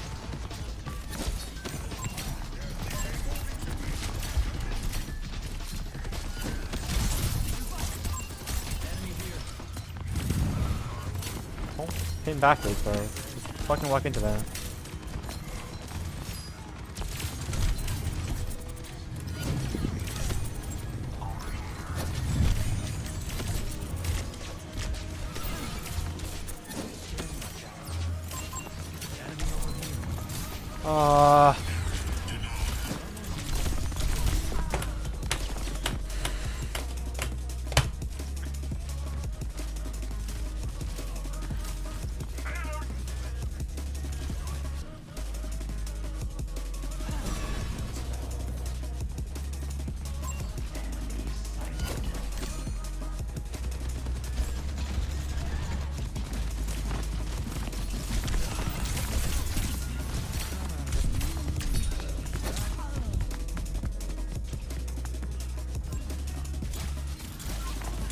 You're such a disgusting little pedophile for like chasing her.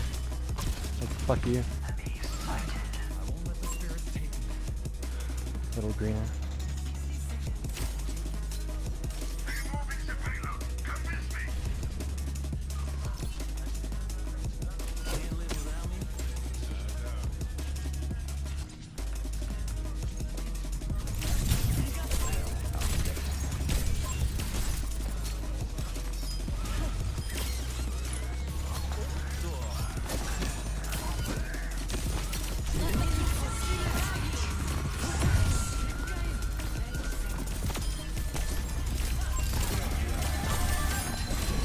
He held on to Visor longer than I held on to my ult, by the way.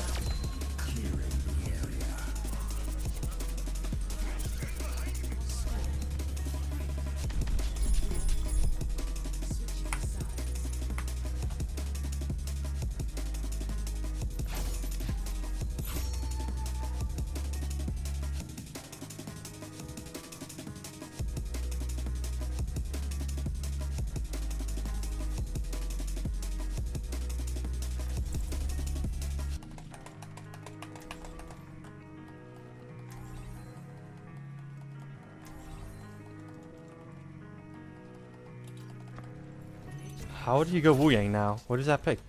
What is that? I'm on now, I guess. Okay. And I'm getting fucking groggy. Holy shit, I'm getting groggy. Getting groggy. But if there's a Wrecking Ball shield,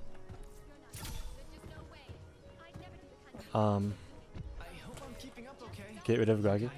Does groggy get rid of it?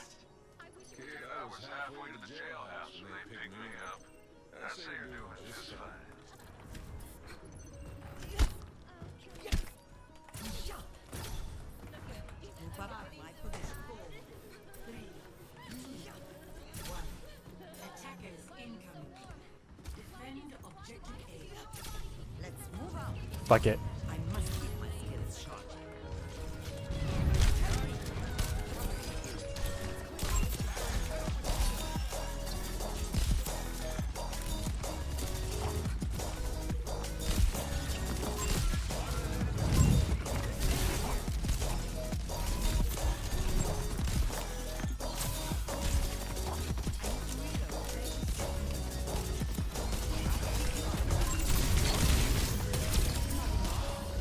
You're groggy, dude.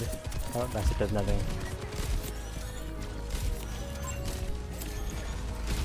Oh.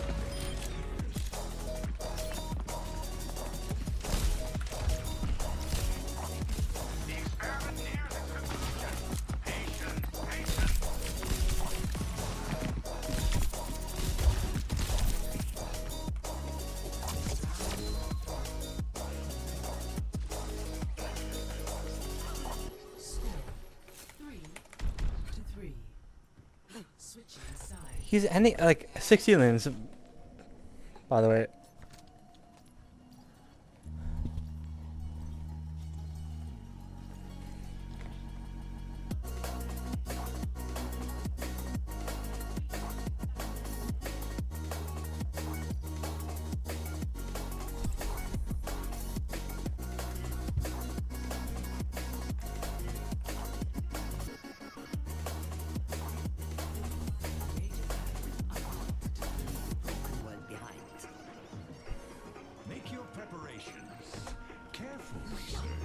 The damage is not even the concerning part, bro.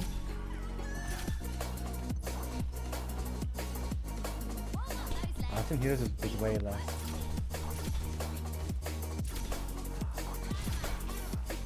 Should I get groggy again? I'm getting it again.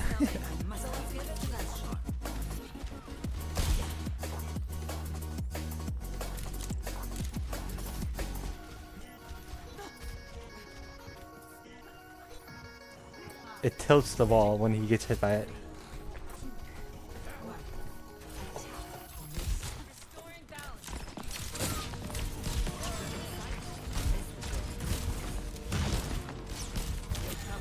Stop this shit.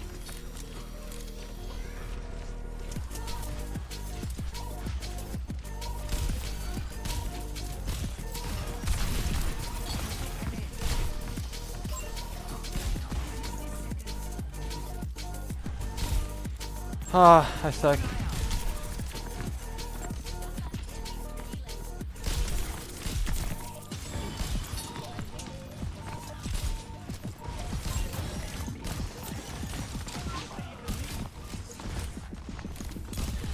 Crazy time on ball.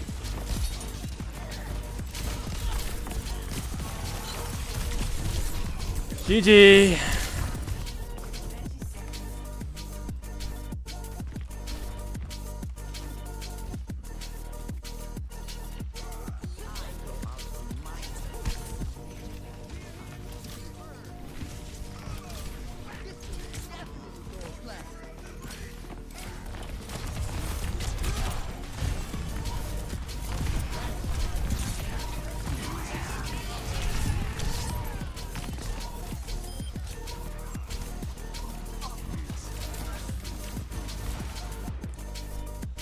We skipped a few steps on that walk up.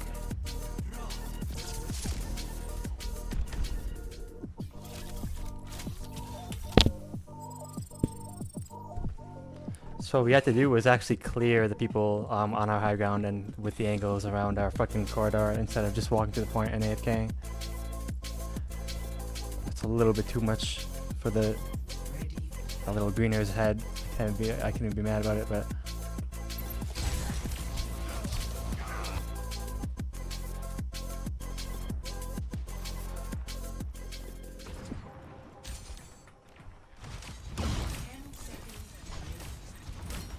See how my Reinhardt is doing nothing right now?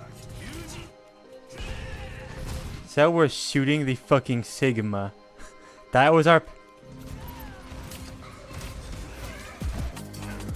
That was what they wanted to do.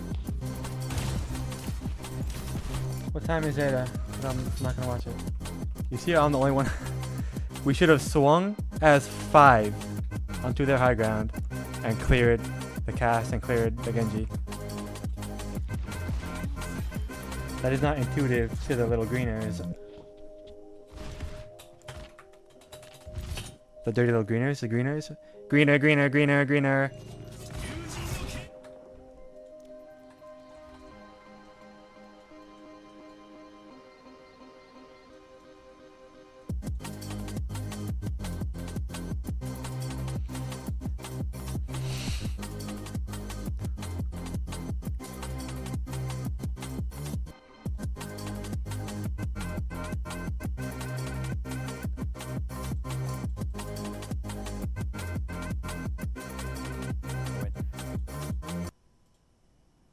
woke up, Ward 10, with the nurse going, the doctor's going to be here to speak to you soon. He said there's something eating away at my penis. So when they've took the foreskin off, half of it's just dropped off. So I just had this massive Grand Canyon in my penis.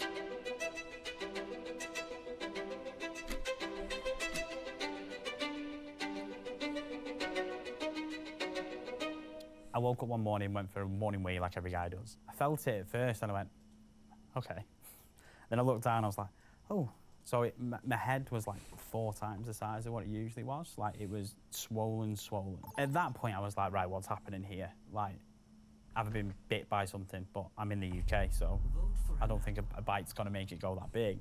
So I went for my first immediate thought, which was, look, it could be an STD here. I did what every guy does. Like everyone, when they've got a problem downstairs, is completely ignore it. Hopefully it goes away itself and everyone lives a happier life. So yeah, I just completely ignored it. I told my partner for obvious reasons. I just told her it was like an infection, or I played football the day before, so I don't know if I got caught with a football stud or something like that. And then a week later, I was making a cup of tea with my dressing gown on, and I just felt my foot getting wet. So I looked down thinking the kettle was leaking or something, and it wasn't. There was just a puddle of blood all over my kitchen, all up I had white cupboards, so it was all up the cupboard doors. What the fuck? Absolutely everywhere. And I just seen it dripping out of my penis. So I shouted my partner at the time. She come legging it down the stairs because I don't react at all. So then she was like, have you got a nosebleed? I was like, no, wrong head. And then that's when I kind of knew, right, something's bad now. Before I went to the doctor, I Googled what was happening to me. And the top of the list was penile cancer. I didn't even know penile cancer existed at this point. So I was like, what is happening here? So I looked at all the symptoms. I had every single one of them, apart from I was 26. It was the only one I didn't have. So when I sat down with the GP, he had a look, he's seen it, and then he told me... You have to be 26 to have penis cancer?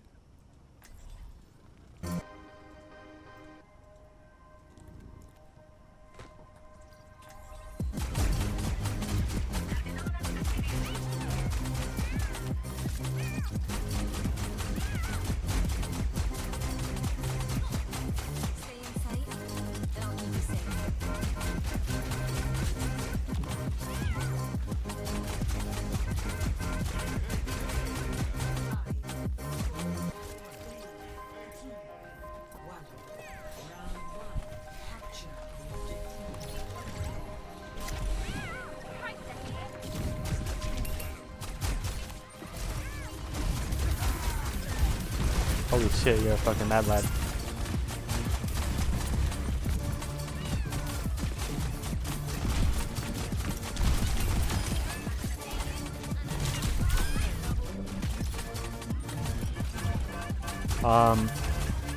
Dude, I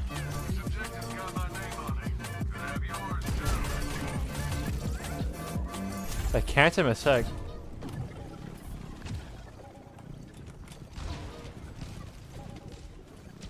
Like, genuinely, is it just RNG that he got it?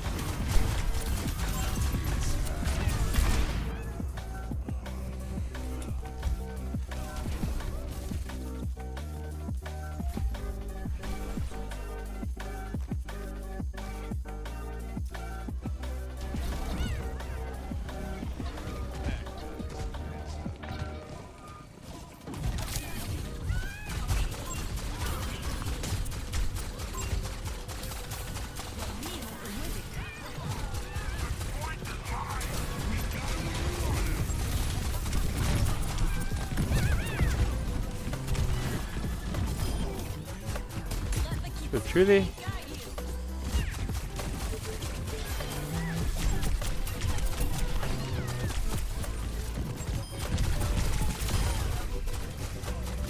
I ulted too late. But we did everything really weirdly.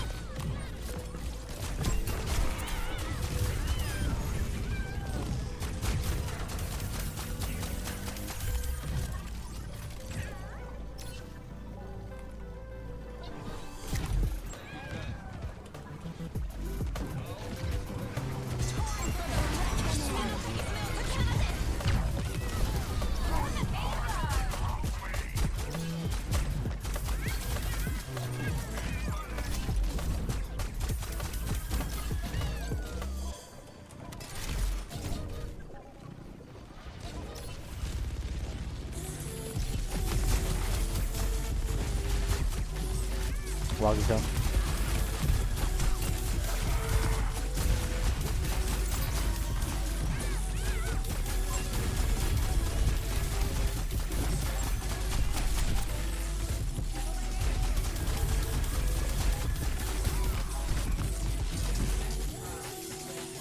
Why did someone ask me earlier if I knew McMahon, and then I said yeah, why, and then they didn't respond?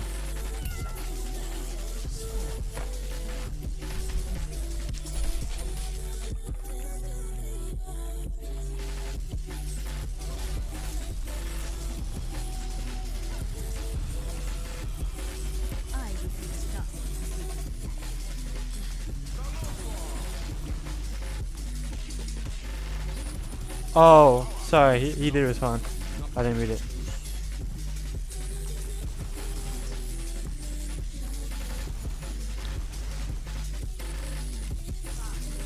But nothing, I just... Lucio!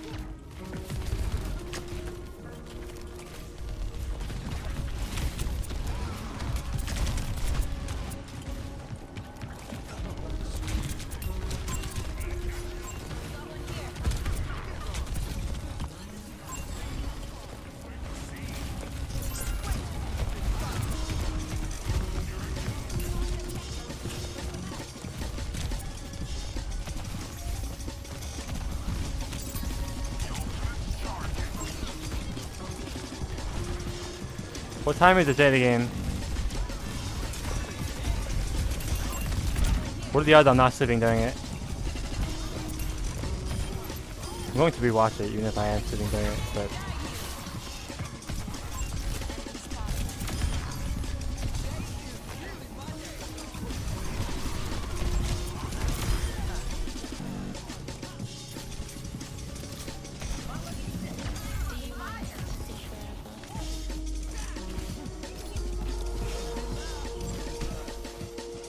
Oh, I can watch it then.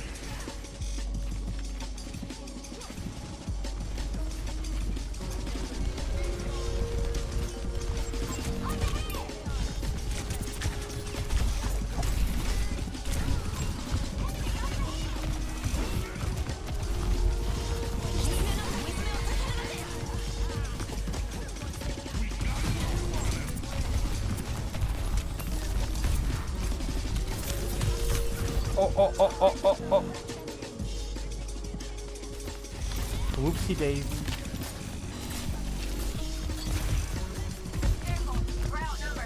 What's up, Job? I don't know.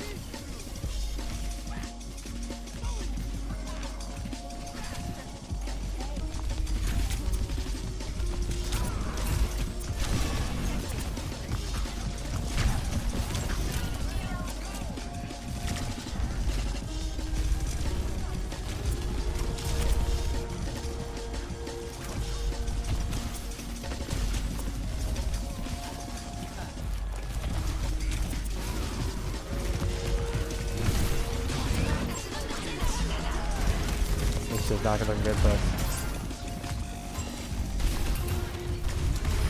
Oh. Oh! Shiba.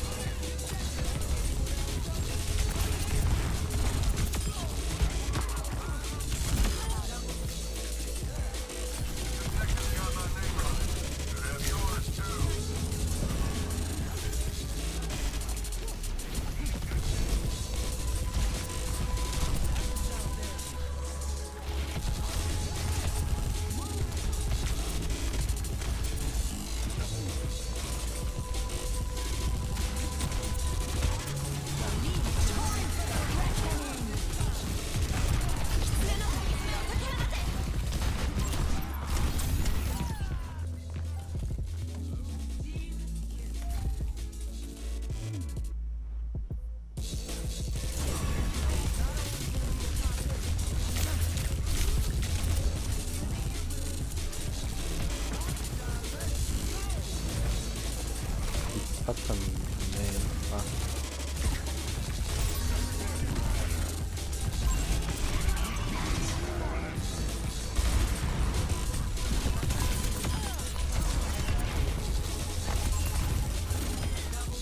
Very nice job, everyone.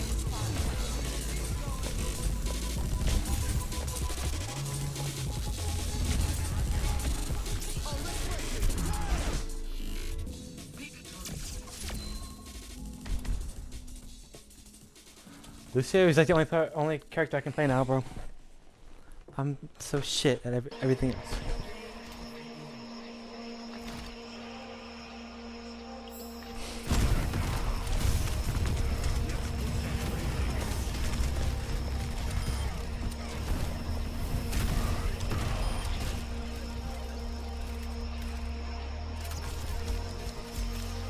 Bro, if I didn't have responsibilities, right? I'll see that man.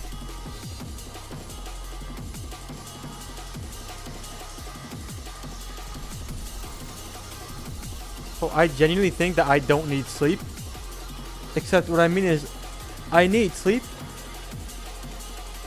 But I only need sleep, to play good at Overwatch. But who cares about that if you're just playing ranked or whatever? It's most likely an infection called balanitis, which is a bacterial infection of the penis. And the way to treat that is steroid cream. So I looked at him and went, but I've got every symptom of penile cancer. Like, is there a chance it could be that? And he looked me dead in the eye and went, no, I've never heard of anyone getting it at your age to the severity it would be to be like that. It's 90% just an infection, so put this cream on and we'll see how it goes. So obviously when a doctor tells you you don't have cancer, I tell you what, you don't question it. You run out, you do the Billy Elliot skip on the way out that door, Wow. and you celebrate, going, right, let's just put this cream on and we're absolutely fine. They misdiagnosed It was him, bro. like 2 weeks later, the pain started. Halfway through the night, I kind of woke up with a bit of discomfort down there.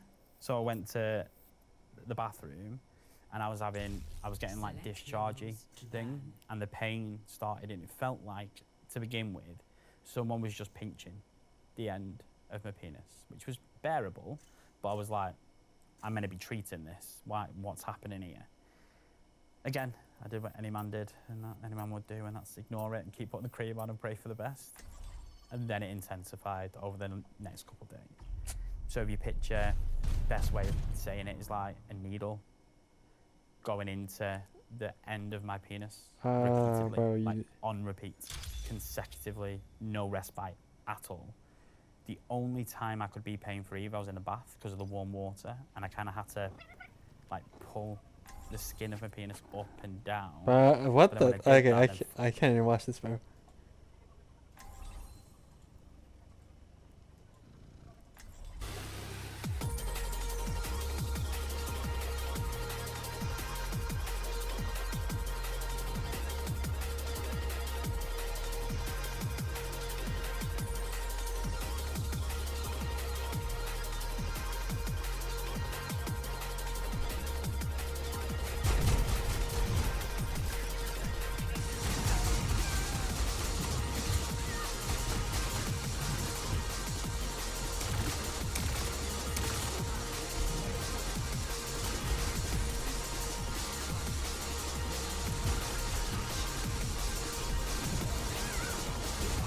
Nick, thank you for the great, bro. Appreciate it, bro.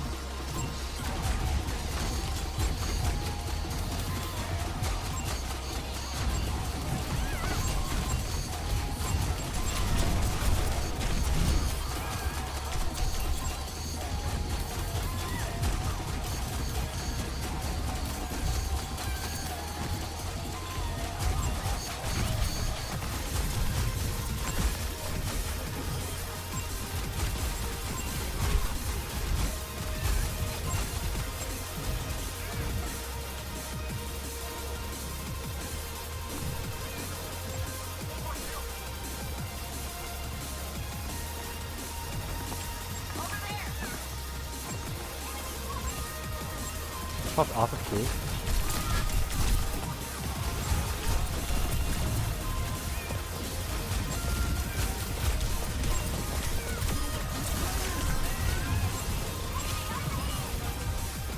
May you never forget me.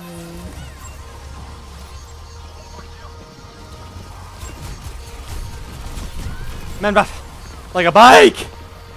A bike!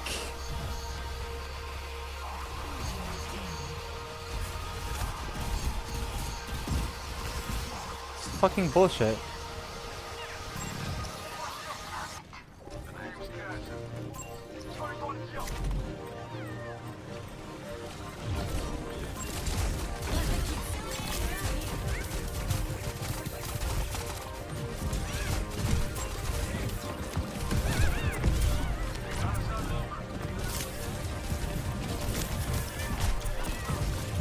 God, every time I use my ultimate, my entire team will just die the second I fucking use it, so it doesn't do anything.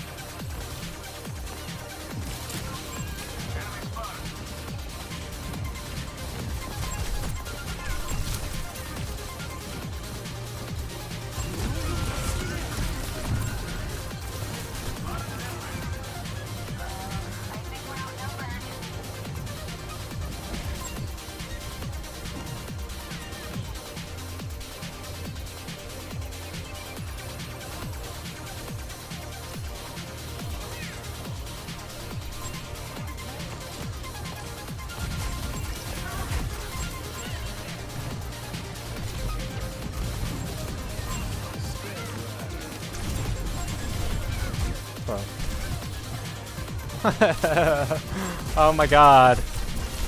Oh my god. Why did he drop the first time? It's such a 3L. I think that middle.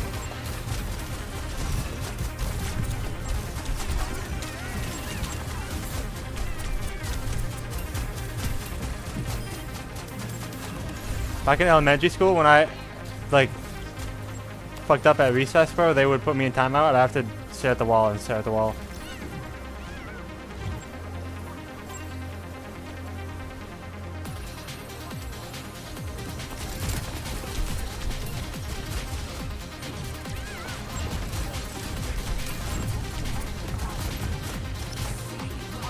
Nah, you are him. On another map.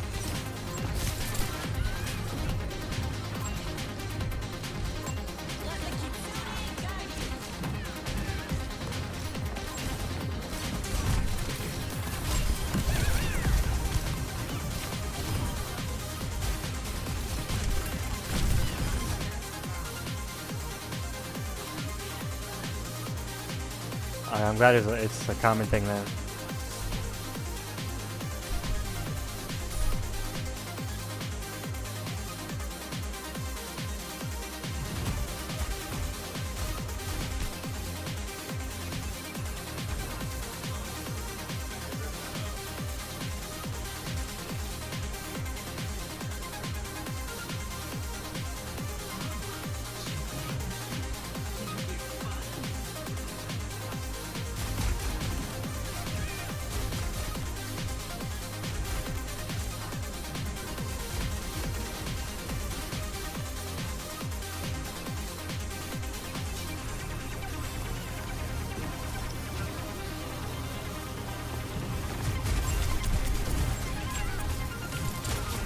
My teachers always fucking hated me.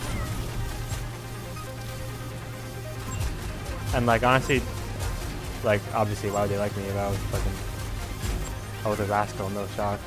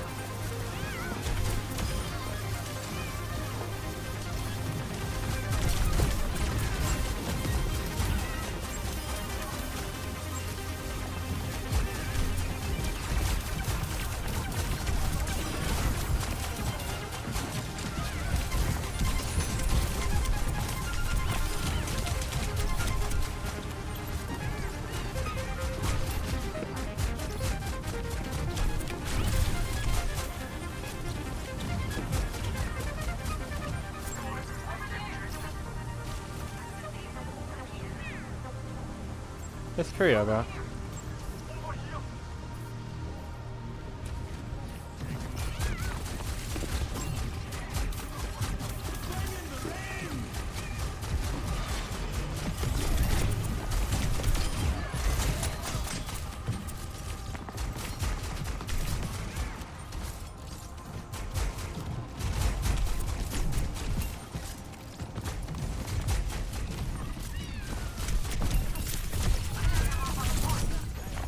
I knew I wasn't gonna get that kill, but I did anyway, because I'm retarded.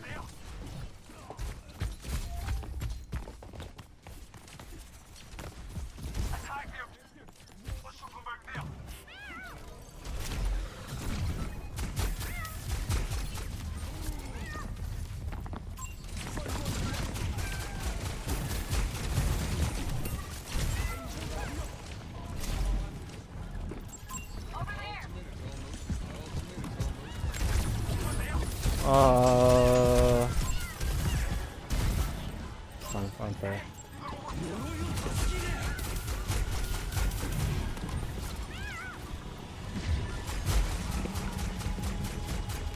Good ult, bro.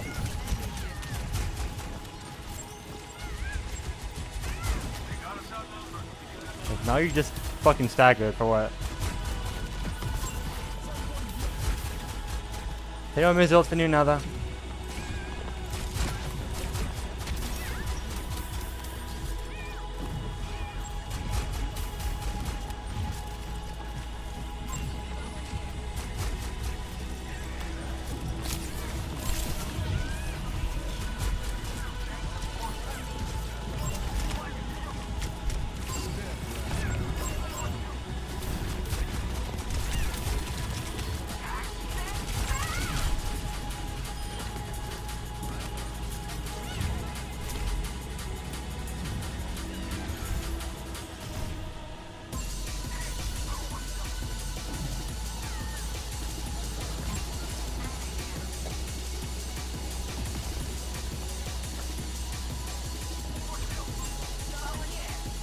Probably.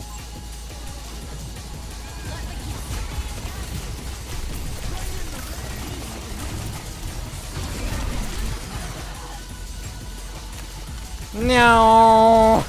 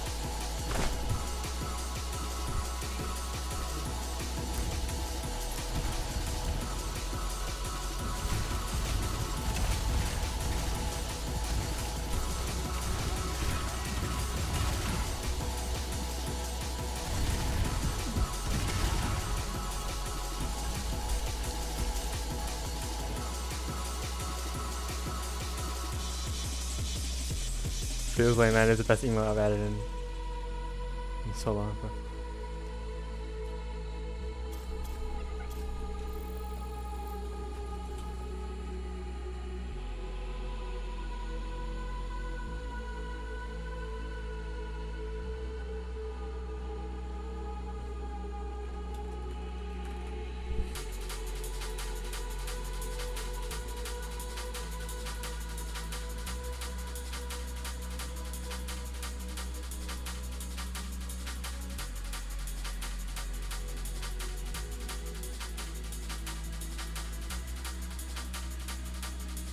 Flaky bits would come out as well. So that scared me because I was like, hold on, what is this? What's happening here? I immediately just went, no, this is not okay. Went to the GP, and the GP just turned around and went, no, it's still balanitis. You've just got it really, really bad. So let's up your dose on the steroid cream. We'll go to a different milligram, and let's try and blast it out. And I was like, okay, no worries. 2 days later, I was in my brother's car in Morrison's. I just passed out in his front seat. What? So I was talking to him 1 minute, next minute I wasn't. No way. And then I woke up and I looked down and there was blood everywhere. Like I was just sat in this puddle of blood. The only thing I could really use, we had McDonald's napkins because we just ate at McDonald's. So I was trying to clean myself up with a McDonald's with my They have cock out Macca's in the in middle Britain, of Morrison's bro? car park. How I didn't get arrested, I don't know. But that's when I went, right, I'm going to hospital now. I was sat in A&E with them sick buckets you get in A&E, literally just dangling down underneath me. And I was sat there for ages, and so people were just seeing blood just dripping into this sick bucket under, like God knows. People to this day must genuinely think I put it in some weird place. I'm gonna like chopped off or something. So we went to the hospital, and I got seen by an out-of-hours GP. At that point, the out-of-hours GP looked at me, investigated me, and then looked me in the eye and went, yeah, you're being admitted, mate. And I was like, okay, what's wrong? And he just went, I can't tell you. You've got a growth that doesn't look okay, but you're going to get admitted through A&E. So you've got two choices. You can go in the waiting room now, or do you want to go home and get some clothes because you're not leaving this hospital? If you asked me at that point when I was in that pain, what do you want to happen? I would say chop it off. That's the only way. And every man out there will now understand how much pain you have to be in to just ask someone to chop all your penis off. But then you get phantom pain. I was done. And what other symptoms did you have aside from pain? So I had the swelling, I had the pain, had the bleeds. Basically what it was, what the bleeding was the cancer eating my penis. That's generally what it was. So I had the discharge I was talking about was death smell, just complete death smell, because it was death. It was the cancer eating away at the muscle. The blood was releasing the dead muscle out of my body. And yeah, this cancer was just literally to be honest, eating away at my we're all humans, flesh bro. life. So I was being It's eaten not alive like by this growth, and that's why the pain no one's was gonna so look at this severe. guy That's why with everything fucking was like. so aggressive. So it really annoys me how a GP can see I'm in this pain and go, infection this. He's mate." sharing his It's like, experience. People who may have a similar one, so and people yeah, definitely view him as. And if I walk the street and I smell this in any way, shape, and form, Commendable. I would stop the guy immediately and take him to hospital myself, because the only time I've smelled something like that is probably when I went to see my dad in the chapel arrest. And what was the moment that you were told that you had cancer? What do you remember of it? How did the doctors tell you that you'd been diagnosed with cancer? So the doctor didn't tell me. That's the awkward part. So I went into the urologist appointment. He laid me down on the bed. I had my mum and my brother in the waiting room. And he had a look at it. And then he turned around and went, are you with anyone? And I went, yeah, I've got my family outside. And he went, all right, 1 sec. And he just left the room. And all I heard was a shout going, can Stephen Hamill's family please go into waiting room 3, like the room 3? And my brother wheeled in and just go, are you all right? I went, I have no idea. He come in, looked at it, and then he just fucked off. And then he came back in like 5 minutes later. So me, mum, my brother were just sat looking at each other going, we're just waiting for this. He walked in, and then right behind him was a nurse, and she had a Macmillan lanyard, Macmillan name badge, and that was the moment I knew it was cancer. He didn't want to confirm it because he's ran no tests. He just said it's 99% penile cancer, and not only that, it's aggressive. So we're going to send you to cancer hospital up in Manchester. And then, yeah, I went there for an appointment. And what were those next few appointments like? What was the prognosis at that point for you? When you're going through penile cancer, your foreskin swells as well as the head. So sometimes you can't pull it back because it's taking on all that discharge moisture. So what happened was he couldn't pull it back and see the growth. So he turned around to me and said, if I can't see, you've not got cancer. So we're going to book you in for a circumcision and then we'll just see what we find there. And I looked at him going, I've just been told I've got it. Now you're telling me what's going on here. And then he went, right, on your way, you'll get a letter saying about circumcision. And then so I went, all right, I'll wait for the circumcision. Again, pain, constantly, like consistent pain. And then I went away, just for a night away. And I had the worst bleed I've ever had from there. This bathroom was like a ceiling saw. Like the blood was hitting the ceiling because of how frantic it was. I had this shower just on me, just trying to clean me consistently. 999 got called, and that was the first ever moment I thought, I'm done now. This is me done. I was losing too much blood not to be done. And they rushed me back in for this circumcision. I woke up, Ward 10, with the nurse going, the doctor's going to be here to speak to you soon. He was the pinnacle man of penile urology. He's wrote papers and everything like that on it. And he just sat me down saying, nice to meet you, Stephen. So I'm just going to draw you a picture of what's happened. And I went, so if he can't explain it to me, it must be bad. So he did. He drew me a picture, told me what it was. He said there's something eating away at my penis. He couldn't confirm it's cancer because he's not sent it away for tests. And it basically, it looks like a penis, but at the bottom, it's just being eaten away. So when they've took the foreskin off, half of it's just dropped off. So I just had this massive Grand Canyon in my penis. So the 2 hours was him trying to find a way of filling it because he couldn't just remove it without my consent. So he drawn it, and then that's when he pretty much was like, we've sent it off for tests. This isn't good. We're gonna do a partial penectomy in 2 days. Go home, enjoy the weekend. Because it was Friday at this point, I think. So go home, enjoy the weekend, and I'll see you on Tuesday, and we'll do a partial pet.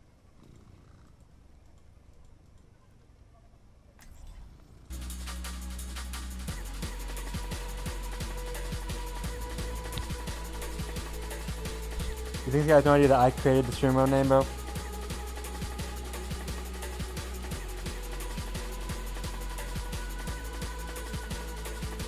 Yeah, I did that. Partial penectomy. It's where you get half your penis amputated, pretty much. Best way to explain it: amputated arm gets cut off you can get cut off at the elbow, something like that, and then gets. Imagine like next pass to come out with like, like a new streamer name, and one of them is like. Greatest greener, and they're like, holy fucking shit, bro.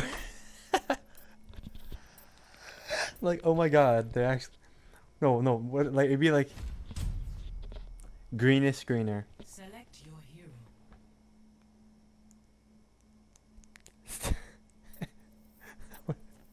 That would actually be, so it doesn't look a bit weird, but yeah, so the doctor, guys, our impact is immense in this scene, you bro. have partial penectomy, you have loads of different things. You can be reconstructed, so they can help you.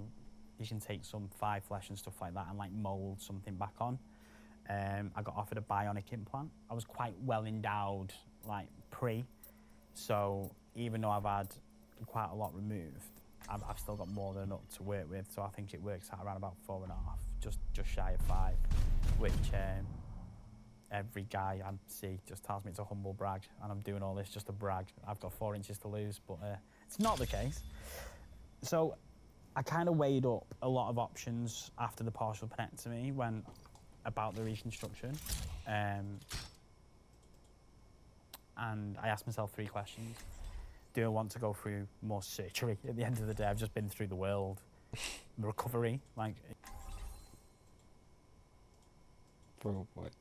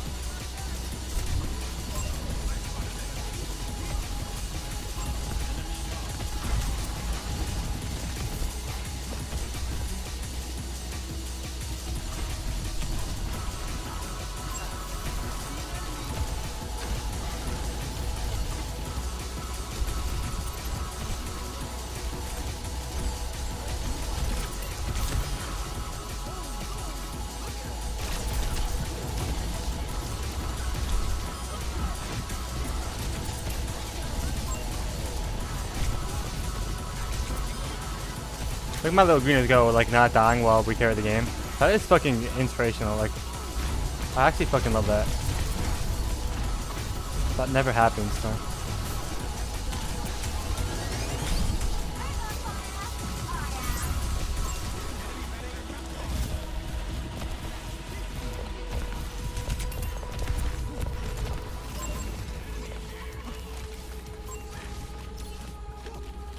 Are Korean greens better? Yeah, they are actually. Like, I'm being for real. The NA greeners will never, ever, ever take a fight off of the point. I had a greener team the other game. They all pushed our spawn room. Like, I was so fucking proud of them. Doesn't matter what the circumstances are, what the outfight is. The NA greeners will always just sit their fucking ass on the point and fight on the point.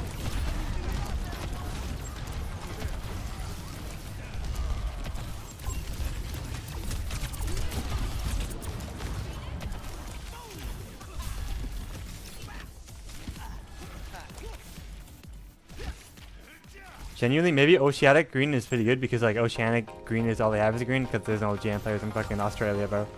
So maybe the quality play is just like higher green in green. I can see that being a thing. Or maybe it's the opposite though. Actually, I don't know.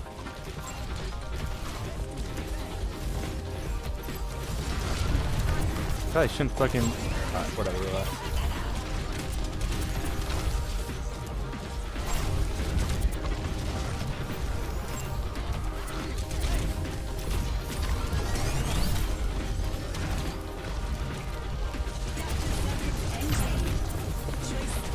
How long do you have to leave, bro? Oh my god.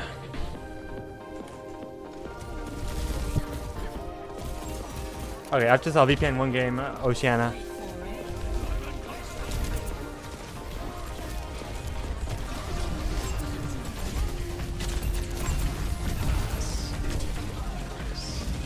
I'll have to confuse little greener.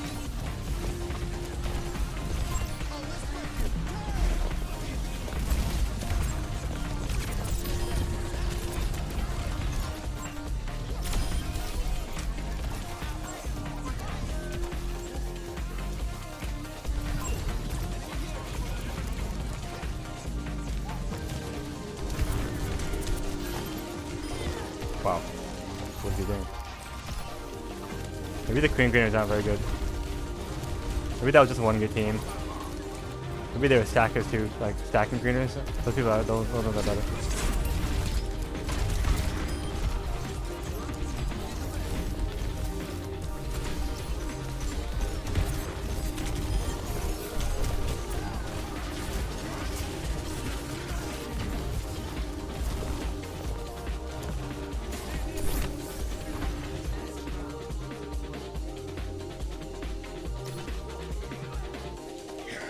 My ping in Australia is gonna be like what? Like the same in Korea? Like what? Maybe even a little more, or no way? It'll be like the same.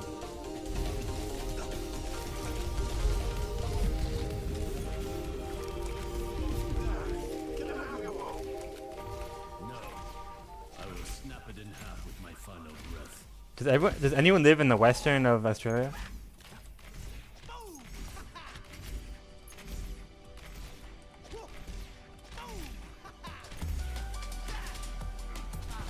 Pussy Brigadier does, holy shit.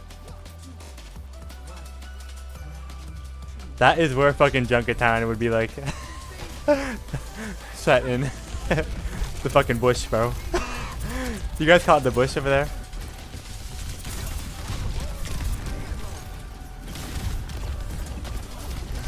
Most Americans probably don't know that they call the desert like the bush if they actually do.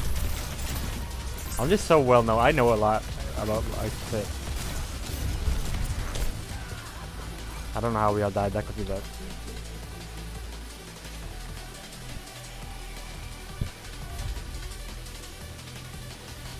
I know the bush. I know he doesn't live in the desert. I'm just like, the bush is like the whole main fucking area though, you know?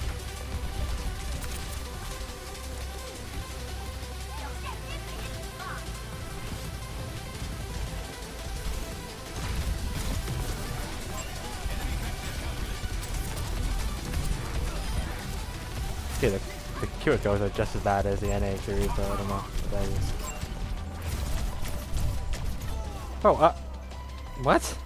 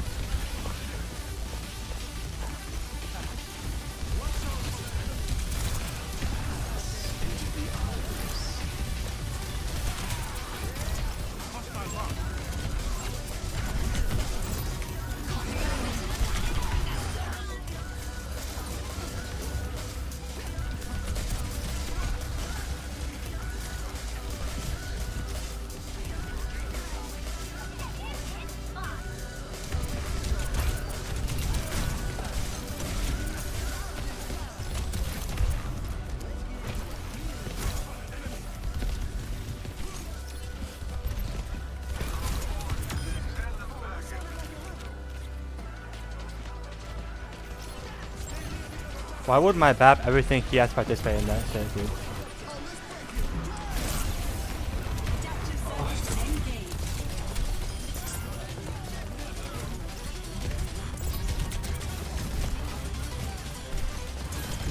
We really cannot get flipped.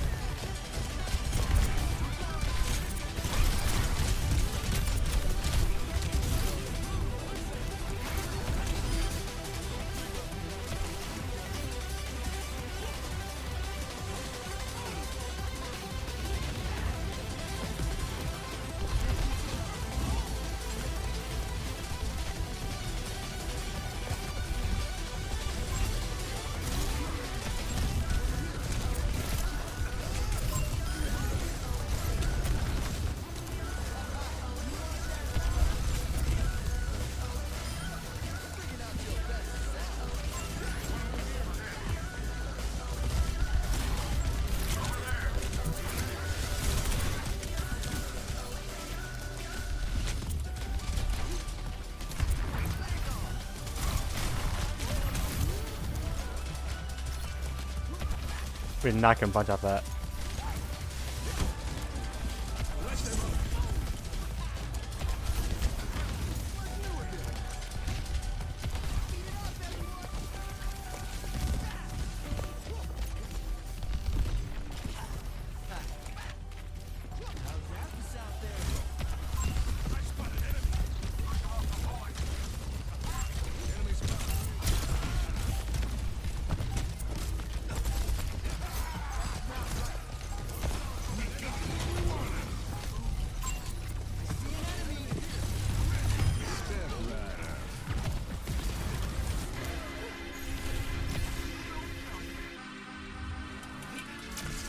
Well, being Canadian is a lot better than being Australian, I'm sorry, because you're just closer to America. I'm VPNing one game of Australia.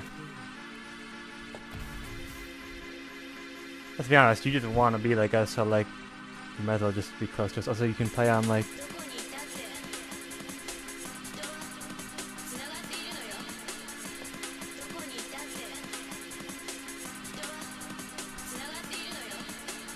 NA server, you know, that's like the big one, but...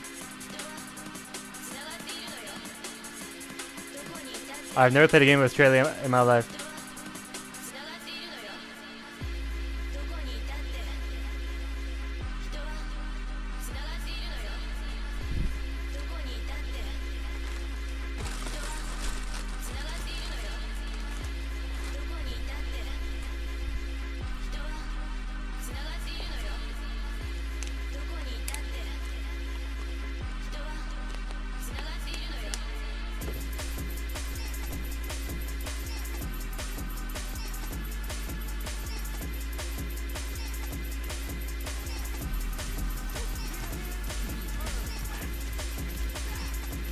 Sydney 2.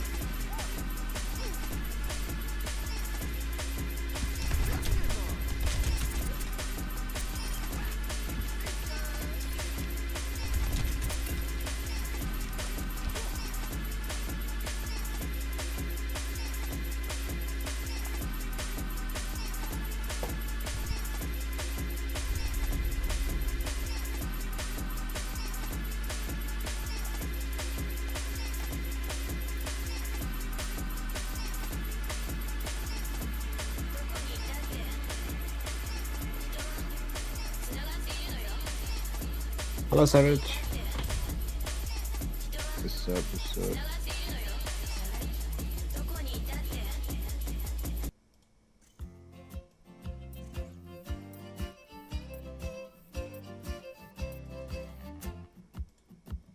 I've been around the world a couple of times and maybe more.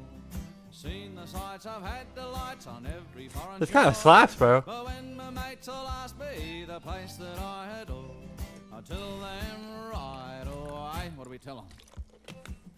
Give me a home among the gum trees with lots of plum trees. A sheep, a two, a kangaroo, a clothesline out the back, veranda out the front, and an old rocking chair. You can see me in the kitchen cooking up a roast of Vegemite on toast. Just you and me, a cup of tea. Later on, we'll settle down and go out on the porch. They have a Cardi fan in fucking. Give me a home among the gum trees with lots of plum trees. A sheep, a two, a kangaroo, a clothesline out the back, veranda out the front, and an old rocking chair. There's a safe place up the corner and a woolly This is less pink than Korea and a by brand like new place they've a opened tiny up little to bit. regulate the heat. But I trade them all tomorrow for a little bush retreat with a kookaburra's call. Been a while. Give me a home among the gum trees with lots of plum trees. A sheep, a two, a kangaroo, a clothesline out the back, veranda out the front, and an old rocking chair. Up we go. Some people like their houses with fences all around. Others live in mansions and some beneath the ground. But me, I like the bush, you know, with Oh, this shit is good. and a pumpkin vine out the back. I fucking love seeing Rowan and his family, bro. Robert and Bindi.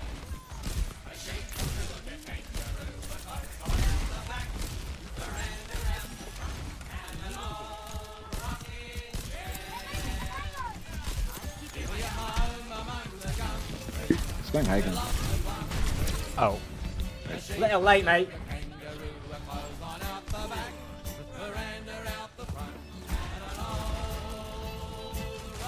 This guy might be somebody.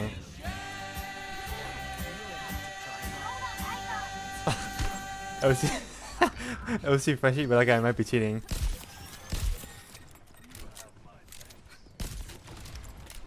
They're gonna know I'm American. Do the Australians like America? Like, unironically, the Koreans love Americans because, like, we literally fucking saved them in, like, war. That's high ground. With Fury, with Fury. No flash. But I feel like the Australians don't like America. No susu.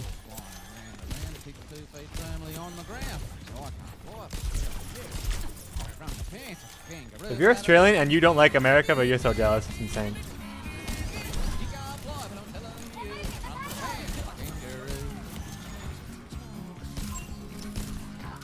Don't even fucking get me started on New Zealand, bro. What the fuck?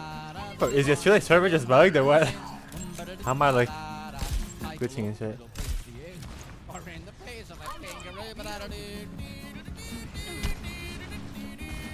Ah, that's pretty sad. Oh, the right click just melt me. Oh, we're getting that on. We can net a buff maybe from here. Just a Cardi fan of fucking. Wait, we're gonna kill that cast. I'm pushing that cast. Oh, touch! Oceana's fucking garbage, Oh, bro. This shit's an elo potion. You're a bitch. What are they doing? You can just see it's just worse and freaking. What are they doing?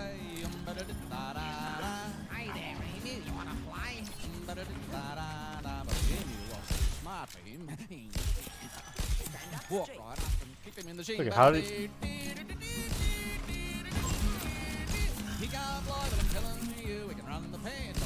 Look, kill him!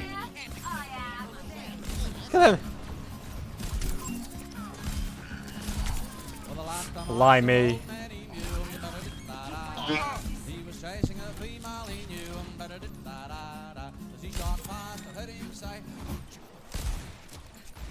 Crikey. The JP video, that was a good one. Do they actually say crikey? I feel like they don't actually say crikey. I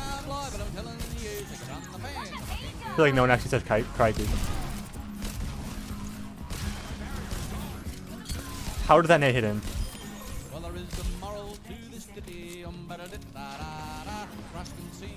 Yeah, I imagine no one says fucking crikey.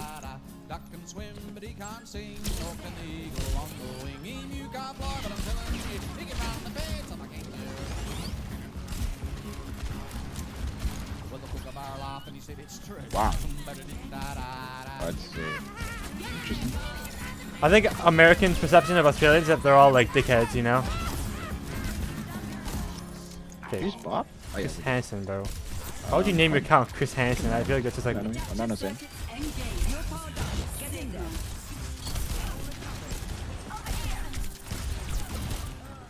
Big one.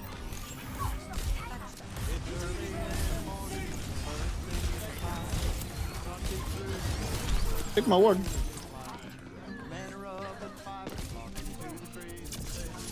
Hard days work and good nights all day every day. Hey, another brand new day on the wild and windy shores of old Supply. Why is that held for racism? From North Bay to Fort William on the rocky northern shore, the mills are filled with cedar pulp and the boats are filled with ore. I worked in a logging camp, my daddy did before. I review myself as a Yank. How do I review myself as a Yank?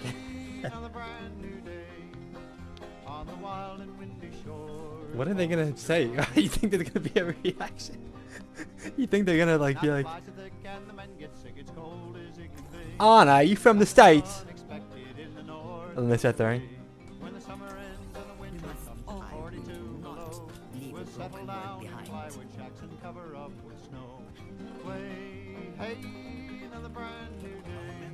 I'm not doing that.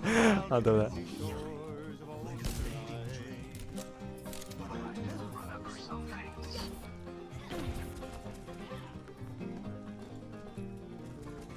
That's a bug. Now when I die, I will have seen the wonders of the sea. I will have climbed the mountains in the western country. Most of all, I won't forget the wild and wondrous thing, falling of the timber when it's early. Way, hey, another brand new day on the wild and windy shores of old Supply. Way, hey, another brand new day on the wild and windy shores of old Supply. Oh.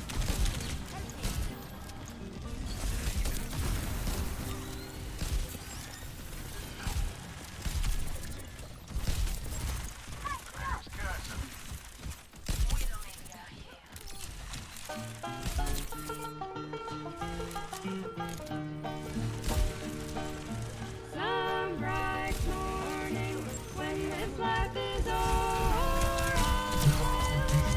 I wait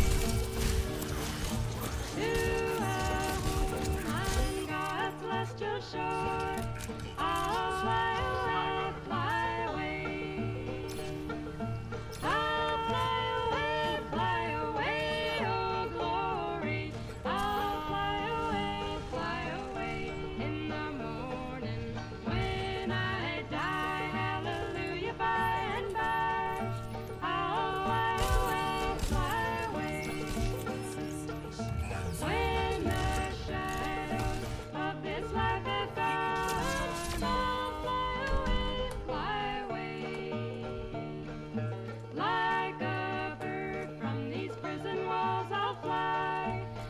They're very nice in Australia.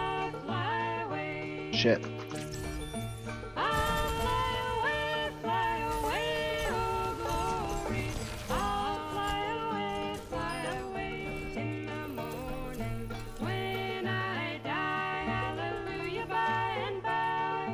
I don't think I'm too high for anyone, bro. I'm like 1 game into GM5, bro.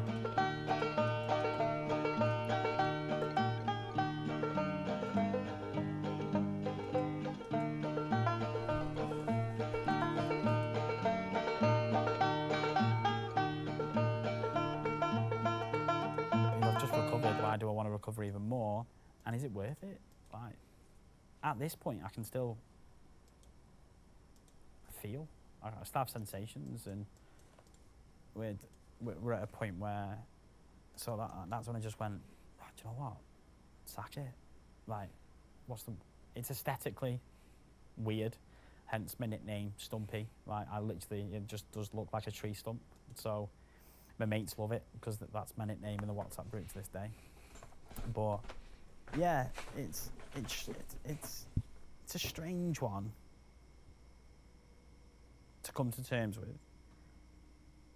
But when they took it away, I was dying, so take it. They could have took it all. I was in that much pain. Take it all. So when it comes to the recovery process, what was that like for you, and what was it like when you saw your new penis for the first time? I actually remember them taking the bandage off the first time and seeing it.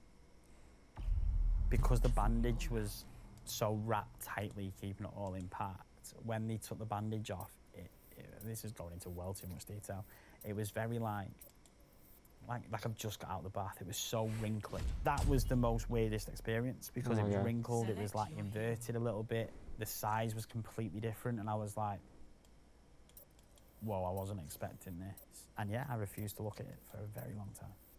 I'd have a shower, I'd make sure the mirror was facing upwards, I would make sure it was covered at all times. I did get told I was going to die. That was at my next appointment, pretty much, after the partial penectomy.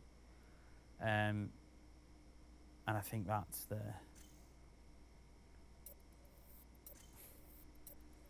it's hard to describe being told you're not going to survive. Because people automatically assume, right, it's the worst news you can ever hear. It's actually not. Because there's nothing you can do to change it. Because in my head, if I had the less than 12 months they said, I don't want that to be me in a hospital bed, me on the couch, me with all these things coming out of me and being... Because the memories you have is the most recent memories. And I know people say I remember the whole life, but the most memories you realise is the most recent. And I didn't want that to be. I just wanted it to be... Don't like it. Let's try and do things. Let's put on my big boy pants and let's just crack on. And that was the conscious decision I made at that point. I was upset. I wasn't married. Hello. I don't like bro, the Australian music. I can't. This.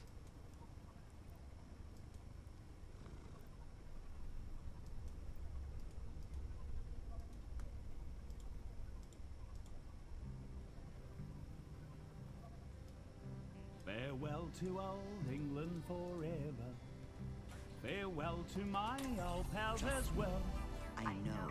Farewell to the well-known Old Bailey, where I once used to look such a swell. Singing to rely, you rely attitude. Singing to rely, you rely singing to rely, you rely attitude. Forward bound for the bottomly right.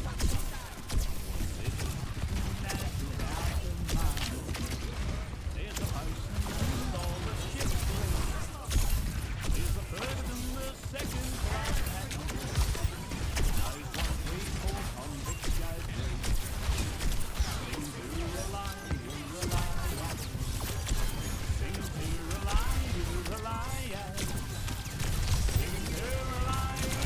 rely attitude. Sing to rely, you rely attitude. Sing to rely, you rely attitude. All bound for the bottomly right. I can literally do anything I want in Australia, bro. Look at this. They don't shoot me. Oh. Oh. What? They all died? They all died?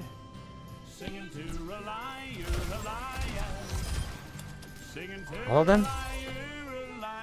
It's double sniper shit.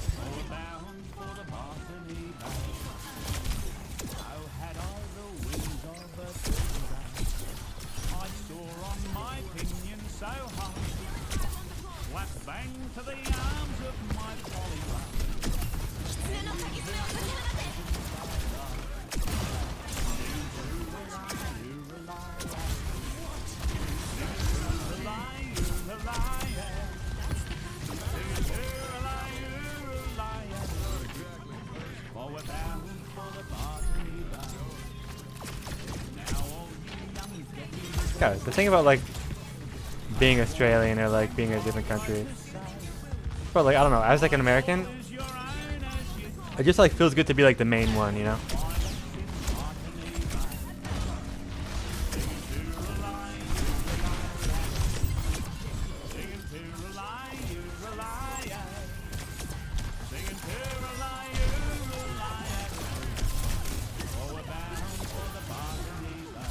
What stereotype? What stereotype? So we're just like the main one, but we're like the. We're trying to push the OBJ. Literally the carrot.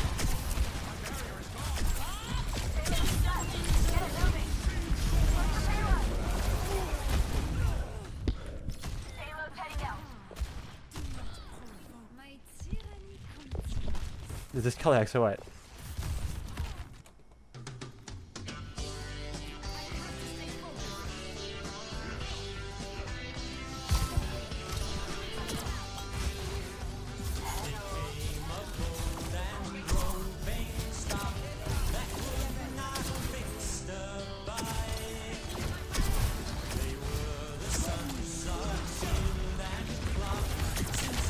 You do not die to that. You do not die to that. Nobody dies to that. Nobody can die to that.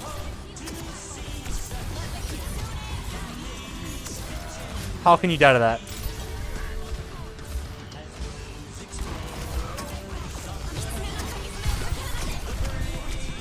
Fuck.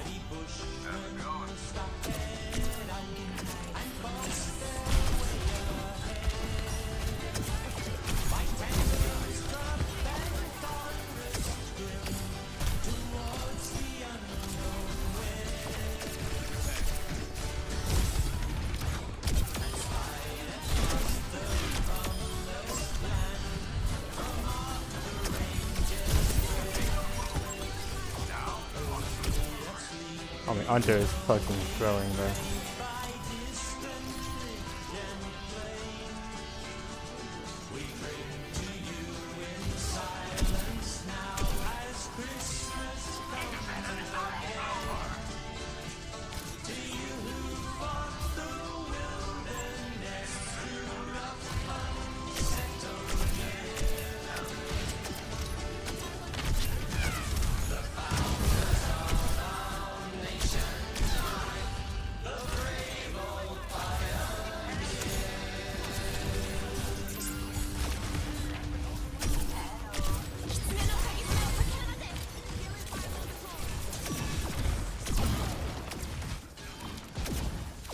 Oh. So flex, man. Oh. I feel like everyone is fucking garbage, bro. I'm not even like trying to diss the country or anything.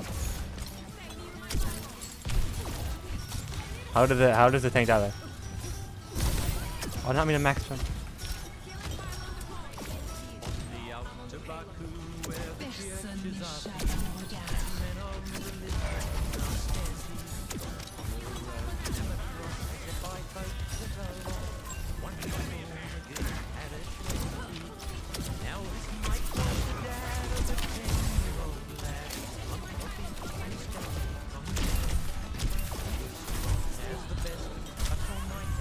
Man.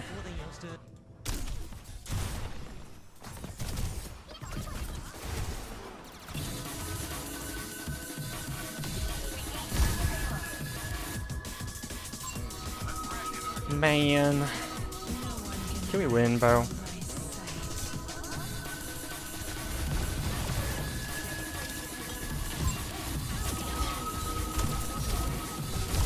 I'll just wait.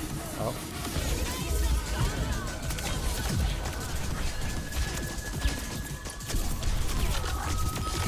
Dude, unfortunately, I really fucking suck right now. Oh, fucking hell. Oh, I thought we'd win a little quicker.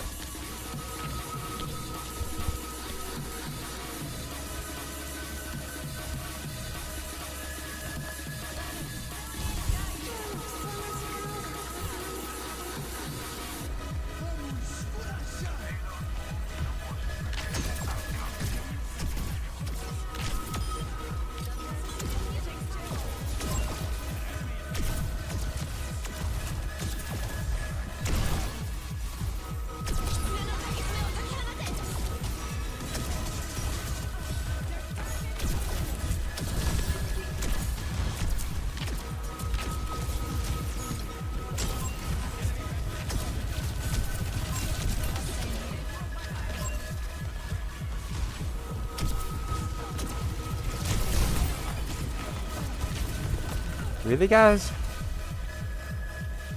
Really?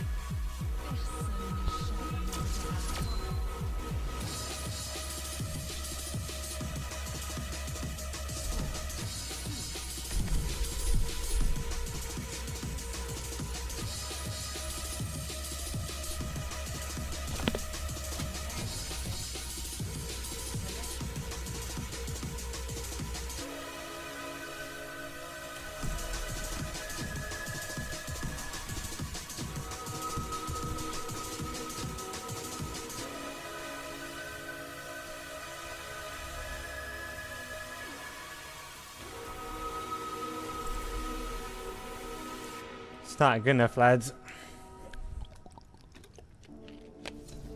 I carry my burdens alone. You're only my responsibility if you're close enough to me.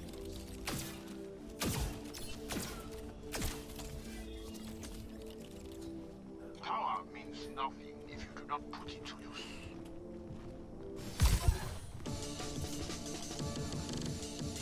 Stay sharp. It's harder to keep you alive when you're distracted. Hey.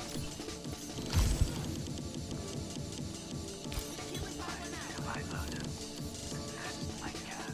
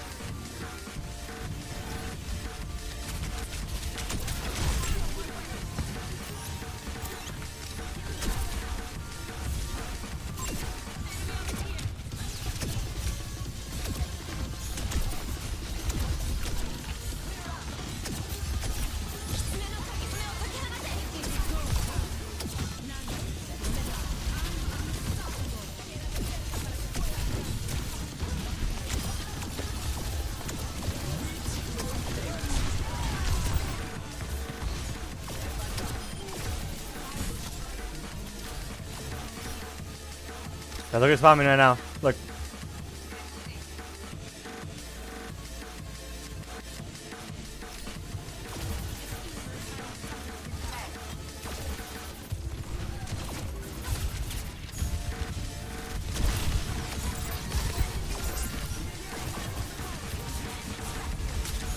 That's the only emote I've ever added to 7TV, by the way. The only emote. It's legit just a screenshot I took of fucking Forest and stream like 2 years ago.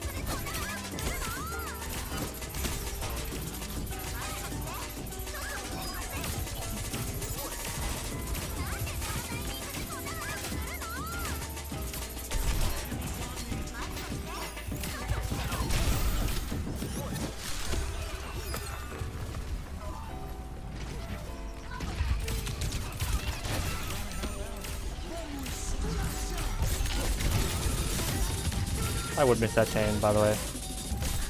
These beats are so fucking shit. This is the worst CC of all time.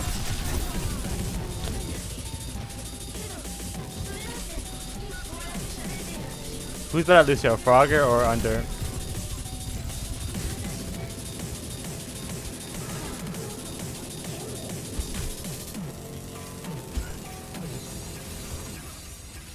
Frogger? Frogger does have some competing experience, you know? In Oceanic contenders with like newish. Hey, Hunter is smart. He was a player, bro, back in like 2014. So like, chill on him. So if Hunter like locked in, but surely he wouldn't be that bad.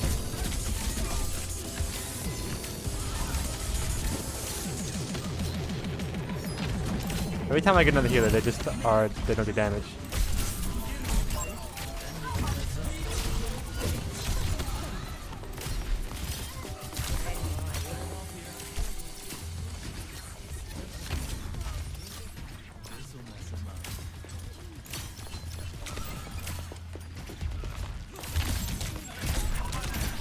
If I miss on my chain, I'm going to fucking kill myself. I can't fucking stand missing my shit.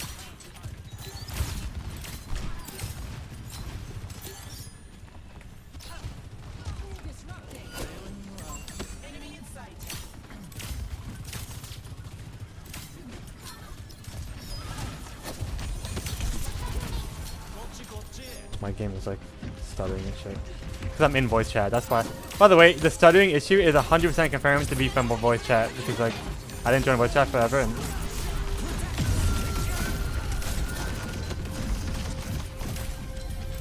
Now I'm in voice chat.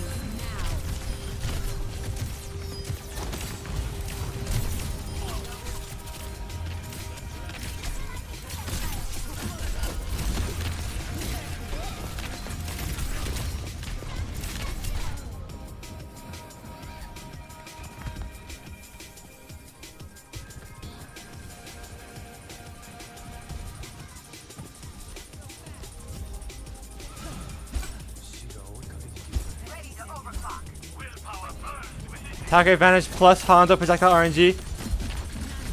It's all landing right now. Wow, this nano's garbage. Oh my god, he died. How did he die? Oh. You gotta be taking the piss.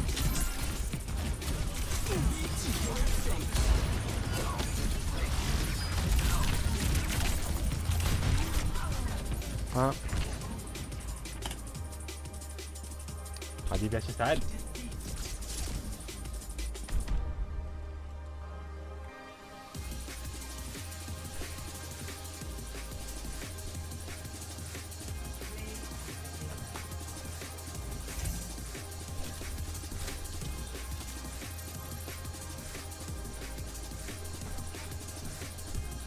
Like, we flamed the perk selection instead of the fact that both of my DPS got random killed. I hate greeners and they think they're so fucking smart. Both of my DPS are random killed at the final fight of the game. Why?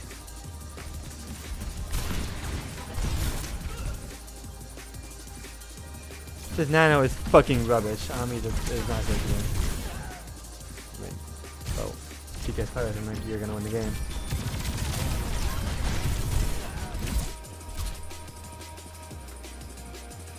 He killed himself because the nano was so shit. He killed himself. He tried to make it work. I never saw you, bro. Look. I like how he doesn't care to see if there's any fucking enemy on the screen when he uses his ultimatum. Oh, he saw the Cassidy, but that was 5 seconds ago.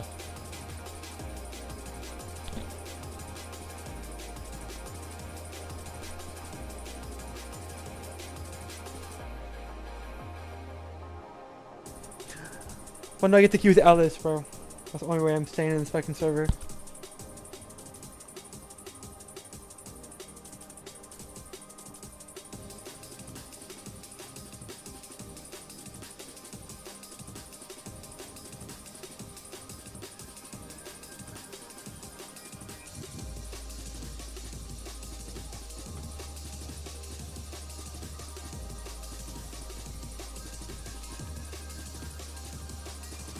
Who is Wrench? Didn't have kids.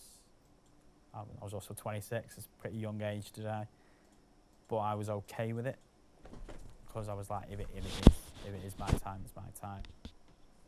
It was July, like coming up to July, and we were heading to pretty much find out how many lymph nodes were diagnosed with cancer. That was the appointment I was going to. So everyone was driving there, all doom and gloom, because it was just the day we were told, what's next? What's next? Is it going to be blast of chemo? What are my options to prolong as much as I can? And yeah, so we sat down in the room and he turned around to me and he was laughing as he walked in the room. And I was like, hold up a minute. He was happy as Larry. And I was like, what's going on? And then he just sat me down and went, your lymph nodes are weird, mate. And I was like, what do you mean? And he went, so how lymph nodes work, if they're like raised and bumpy and abnormal, it means they're cancerous, right? All of mine were like that. And he just went, it's just your lymph nodes apparently. We've tested all of them and all of them are cancer free. And I was like, is he telling me I'm gonna be all right? And he was like, yeah. And then obviously everyone's dead delighted. I just slumped in my chair and just stared. Everything was dead white in the room as well. And I just stared at the back of his computer screen. And everyone thought I was being quiet just because I've just been told this amazing We've been news. calling them poison berries or just like berries. I've been saying no idea berries. what to do anymore. I now have to live with. Like, I'm being as for real as possible. Like, I've been calling people greeners for like, what, like a year now? I mean, a really, really long time. Maybe even fucking longer. And it's been catching on in the community.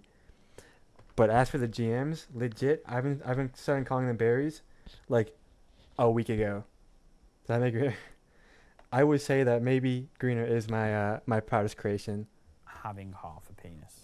I now have to live with. I have a lot of hatred towards people that are masters, I so now have to live it really with just comes from the dating heart. again. Like, granted, I had a pot, but you never know what's going to happen. There was plenty of times I sat in my room and made lists and debated, is it even worth doing this anymore? Luckily enough, I always come to the terms with, I've just beaten cancer. If I commit suicide now, it's going to do more of a negative than it is a positive. What? Yeah. It's What did I miss, bro? It's a dark place. And I guess now 7 years on, like how have you gone from that dark place to where you are now? What's your journey and recovery been like from that point? Learn yourself. You have to learn your body again to trust yourself, I think. I'll be honest. It was in relationships and stuff. It was probably only recently I would say I've turned the corner. Look, the NHS don't give you a leaflet how to tell someone you've got half a penis. Like, it's nothing's right. Because let's be honest, let's put it in perspective, and this is what I talk about a lot. I could tell him straight away, very presumptuous, innit? Hi, I'm Stephen. By the way, I've got half a cock. Why would I want to need to know that in the first conversation? And people will presume that I'm just looking for sex, so that's not really dating. I could go too late, and then it turns into more of a plot twist. Like they're just about to pull my pants down. I'm like, oh, hold up. I probably need to tell you something about that. And then it just kills the mood and it doesn't happen. And how would you tell them? Like, you just say, hi, I've got half a penis.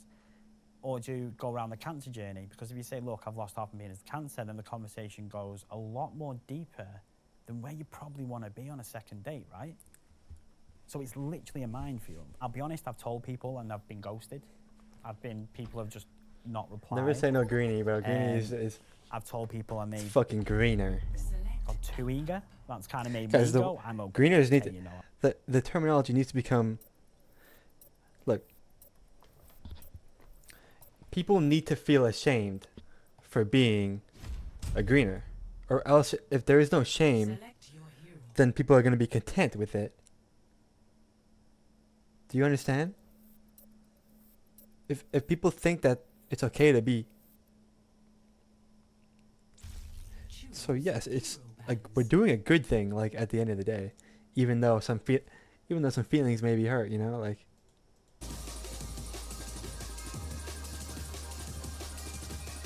Like fat shaming?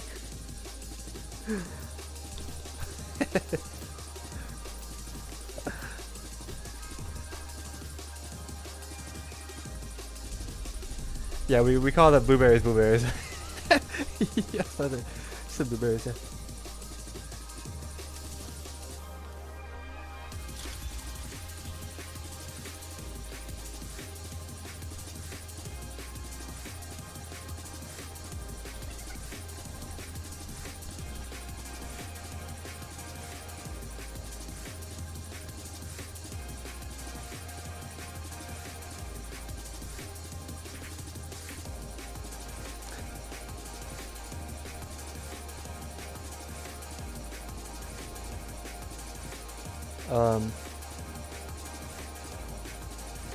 Just stream sniping.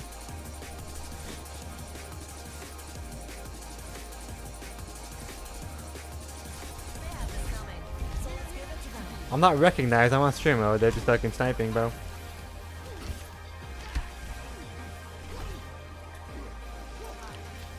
Come from a land down under. That song is Australian, isn't it?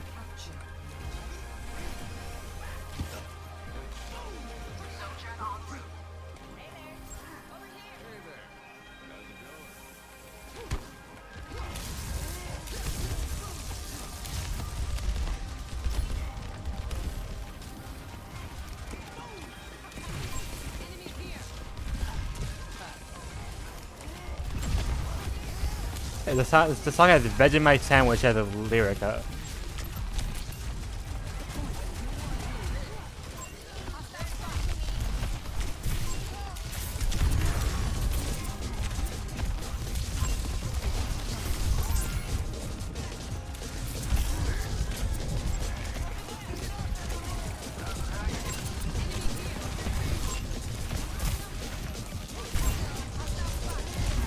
Matty W's like, the games that are decided by the tanks. The game that are decided by which fucking DPS wanted to lose or not, bro, by like dying. In 99% of every rank. At the high rank, it's still like that, but like, not as often. Okay, that's my like r/Overwatch like topic of discussion take for the day. People love to fucking talk about shit like that, like which role is like the worst, and like they love to talk about that shit.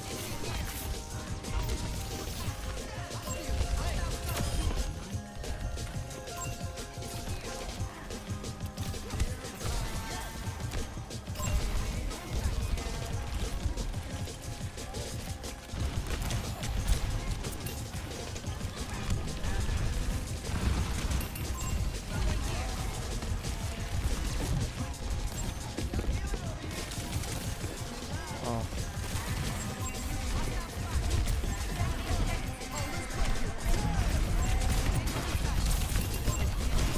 Yo, where is we at? Oh, my Kiriko's dead.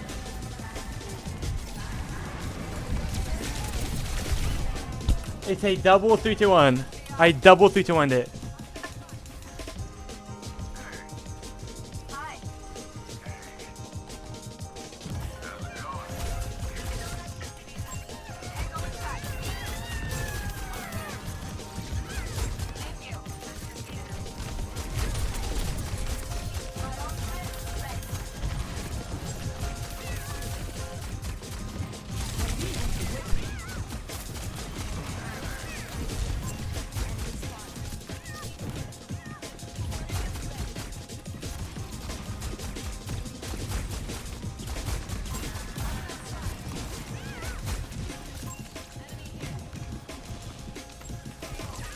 I'm gonna go find him first before they do it.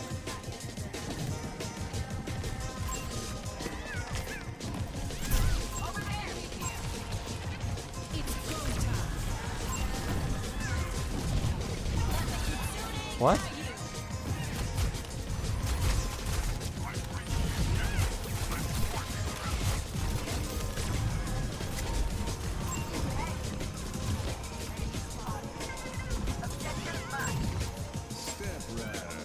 He doesn't have to do.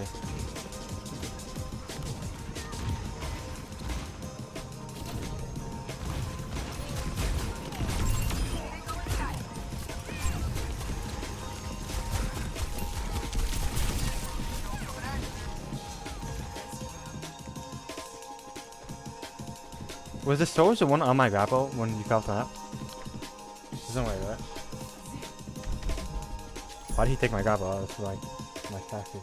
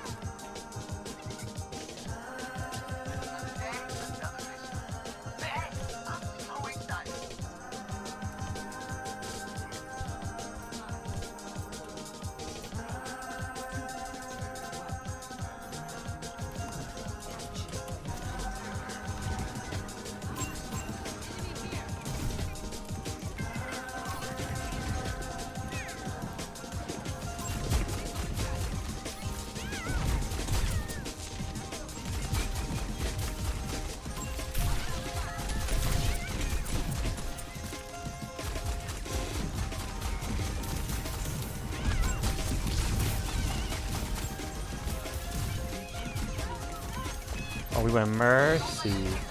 Nice.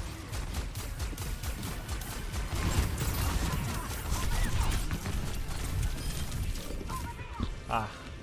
No, no.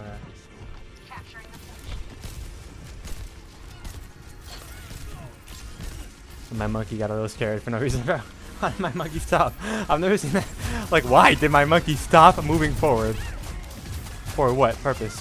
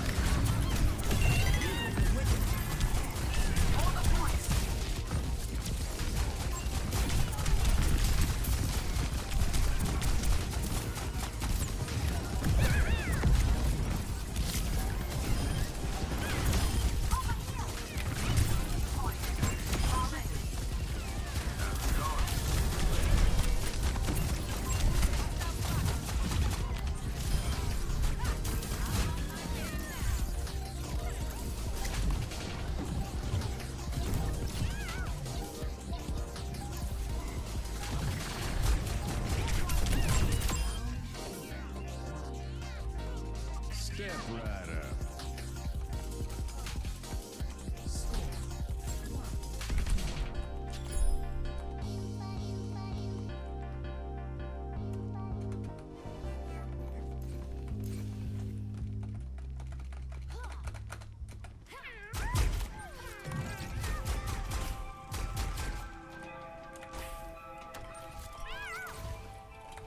I've learned a lot from my experiences.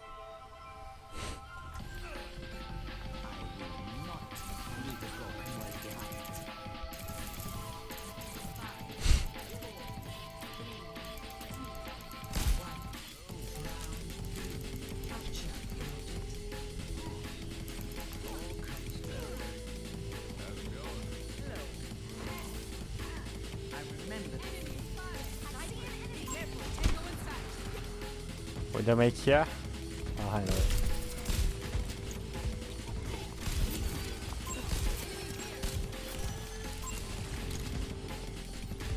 Goofy ass comp. That's gonna work in the ring. Probably will actually.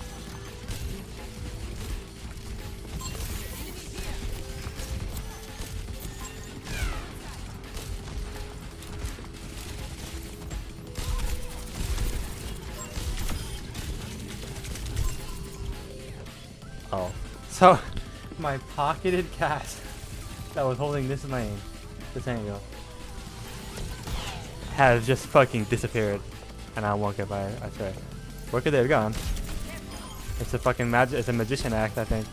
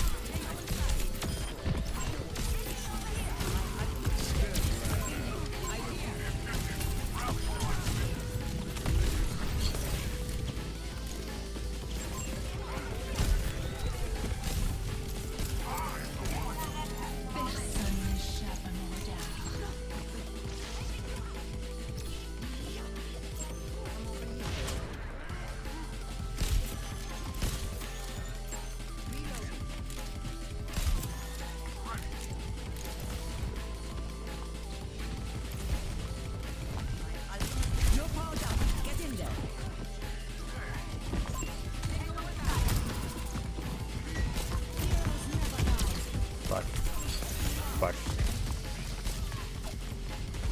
RNG character.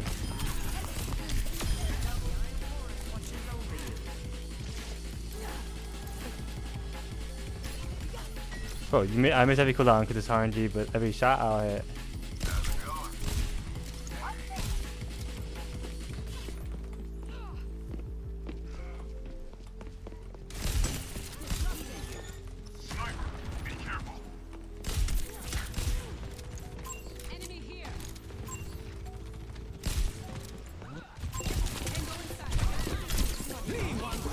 Oh, fuck. I trolled. Oh, Sean! Well done.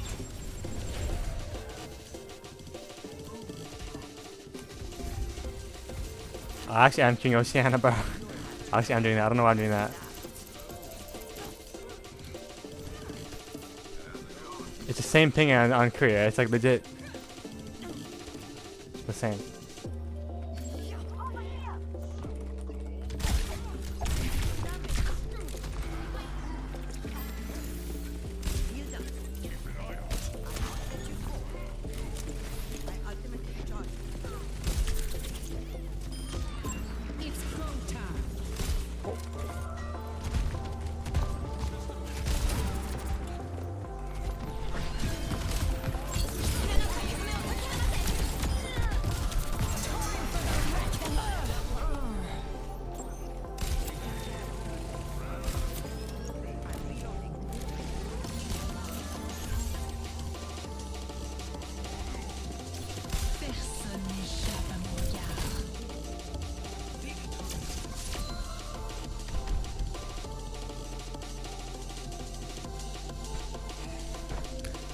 Maybe I should remove the woofles. Command.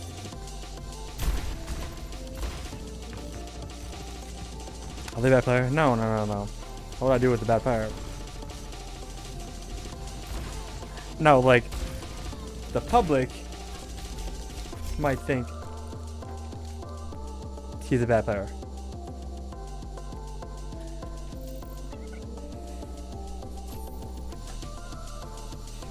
Yeah, I did see it. Bro, Razor should be on there on the NA, and they just didn't include him. They forgot about him.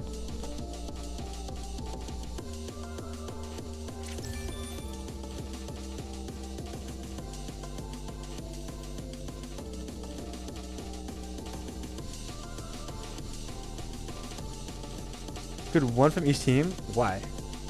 That defeats the whole point? What the fuck? Are they telling us? Dude, my wrist is kind of hurting. I don't know why. This would be a good time to get off, bro. I can't lie. But, like, I didn't plan on getting off. I just,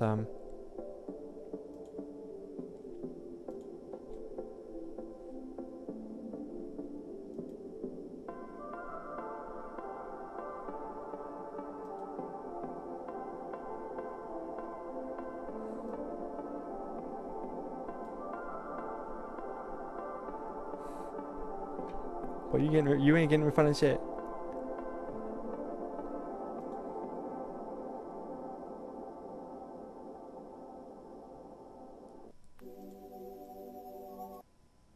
Wait, Skizzers is on SSG right now? The fuck? I don't know that. The fuck? I thought he was just. I thought he was off the bench. He has to be a new pickup. Rhino is on the SSG?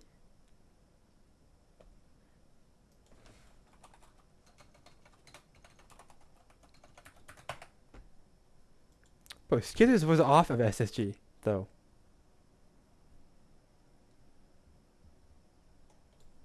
Right? There's no way they float him out.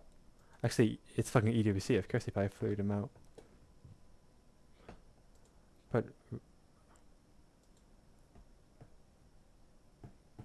what is Skitters' problem, bro? What is his problem, like, as like a person, bro?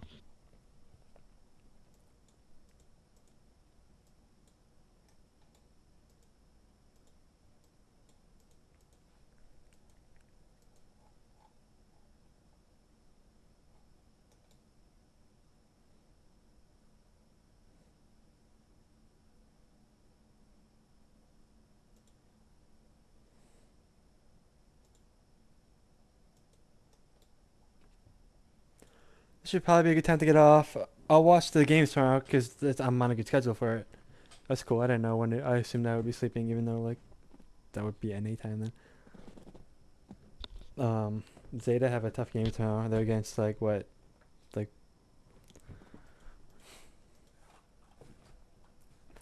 Violet. Veryl. Oh shit! No, that's a banger. What? That's actually a banger. That's when they played. It was close, bro. Violet versus Slay, that's like the duo, bro. Those are the two best LRs in the world. That's how Slay and Violet would always queue together. They always do a rank together.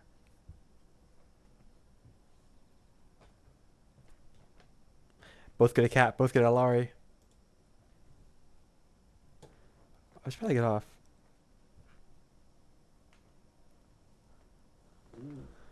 I should. No. I said no more YouTube. Bullshit anyway. I said that. Genuinely, I said that.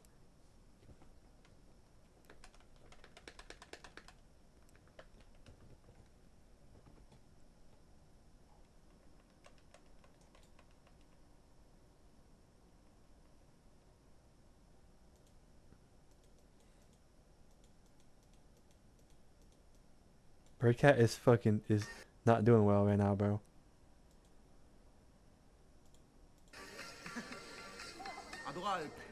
They said in the.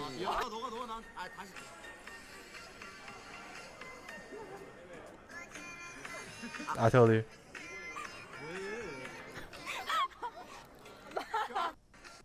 Like, bro, how do you go up to Violet and Shu and be like, Do a fucking TikTok thing, bro. How do you fucking do that, bro? How do you do that? How do you do that?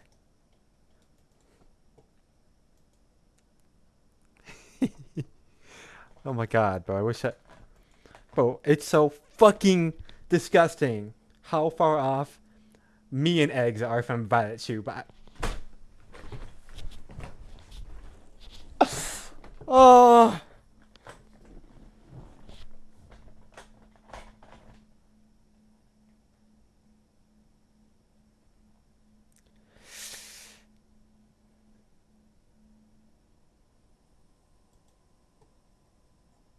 I have a match tomorrow. I'm gonna get to dark mode. Holy shit, dark mode? Bro, dark mode, like, started off really, really bad. Like, really, really bad. Um... like really, really bad. And they had a match like against us early on in the week, and they're like, no, push that shit back like a fucking month, because they knew they were gonna hard scrim, do whatever they had to do to try to get it, to try to get better, right? And yeah, they definitely got better. Now we have a match, but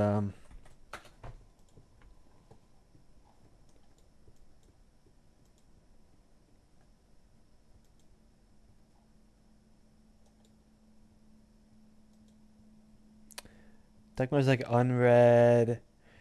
Uh, I know Switch is on the team. I don't know if there's another one. Then it's like, that's like the Malthol Dove, Vex. I don't know if Dove plays. And then they have like Krawi. And then they have like Azref. I don't know if Azref plays. I don't know who any of them plays. I haven't watched their games. We're not like prepping for them. I just want to say we trolled against Symmetra. That's why we lost our game yesterday. We don't know what the fuck to do. That was pretty bad. We did really bad. That was an unfortunate loss for us, bro. I'm very glad we lost though, because now because we lost, we can learn from it. That's how that works, yeah.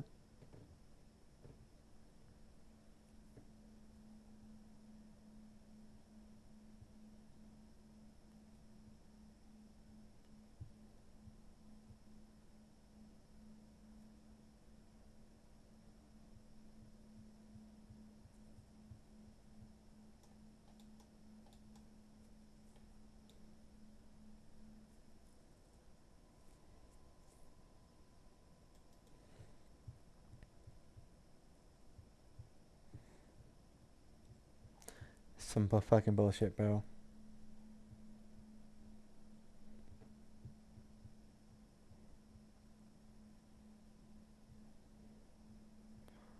Well, not the YouTube segment. I said I wasn't.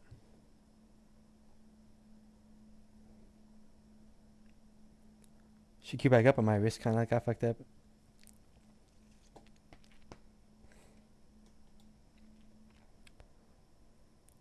I want to drive to Starbucks and get a drink, but I can have coffee before night. Can I ask for a decaf? Can they make it decaf?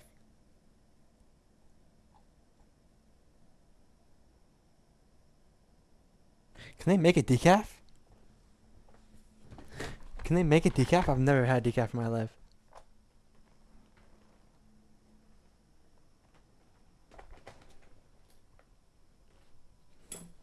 Would it taste different?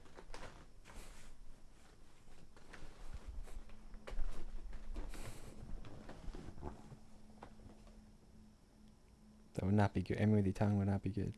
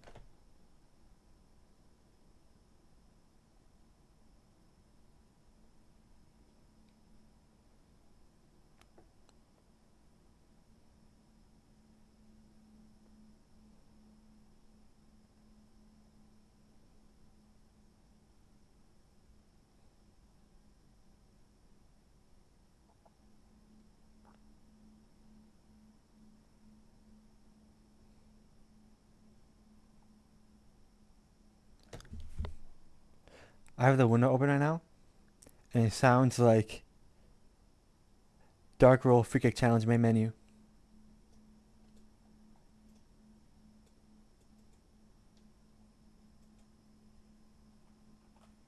Bro, I'm not watching no fucking mousepad bullshit, but I don't give a fuck.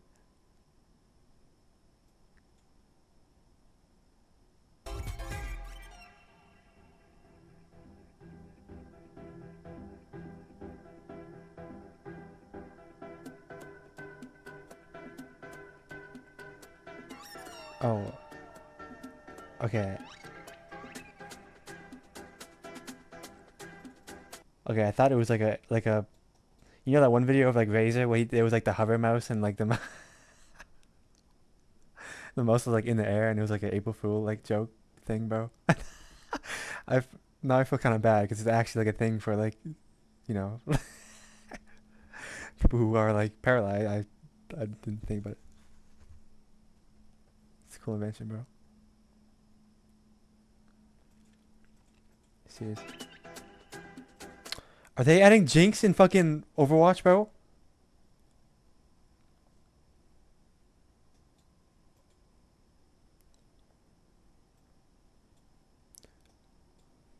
What's up, everybody? This is Mastery and Gamer. Overwatch Season 4 is almost upon us, so in today's video, we're going to be taking a look at what to expect in the upcoming season, from the start date to the new hero, BlizzCon, and other major content coming in this season. So let's go ahead and jump right on in, starting first and foremost with the start date, which will be Tuesday, August 11th, 2026, which is actually a bit earlier than we would normally expect the start of the season to be, seeing as Season 3 is shorter than your average season. Normally, a season runs for 9 weeks, but this season, for whatever reason, is only 8, which means August 11th is the date to look at. If you haven't finished your Battle Pass yet, you have until this date to get it done. But what exactly can we expect to arrive on said August 11th?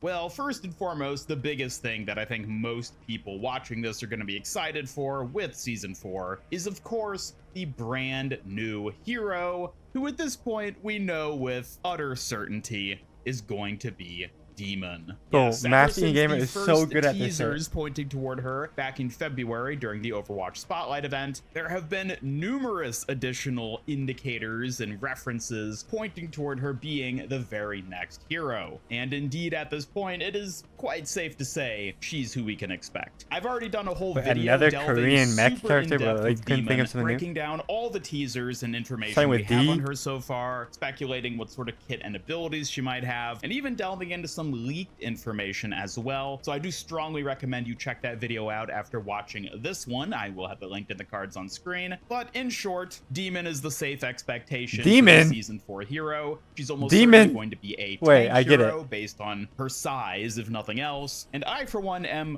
quite looking forward to her. Now, some extra little info that I didn't actually cover in my dedicated Demon video is a possible unintentional leak on the Busan mecha base map, where we see not only all the stuff happening to Demon's mech, but also reflections on the map itself. I've never heard the word Demon before. I didn't know that we knew the new sector ship like, flying outside the mecha base. Curiously, these only appear in the reflections of things like windows and shiny surfaces. How did you find that out? Clearly show the large open area of the main base hangar with something hovering outside. That something is definitely not there in actuality. The character can be invisible. But based on the look of it here, it does strongly resemble the Null Sector ships, which we saw back during the Invasion PvE missions. And considering what we know about the story detail of Talon working with the Junkers and ultimately trying to recover a downed Null Sector ship that the Junkers have acquired, it seems quite likely that this is tied into that whole story arc. Perhaps Talon ends up acquiring the Null Sector ship, and as they're flying it back to Rialto or wherever they're sending it, it just so happens to fly over Busan, and that's likely how Demon is going to end up getting involved with the current ongoing story. Just a bit of speculation there. I do find this quite interesting, and I'm very curious to see how it all ends up developing, especially with the new hero. But other than just Demon, since, as I said, I already did a whole video talking about her, what else is there to look forward to in Season 4? Nobody fucking cares well, about we you do or know like that we will, bro. of course, be getting new cosmetics, which include new mythics, and Season 4 actually marks the cutoff of when we know what new mythics to expect. Back during Spotlight in February, they announced several new mythic skins and weapons that would be coming in 2026, and Season 4 marks the cutoff of that original list that they provided, with the last two skins we have yet to see being a mythic skin for Genji and a mythic weapon for Sojourn. Now, it is worth noting that every season actually features how much two shit does mythic Genji get? skins, What are you with one fucking of them talking launching about? in the mid-season, and so assuming that Genji and Sojourn are the ones Oh, we get for the get. start of the season on August 11th, we don't know what to expect for that mid-season mythic skin. This will be the first new mythic of 2026 that we don't actually know ahead of time what it's going to be. But there is some more info to delve into here. First and foremost, as I'm sure many of you are aware, there was a leaked Zarya mythic weapon, or possibly just the weapon of a full mythic Zarya skin, we don't know for sure, that was making the rounds not too long ago. The footage featuring this was accidentally leaked earlier in Season 3, and yes, as surprising as the idea of Zarya getting anything might seem, it does look like she will be getting some kind of either mythic skin or weapon, and it's possible that if this is in fact a skin, it could be the skin we get during the mid-season in Season 4. Not confirmed. We could be seeing this come out even later in the year in Season 5 or 6, especially if it is only a mythic weapon and not just the weapon of a whole skin, but we will have to wait and see on that one. Beyond just the mythics, we can also expect a number of new shop skins and a battle pass that may or may not fit to some singular coherent theme. And in the shop specifically, it's likely we'll also be seeing more ultra skins, the highly controversial skin type which Blizzard debuted in Season 3. Yeah, that Zarya was That's so bad. I couldn't basically even just focus a on more what he was expensive saying. legendary skin, serving for aspects of Season 4, you could. Moving on from Holy cosmetics, though, Fortnite. now we move into the murkier God, Overwatch aspects is of such a Season shit. 4. You Oh, could like everyone cared so much about Fortnite back in season 2, dude. Like everyone was so interested in all the new news, all the new say. While as teaser we're and almost shit. certainly going to be getting more than just the new hero and some skins, this is where we have less of a clear image when it comes to what exactly is going to be coming. Historically, in recent years, August has actually served as the mid-year patch for Overwatch, and as such has historically had pretty major content drops coming with it. That Oh, I should August probably get season off. was when we saw the release of the Also, initial I'm not going to and so BlizzCon. far only PvE invasion missions. A year later, we saw the release of Clash. And a year after that, we saw Quick Play Stadium drop. Not Stadium itself, mind you, that actually first dropped the season before the August season in its respective year, but the Quick Play update was sort of the big full release of the mode in a way, which had a massive corresponding marketing campaign and push. And while, funnily enough, all three of these in their own respect have basically crashed and burned at this point, it does beg the question of whether Blizzard is once again going to utilize the August season as an opportunity to push out a major new content update. And while certainly anything is possible, I kind of think this year they're not going to do that. And the main reason for that is that all these things we've looked at in the past, Invasion, Clash, Stadium updates, Blizzard had pretty heavy marketing leading up to them being added. We knew about the PvE, the new game modes, all this stuff several months in advance of them actually dropping in their respective August seasons. But this year, we've had nothing of the sort. We had Spotlight back in February, which showed us a ton of the new content. Thing to get reworked this year, as we're also expecting to get a number of hero reworks sometime in 2026. Now, again, we don't have a very clear image, but when it comes to heroes getting reworked, the three which Blizzard has specifically mentioned are Sombra, Roadhog, and Lifeweaver, in addition to potentially others. But these three are the ones that seem to be the highest priority. And I gotta say, all three of them are usual suspects at this point. Maybe not Lifeweaver. Bit of a unique video, you guys. I am joined with Timothy over here, Timothy Hireth. We've known each other for about how many years? About 4 years now. About 4 years. And the reason we're having this interview is, well, you've had your social media debut ever so recently, and you just had 10 surgeries, right? Yeah. He's still swollen, you guys, so don't judge him really hard. How many days are you out? 29. 29 days. Well, congrats. I mean, you've gone through the hardest part, right? Like, Yeah. it gets easier afterwards. So I haven't done an interview before on this channel, but I'm just going to ask you a bunch of questions. We're going to just have some nice conversation and see where it goes. Of course, about the surgeries and your future plans, and to anyone out there who's looking to look smack the way that you did. So that's really what it's about. So the first question I have is, how many surgeries did you have, and what were they? So I got 11 surgeries total, and just to start listing them, the first surgery I ever got was a nuss bar procedure. This is for a condition called pectus excavatum. It's when your chest wall caves in, and basically they took a metal bar to push it out. Right after this, I got a corner lip lift, which is a surgical procedure where they cut the skin on the edge of your lips and stitch them together to give your lip a more widened appearance. I think I remember both surgeries you had shown me. The lip lift, I didn't really notice too much of a difference. Did you notice a big difference from that, or? So like the actual skin wasn't that much. They didn't take that much tissue off, but I feel like my harmony really improved. Okay, that's good. Yeah, I mean, that's what it's about. And then as far as the chest thing, did you get that for health concerns, like for health reasons, or? Who was top? I didn't see it. Okay, okay. Hopefully they're not watching this video. I guess my question here is, so you've obviously you've had surgery before, you know what it's like. Yeah. So when you got these 10 surgeries, did it hit you hard, or? Not necessarily. Like I said before, since I did these surgeries prior, I was kind of preparing myself all the way up to all these surgeries at once. That makes sense. So how was the entire surgery plan? I believe Giant Implants was helping you with that. I might have an interview with him soon. But yeah, how was that? How did that go? How long did it take for that plan to come about? You know, we have it on the board here. If you could care to explain them a little bit. Sure, of course. So from planning to actually getting my design done, I think it took around 6 months, and then in total, it took over a year to get my surgery once I sent in my CT scans and stuff. And was it supposed to take a year, or? Absolutely not, no. I was told 6 weeks at the time, and I was delayed by over a year. That's crazy. All right, well, who's that to blame? Is it?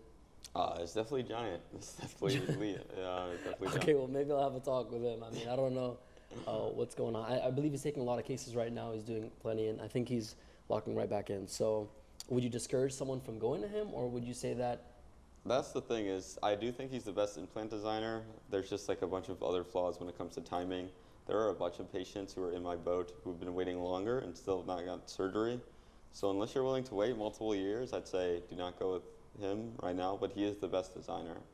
So could you explain to us on the board here what we're looking at? Because we're seeing implants, we're seeing the frame for the double jaw. What exactly did you get done? It's a 10-in-1 surgery, right? Yes. So could you explain to our viewers? Of course. So this is my skull before. As you can see, I kind of have a short face, but it's hard to tell just from the CT scan alone. And what I got was basically a double jaw surgery, which is a Lafort 1 cut and a BSSO cut on both these sides. That is put together with a custom plate. On top of that, there are jaw angle implants on both sides. And then I also got a genioplasty right here, which couples with an implant, a chin implant, to make my chin less round. On top of that, I got infraoral implants that extend to my zygos. I got a rhinoplasty and alarplasty. I also, lastly, got buccal fat removal. Okay, it sounds like a lot of surgeries, but if you could summarize that, what are the real? Because you know, rhinoplasty usually includes the alar base reduction, so you kind of get into the complexities of things. So if you could give it simple to the viewers, you got Bimax, chin implants, jaw implants. But does decaf coffee taste different? Right? Bimax. And infraorbital implants. What does decaf coffee taste like? Trimax and full facial implants. Like decaf Can you tell us espresso? what your favorite implant is right now? Or like, I don't know if that's Favorite like the thing implant? that you can put your finger on. What have you been enjoying the most? Dude, I want a coffee, but I don't want Probably the jaw decaf. angles. My goniums were very inverted. Yeah, your side profile looks insane. I don't know if you guys could see, but it's like very, yeah, definitely from the side. And you're still swollen, so you got time. Extremely. The next question is, you decided to get surgery a year ago, right? If not longer. Bro, Pin, that's I your recall our question. conversations on Discord, because that's how we met actually. You're based where, in Ohio? Yeah. Yeah. He looks like So, Tom Holland we spoke 50% to the multiple left times. We on the actually had an Dark Souls adventure. It was feminine the slider. Active Self-Selling at the How time. could you even ever think of OG, that? You probably remember. But How yeah, does he so look you like did Tom e-commerce Holland for a at little all? while. You made a lot of money. You're still doing e-commerce. And you were planning surgery for how long? What? Like, forget Giant. Before Giant. I don't even think you're even close to It was a right. long time. Yeah, Bro. sure. I've been planning surgery for 6 years. I realized at age 15 that At the time, I thought I needed limb lengthening, and that's what I was grinding towards financially. Okay, I mean, but like. Yeah, and I'm still. You're still considering limb Still lengthening? considering it, but that transition Okay, into like okay, maybe you grinding have. for facial surgeries. Maybe you have like a turned me basis about behind that. 17. How tall are you? I'm 5'5", or 5'4" and 3/4 actually. What surgery do I need to get? I'm just playing. Okay, cool. Can someone please put me in Face IQ, Face 5'4", GPT? and then if you get limb lengthening, what? And it would literally tell me what surgery I would need to get. I'm the femurs, planning on right? getting so I'd get double limb lengthening, which would probably bring me up to like For your 5'9" tibias as to well. 5'10". Yeah. Cool, yeah. And when you figured out you're gonna get that? Hopefully sometimes next. They called season, AST and the it's the not 100% Mogger of confirmed Master I'm going League to for do it, like but I'm pretty 4 seasons, and then people stopped saying it. Next Like question I have for you now season ago. is, okay, so you plan on the surgery, you got your surgery, but why did you even plan to get surgery? Like, what triggered you to kind of even go down that lane? Originally, this started when I was 15. I was a normal dude, but I didn't have a good social life or anything. Well, I And then swear they were saying that randomly, shit. all my eyebrows and hair fell out. So I went from like a normal-looking dude to someone. Can that just who happen? Looks like he has like a genetic deformity. Like random people would make fun of me, and Was it at school or? yeah, at school, and not just at school. When I went outside, I remember sometimes, like, one time specifically, a kid was, like, pointing, and he started crying, and he's like, "What's wrong with this dude?" to his mom. Like a What? child? Yeah. Yeah. He was probably, like, 8 years old. That's crazy. But, yeah, about once a week. Just because you didn't have hair, by the way. Yeah, well, the no eyebrows is really freaky. I mean, yeah. And then. Wait, how does but that happen? was just the start, right? That's crazy. That was just. So you had, was it alopecia? Yeah, so I have a condition called alopecia Okay, and now areata. how's that going? Well, I still have it, and I'm still losing hair in some areas. Are you taking meds for it? Or? Yeah, but with the surgery, I'm losing a lot of hair because I'm off of them. Okay, and you can't take them? They don't really even know. So right now, I'm just being safe. So you can just get that randomly? Okay. Stars. That was the beginning of you realizing that like looks matter, basically, or like. To some degree. At the time, I also had like a girlfriend who was really just online because of COVID. We went to the same school, but we never did anything, never kissed, no nothing. Hunter is a T1 and, shill. I lost my hair, and she ended things with me, and then she Brittle. She like was doing crazy stuff a week later, like stuff that no one's done before. Like she was going crazy, with a bunch of people. And So she just gave it up. Was she a virgin when she was talking? Yeah, and just. So right after you, she just gave it up. Yeah. Do you think maybe What? she gave it up while she was with you? Like, do you think she might have been cheating? She told me mid-relationship that she liked someone that she liked before. Is this important to the story, bro? Mid-relationship, and at the time I was just like, okay, whatever. How old were you? I was 15. Okay. So then that kind of sparked the first run of like, okay, like I need to get your shit together, or like. A little bit. It wasn't one thing necessarily. Like at the same time, my dad came out of prison. He was in prison till I was 15. So like all this stuff is hitting me. I'm poor. I'm ugly. I'm 5'5". I'm short. I lost all my eyebrows. Girlfriend's going crazy. Friends are telling me about it. Friends are telling me about it. And my life was just awful. Like bad relationship with my parents. Bad relationship with my siblings. Literally nothing was going well for me at the time. I mean, you've come far now, right? Yeah, for sure. Yeah, but it was like a brutal couple of years until I met you, of just like learning and grinding and trying to figure shit out with nothing working. I mean, we kind of were both in the same boat similarly. Of course, like I have like a better base, and I didn't really go through as much of a tutorial, but I recall having no money as well. I had a better base. Fucking. And talk. It was pretty life changing. Just going through like. I'm not 5'5". Now it just comes full circle. Like, yeah. You know what I mean? It's like Timothy is quite literally an influencer now. Fucking brutal, bro. Covering this entire thing and just being here right now is crazy to me because who would have known? Okay, he had 10 surgeries in his face. What happens in 10 years? What happens in 5 years? Like this shit, you don't understand, bro. He signed up for like a 4 life. You have to probably constantly go back and pay fucking thousands at like a subscription. Yeah, who would have known we'd be here in Beverly Hills doing an interview about like you know what I mean? So that's crazy. So that happens in high school. Your girlfriend, kind of just like goes crazy. Goes AWOL. Yeah. I mean, we can't really say for YouTube's sake. The point is, what happens afterwards, right? Is it just like another situation, or that was it? That's what did it for you to get surgery?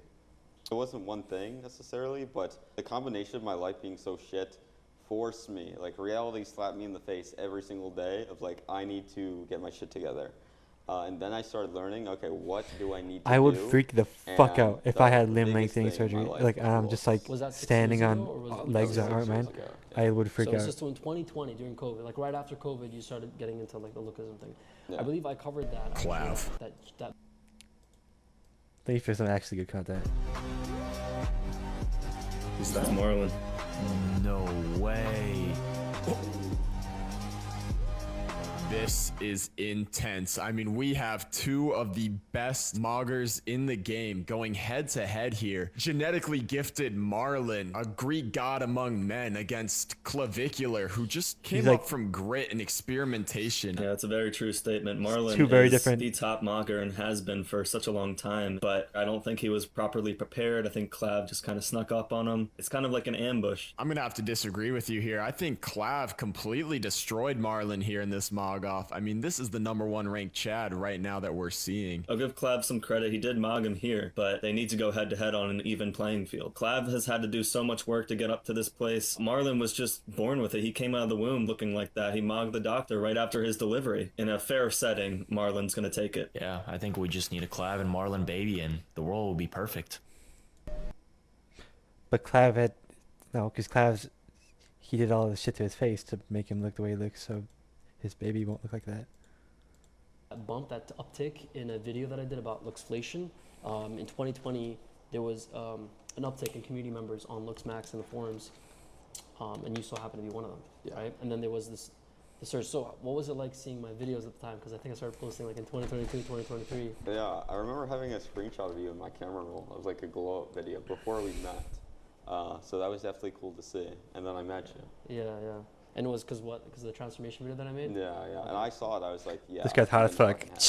Yeah, dude. I honestly, like, that video went crazy. I think it got like 300 million views on YouTube. Someone like reposted it. Yeah. Bro, yeah, I saw. like Okay, this is way too much of a side tangent. Way too much of a side. I saw the new Jimmy Donaldson thumbnail. Of course, it's fucking changed. Because he changes. Because Mr. Beast is a little fucking freak and he changes his thumbnail like every hour to like maximize. Never mind, bro. He had a thumbnail where it was him, and then it was like maybe like 10 stream like content creators, right? Maybe even like 8, maybe not even that much. And it there was like, and The Rock was in it too, but it was The Rock, and then it was like 8 streamers, and there was fucking like some actual big ones. I'm pretty sure like I think like what, probably maybe KSI. There was no XQC. I'm sorry, I can't. My brain is like really blanking, but like actually, like people that would kind of make sense. And then there was Lacey, like FaZe Lacey, and then there was Marlon. So Marlon is in the fucking thumbnail next to The Rock, bro. Is Marlon like that? Like the juicer wasn't on there. Like is Marlon fucking up there with like Marlon? Like would a kid's biggest wish be to meet Marlon? Is what I fucking mean. Marlon, what does Marlon do on his stream but mod people? Oh, okay. This is what the kids would want to watch. I don't know why we're doing that. Why are you going around saying that shit? I like it a lot. No. I like it a lot. Yeah, right. What the fuck you coming up to me for? She about to dick you down, bro. You better run. You better. Her dick is taken. I think she likes what she sees, Marlon. Hey, Marlon. I know. You weren't talking about Chet you told me and Jeremiah before? I told him that whoever wins the Reverse mog roll? battle, because there's another guy, the guy from Love Island that mogs you, the winner has to peg the loser of the mogging battle. So you gotta get digged down by the person that outmogs you. And can I dig down the loser? Subscribe to the channel if you're new. Let's go.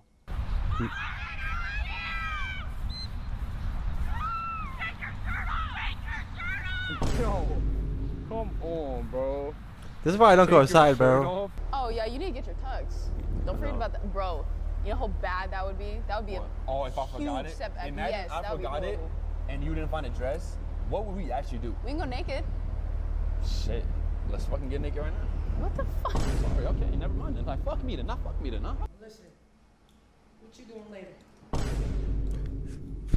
I got a question. This chick, you think it's cool, but this chick is so annoying after like every time you go outside. It's just, No, not like that. Cause you don't get it. Like girls. Oh, whatever. Yeah, no, not like that. Not Okay, like I'm that. okay.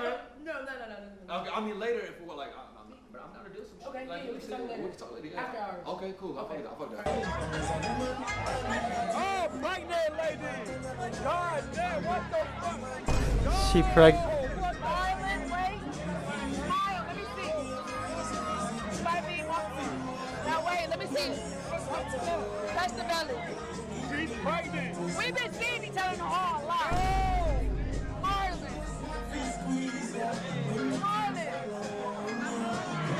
Just one rub. Okay, Hey, if you beat her, I'll give you 1,000 gifted. 1,000 gifted? Mr. Beast. If you beat me, I'll tattoo your name. Well, Marlon would never be able to be there. Oh, hi, Marlon. What's up? How you doing? Hi, I'm good. How are you? Good to meet you. Nice to meet you. Very good to meet you. I can teach you some martial arts. Marshall. Oh, that's what you do? Yeah. Damn. My uncle is Jackie Chan. Now you know, you know damn well that's the picture you took with him. No. You know damn well. That's You my said, uncle. Can I get a picture?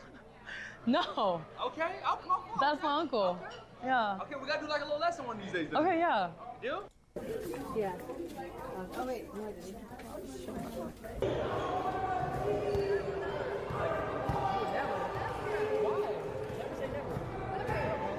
My God. Me and Marlon go way back with this. That's my cousin. Wait, isn't this? Oh, Aisha's FaceTiming me. Oh my God, bro. What's up, twin? Nothing much. What are you up to? Sorry. Okay, Aisha, what's up? Aisha. Wait, what? Oh, gotta go. What? He just wants to say hi. What'd you say? I just want to say hi real quick. He thinks you're cute. I'm just trying to set up something. I'm feeling flustered. I'm gonna go. Okay, bye, baby. You made her feel smitten. Zach. That's vibrance. Zach, bro. That was cool. That video just brings us here today. So, indirectly, I got you to get surgery. Sure. And you got me to get a bag as well, right? So Yeah. it's like, yeah, that's crazy how connections can take you far. But here's my next question. You did your surgery, but typically speaking, people don't do all 10 at once. Why did you go about your surgery plan this way? Why did you go with Giant? That's a good question, and a lot of people critique me for my surgery planning, but it does have reasoning. Like Frank Tufano. Yeah. Well, to start, no one wants to go through 10 surgeries. Like, dude, yeah, I seen that one guy, Bray. His face is inflamed after getting his implants done, and it's just like a swappage of like implants. Yeah. It's like, are you gonna get inflamed and like bedridden? So you have to swap their shit. Times over numerous implants just because you want to like nail it right. So I understand your approach. Oh, maybe but I they can suck also it up. understand a more conservative approach. It really just depends on what you're working with. I believe in your case, I would have done it the way that You can buy 'em, bro. You know, but it's honestly surprising that you stuck through for a whole year just like waiting for it to happen. Corsa should Were you, sponsor me like, because I use Corsa everything, and excited also when it like I'm a finally happened, pirate, so like. Was it just like, let me get this over with? yeah, Makes dude, sense, I didn't feel anything when I was even like in the surgery room getting a needle poked in me. No, I don't to have a go to woody. sleep. I really just. Okay, my keyboard is low key. Because I was talking to you and I was like, Timothy, like you're Like gonna feel like a the most like you're gonna expensive get keyboard in the scared world, and about it's like kind of a surgery, piece of and shit. you're finally getting it. It's like disgustingly Even overpriced, after but you it was a woke gift. up. I didn't buy it. No, not really. That's crazy. You're a soldier, man. I think you deserve this out of everyone. Also, it's a Hope it full size swallows keyboard down because I'm and left-handed and gets I it don't through, need the but- right side So that's why you wanted to of giant my implants. keyboard. You know what I mean? Because You wanted to my get it all mouse done on my at once. left, You didn't want to deal with the inflammation. so I can yeah, have the not just numpad and that, shit. But he also has just the best implant designs, in my opinion. So I actually spoke to him 3 years ago, right? I spoke to him about Marpi, and he was telling me, you know, obviously if you were to do Marpi, that's going to be a good choice, all that stuff. I actually spoke with Bython's doctor about Marpi as well. It's not looking good for my upper palate. It's been affecting my breathing, and it's been pretty bad. But yeah, I'm most likely getting double jaw. I definitely won't be doing implants or going through that course of potentially. He's getting surgery, but he like, looks obviously fine. It's good to kind of throw things in there because, like you said, like I mean, this is what Giant tells me. Oh He's my like, gosh. "Listen, that when you get a surgery done, you want to kind of get the most out of it because he has this approach that you want to kind of get everything done in one surgery. That is the most Thanos rate of all When you cut time. the face, you want to get it. You Some want to get played it it, done. but You thank want you, to get the bro. most out of it. Yeah. Because you're rearranging what's in there. You're playing with the flesh. You're playing with the nerves. So that's his approach. Bro, thank you for Now, fucking here's my holy question. shit. Thank you, bro. Speaking Thank you. of giant implants, why does Frank Tufano have a problem with him? If you guys don't know who Frank Tufano is, you can give him a little background. Frank Tufano is a dude who got 4 surgeries all in one on his eye area. He got horribly botched, mostly due to a very risky surgery called orbital decompression that he got. His surgeon was Dr. Tabak. No, I'm actually getting back on Overwatch, I think. Now. I mean, I feel like he's the reason why we think he's a joke, right? Yeah. So That's a could you give fucking him massive little rate. Thank you break, so though? much. Like, do you think that, do you blame him, or do you think that he went to the right guy? Because I know Dr. Tabak has like good rep, no? Before.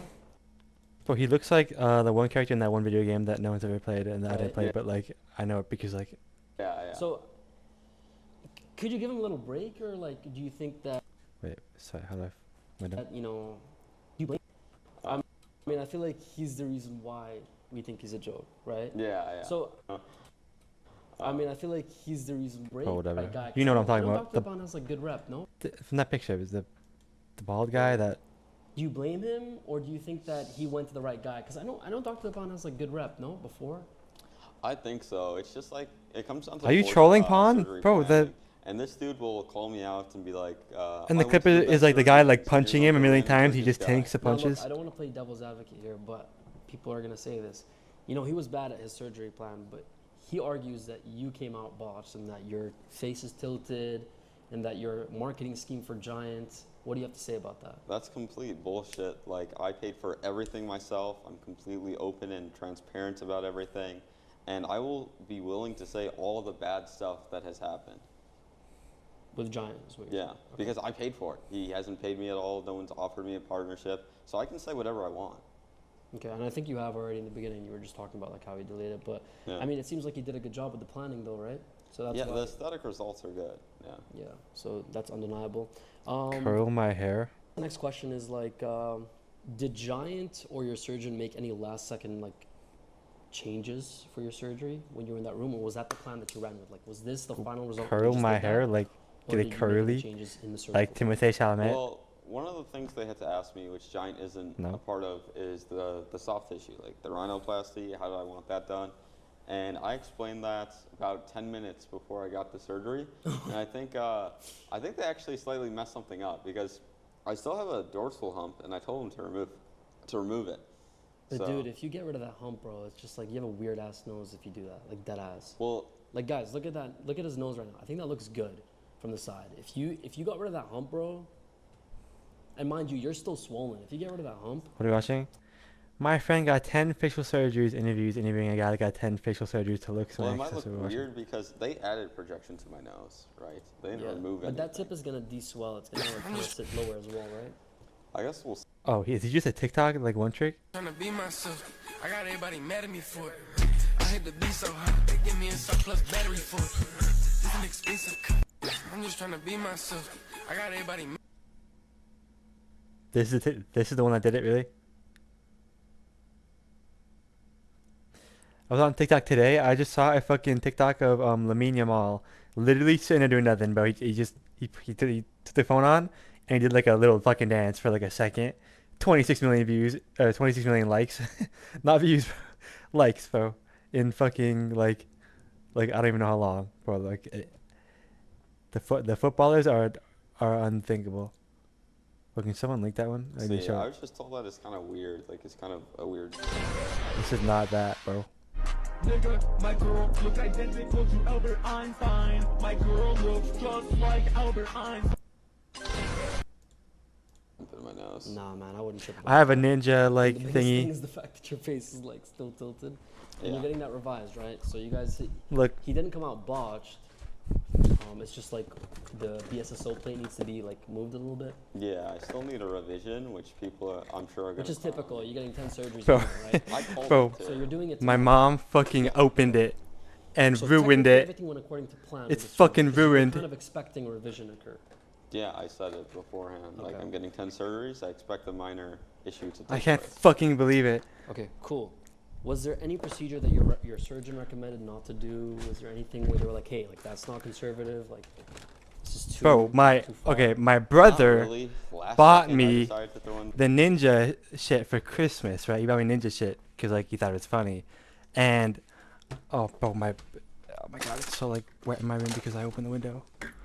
My brother bought me ninja shit, and then I had it like on my like little fridge, the box, and then one day my mom cleaned my room and she fucking opened the box to get out the ninja fucking figure, and I'm like, what the fuck are you doing? I yelled at her. I was like, the box is. You don't open the boxes, that's the whole point. And she was like, my bad. The bulk of fat removal, so that was kind of my thing. I wasn't actually going to get it. Now I'm extremely happy that I did. Yeah, dude. Why would she do that? Why would she? Yeah. And not just that, but when I get lean, you know. She opened my ninja. Why would you open my ninja? How do you? Dude, it doesn't even look like he got surgery, in my opinion. You said 3 surgeries? When is he getting the 3 surgeries, bro?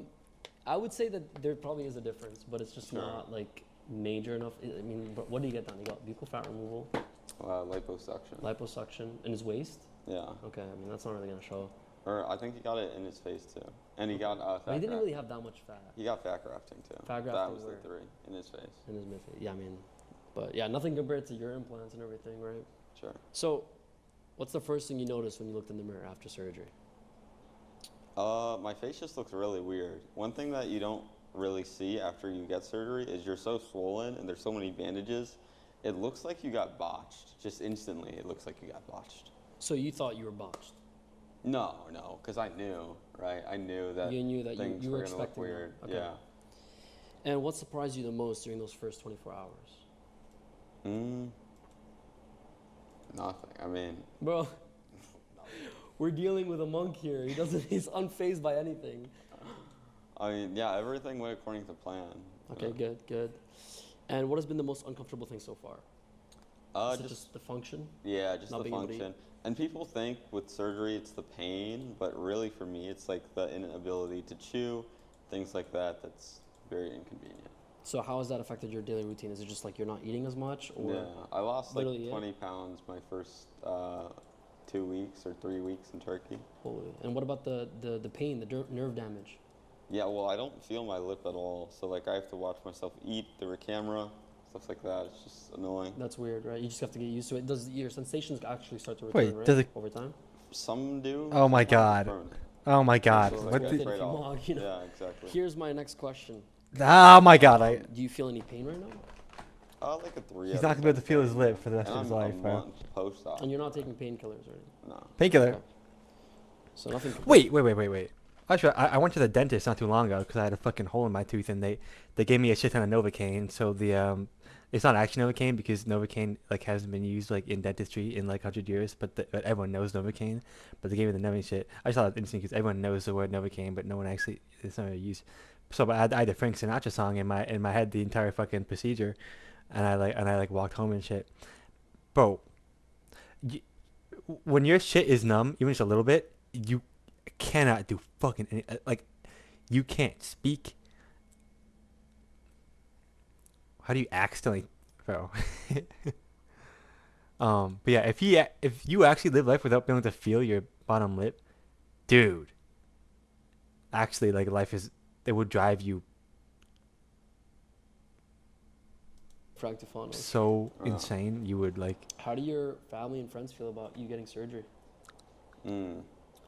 I honestly don't. What do your parents think about you getting surgery? I couldn't eat. I couldn't eat food. I tried to brush my teeth, and oh my god, it was so weird. Like trying to brush your teeth. I don't really have many, to be honest. And when I did tell them a while ago, they just thought it was like weird. They didn't really understand it. They didn't care that much though.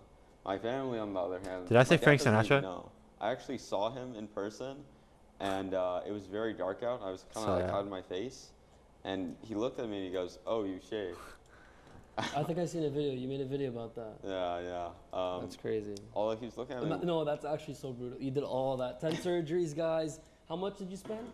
$50K. 50K, planning it out for 6 years just for his dad to say, "Oh, you shaved." Yeah. That just shows that he wasn't too involved in your life. Why is that? Yeah, I mean, he's not the best guy, to be honest. You said he was in prison? Yeah, until I was 15. Okay. Why do you go to prison? You don't have to disclose if you don't want. Well, I would, but like they how can does look this it matter? up and find all my shit. Like, okay, that's not. but as far as what? how my mom feels, She found my Instagram like a couple days before, and she freaked the fuck out. Like, No. insane. She said it was the worst thing to ever happen to her. Oh my god. This is the hardest video I've watched. I was wondering, but I didn't say it. I was wondering, I'm like, I wonder how this guy's parents think about it. He just said that his mom found his Instagram for the first time, and it was the worst thing she's ever had Like, to as happen to far her. as how my mom feels, she found my Instagram like a couple days before, and she freaked the fuck out. Like, insane. She said it was the worst thing to ever happen to her. Oh my god. Which I think is a huge like overreaction in terms of what I'm actually doing. Like, I'm documenting my surgeries to help other people and to be But nice. like you have to understand, she's your mom. You know, like you're going under surgery. You're gonna come out with complications are bound to happen. It's a surgery. You're getting 10 in 1, right? It's Sure. pretty much experimenting. Yeah, but like, I didn't tell her because I knew she was gonna freak out. You know. I know, but like you can't blame her. Like at least it shows that she cares. No, I mean the thing, she doesn't care though. What? Like, I really don't think I don't think she cares that much about me as like an individual. I think she wants me to be like the best version of the person she wants me to be, right? I guess. So, yeah, I mean, as far as the surgery goes, like. But has she seen you ever since? Like, what did she say about your surgeries? Yeah, I mean, she didn't say much. She has Does she seen watch your me. TikToks now? Or? Yeah, she's a fan. She watches all my stuff. So she's happy now. No. Well, she's like a She hater watches. fan. Like, Oh, yeah. She So watches. technically still a fan. Sure. Is she gonna watch this video now? Potentially, probably. Yeah. Hey, baby. No, I'm just kidding. All right. Next question. When do you think everything is gonna finally heal and you're gonna have that result and you're gonna tell Frank Tufano, fuck you? Like, when is that gonna happen? When are we gonna finally get a look at your face and say this is the final look? Considering I'm getting a revision, that timeline is pretty blurry, you know? Before, I would say by month like 5 or 6, I would really start to look good. You think you're gonna swell up like crazy after this revision? Not like crazy, but like one side is gonna be more swollen until it's all gone, right? So it's gonna look pretty bad. Okay, so once you've recovered, what are you looking forward to? Is it limb lengthening? Is it taking photos? What is it? You gonna go modeling or what's the... Just content, like meeting more people, showing everyone what I've done. I want to show everyone my story and help as many people as I can go through proper surgery planning. So if people want... I'm to never speak with clicking you on a for short help ever in again in case you guys regards don't to even surgery try or with that shit. maxing or looks maxing, how can they reach out to you? I know you're gonna say DMs, but like realistically, in a few months, like no, definitely not not anymore, DMs. huh? Hell no. Because I recall Timothy is a very nice guy. He would respond to every single DM. Yeah. I will never click on an Responds to Instagram link. everyone. Yeah, but it's just because he's getting started with social media. So now you're starting to realize I can't. you don't have the time. You don't have. There's an opportunity cost. I right? got 5,000 DMs. Like, Yeah. how am I I gonna can do imagine. that? Yeah. So how could they reach out to you potentially? Like, I don't know if you have. You don't have like a one-on-one thing now, right? No, I have like a sign up for it, but I don't even want to do them to be honest. As of right now. So you're saying you're gonna help people, but you're not gonna do one. What are you offering? Well, Is it right, just your content? Right now I'm doing content for free. Okay. Yeah. There's no way anyone can consult with you because there's bound to be people on here that want to speak with you. You know, I just feel bad. Like. Yeah. Eventually, I'm sure I'll release something and that'll be in my socials. Okay. All right. So you can look forward to that. Maybe they're watching this video in the future. They'll be able to link up with you. Anyways, next thing. Do you have any regrets, Timothy? No, none. Not a single one. Not one. Not a single one. Not one. Not even Giant. No. Wait, come on. Wait, no regret with Giant. No. Okay, good. That's what I was about to say. Yeah. I mean, you did a pretty good job, man. Like, your before and afters are crazy. And you're still swollen, so. Sure. Have you ever had a moment where you're, everything. like, questioning whether or not it was worth it, or? No, but when I was in the hospital, like, I was in such pain, I couldn't really eat. My piss was, like, turning brown because of lack of water, and... Bro, yeah, you didn't have a caretaker. Yeah, oh my God. I did this all alone without a caretaker. I was texting you every day. I was like, what's going on, bro? Like, I was dying, dude. Dude, yeah, like, so that was something on your part that you should have had down. Yeah, going back, surgical I'd planning recommend... you had down with Giant, but the actual surgery care afterwards you didn't have down. Yeah, that's something I'd recommend for everyone going forward. It's like, I did it alone, but definitely you need a caretaker. Yeah, you need a caretaker. Okay. I guess the next thing to ask here is, has this made you happier? Yeah, but not necessarily due to my face, more due the to byproduct of social media, exactly. building a community. Yeah. Yeah. What do you hope to have people remember about your whole journey, like your whole surgery? You know, this whole era of Timothy? Sure. I just want everyone to see and acknowledge the crazy fucking transformation I did. I see so many influencers who are straight up scamming, doing like horrible before and afters, frauding, taking pictures of when they were 12 years old and horrible lighting. Oh my God, like who? Jesse Patel? Baby Stickley, Baby Oscar Stickley? Patel, yeah. There's a lot of other people doing So many. It's just been saturated. Ever since I posted, like, just more influencers started piling on. Yeah. And the looks maxing trend became a thing. Sure, I mean, you made the trend of, like, you basically started the glow up It's crazy. trend on TikTok. Just like focusing on like aesthetic over just like physiques. Everyone's posting like their gym physiques. I'm like, dude, like who gives it? No one gives a shit. Yeah, face is what matters. Yeah, I was still a gym rat though. I think there's something sad about this whole thing, and I'll tell you what it is. You talk about people looking up to you for your transformation, but Timothy before his surgery, like right before that surgery, had already changed drastically, like in my eyes. Damn. From when I first met you. And it wasn't from a perspective of like the way you looked. Of course, you did have a bit of an ascension. You softmax, you documented that. But it was this. Like you became like this business person. Damn. So well, like you had like financial literacy to a point and degree that I like aspired to reach. And that's what helped me a lot with my supplements and doing what I do. Even with my content, you know, at the end of the day, it's a transaction. So I was able to see like how you provided value and how you were able to make your money. And I'm sure like people out there that are watching this video right now are wondering how they can even come up with the funds for surgery. Yeah.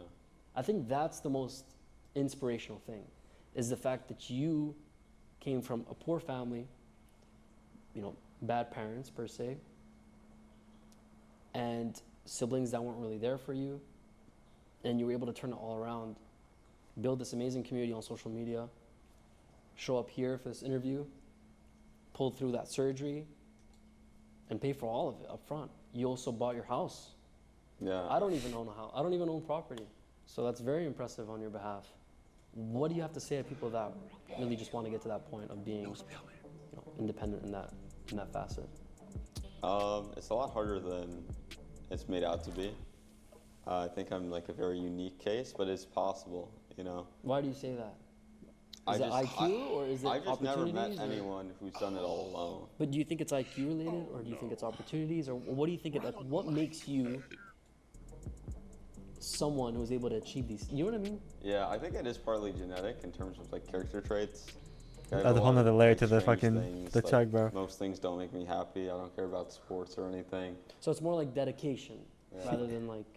But it's like IQ. forced It's more like you. dedication. Like I have nothing else to do but work. Yeah. So you're a workaholic. Sure. And I think that is partly genetic. Okay. Am I a good interviewer? What do you think of Meal Guzzi? What do you mean, bro? I think of Meal Guzzi, bro. He Bro, just. don't lie to me, bro. It's not as meta. You're lying. I'm biased. No. I mean, you're not bad.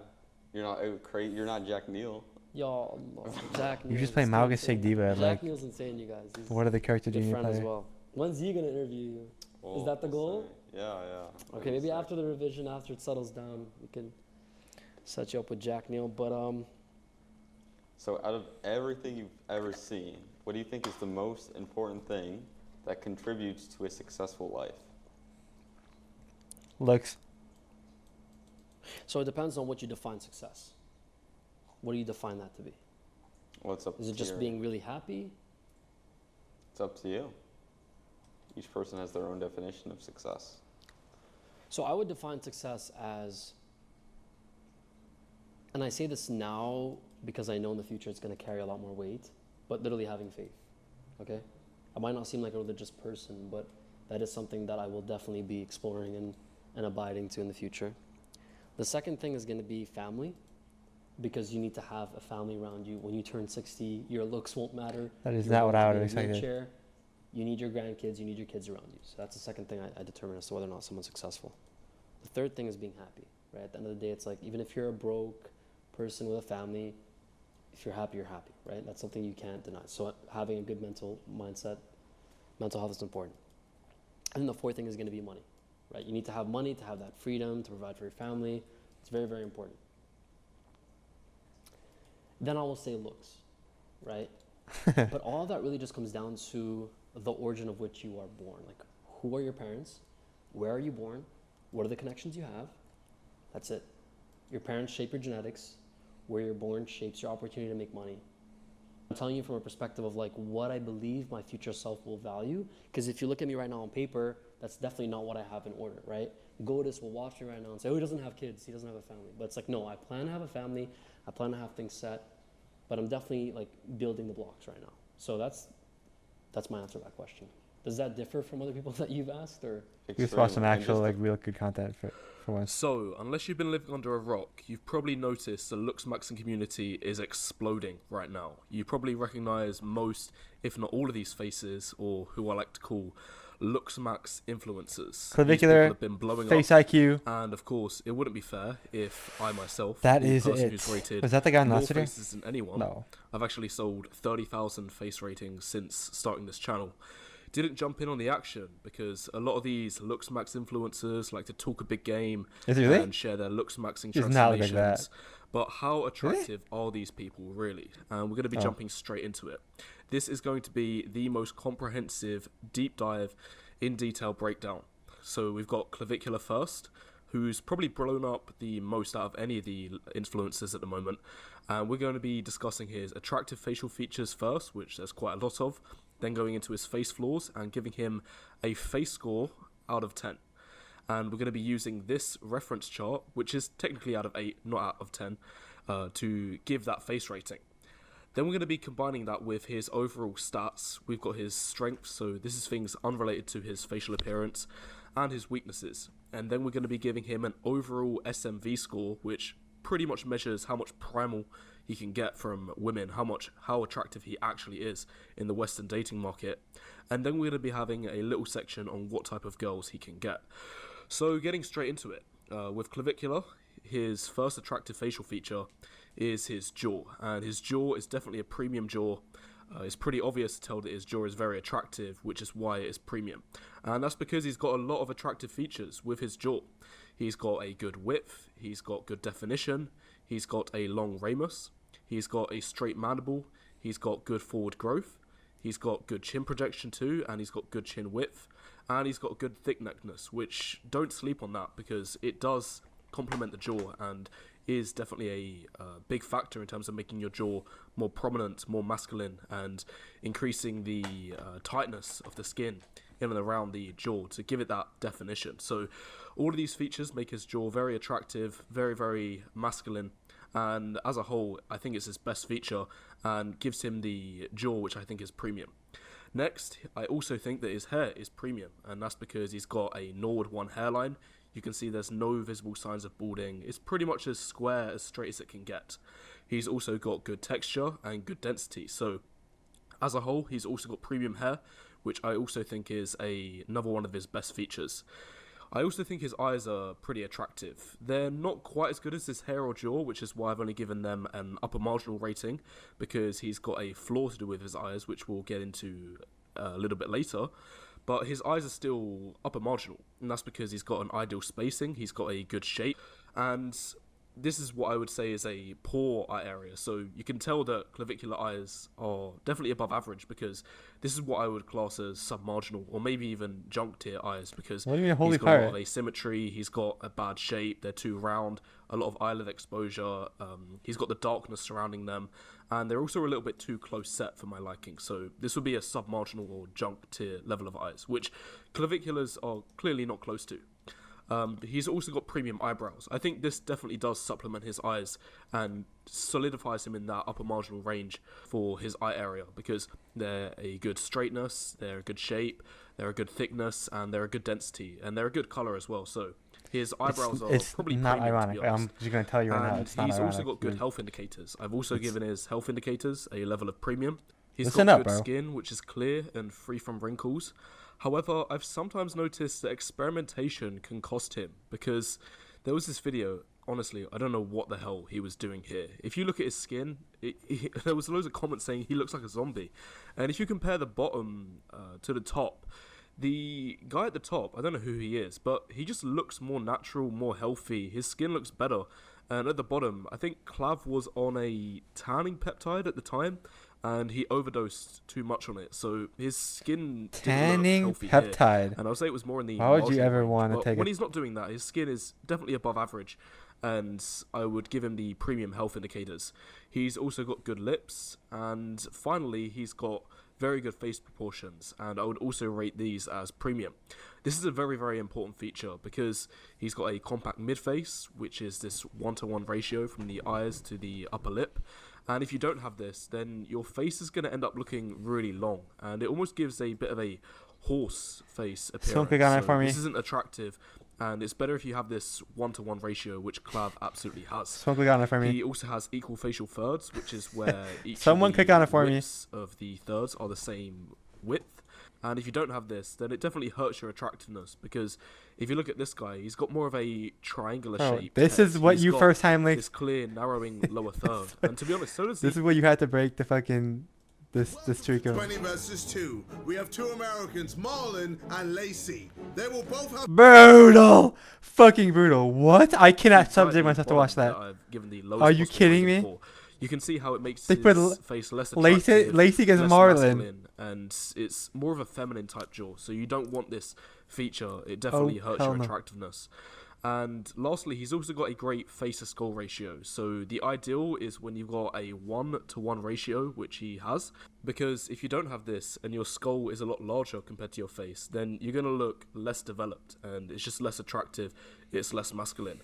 However, you don't want to go too far in the other direction, because if your face is significantly larger than your skull and you have more like a 2-to-1 ratio, then this can almost make you look like a Neanderthal, which is definitely not going to be attractive to say the least. And it's much better to have this 1-to-1 ratio, which as the model shows. And to be honest, Clav's skull looks almost exactly like this, so it's definitely a positive feature. And that's all for his attractive features, and now getting into the flaws. And he has one major flaw, which I think is his upturned nose. And if you look at this morph that I've made, this took me 5 minutes to edit, and you can just see the difference from the before compared to the after. If he had a more small nose, and it was less upturned, and it was just a bit more refined, then it definitely makes him more attractive. His nose is just too big, a little bit asymmetrical, and the main problem is just his upturnedness. Like, it almost makes it look like a pig nose, because you know how pigs are with the upturned of their nose. And that's the main flaw. I think if he gets that fixed, then it will be the only surgical recommendation I would give him. Like, I don't know why he's talking about this double jaw surgery. He's already got a premium jaw. It just doesn't seem worth it to me. Fix the nose. It's cartilage. It's nothing to do with the bone. It's a safe surgery. I wouldn't worry about anything else if I was him. And lastly, he's got a little bit of facial asymmetry, particularly the eyes and the lower thirds. You can kind of see it that both sides aren't the same. And what's more noticeable is his eye asymmetry, because if you look at this, the lines that I have put on his face, you can see how one eye is almost a bit higher than the other. So if they're not lined up, how can you see? There's nothing you can do about it. But it's a pretty minor flaw, to say the least. It's definitely nowhere near as bad as the upturned nose, and most people wouldn't even be able to see this flaw. So those are the only 2 flaws that I've got for him. It's not lined up.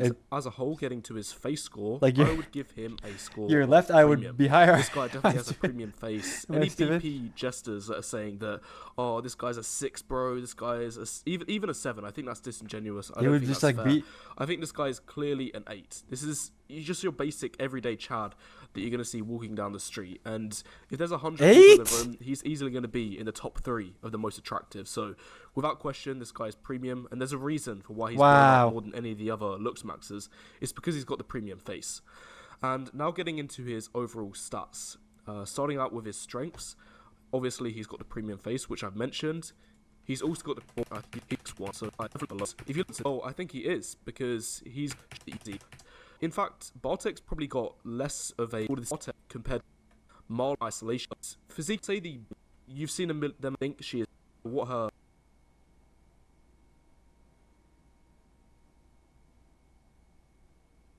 Even if you're at least, unlike these, can only is the most DG, but to have the. Okay, that's a good video. I might have to get off now, though. That might be it for the stream tonight.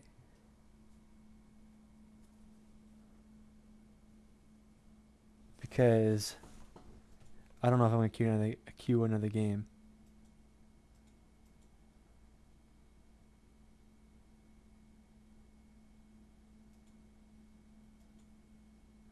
I don't want to watch no more than that. Oh my god. I don't want to watch some fucking Looks Max shit anymore, bro.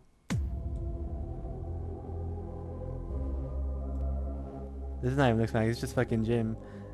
Bro, the Looks Max is kind of funny because, like, it actually just was not really a thing until, like, TikTok. Everyone only cared about Jim.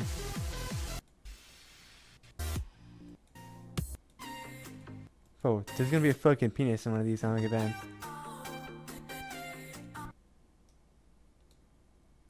People only cared about Jim back then. I'm out. I'm out. I'm out. This bitch. I'm out. I need to go. I don't want to watch any more YouTube anymore. I'm gonna go back to not clicking on any green bean link ever again. Like, I went like a whole year without clicking one, and he like thinks he can link me shit.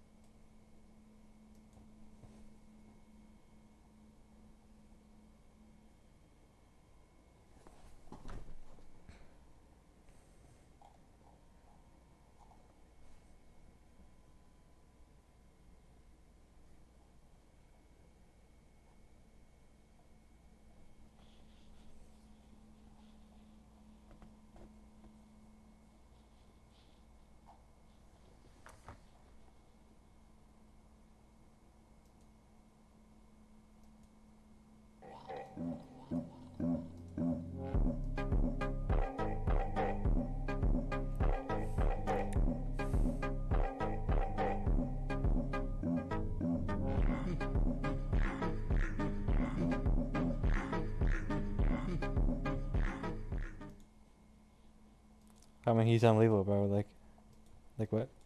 Have to agree which of the 20 girls they would like to say yes and no to. Bring on the first girl.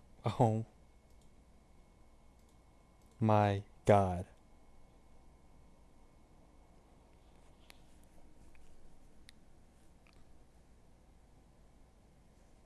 You're gonna make an edit of me? Can I pose right now?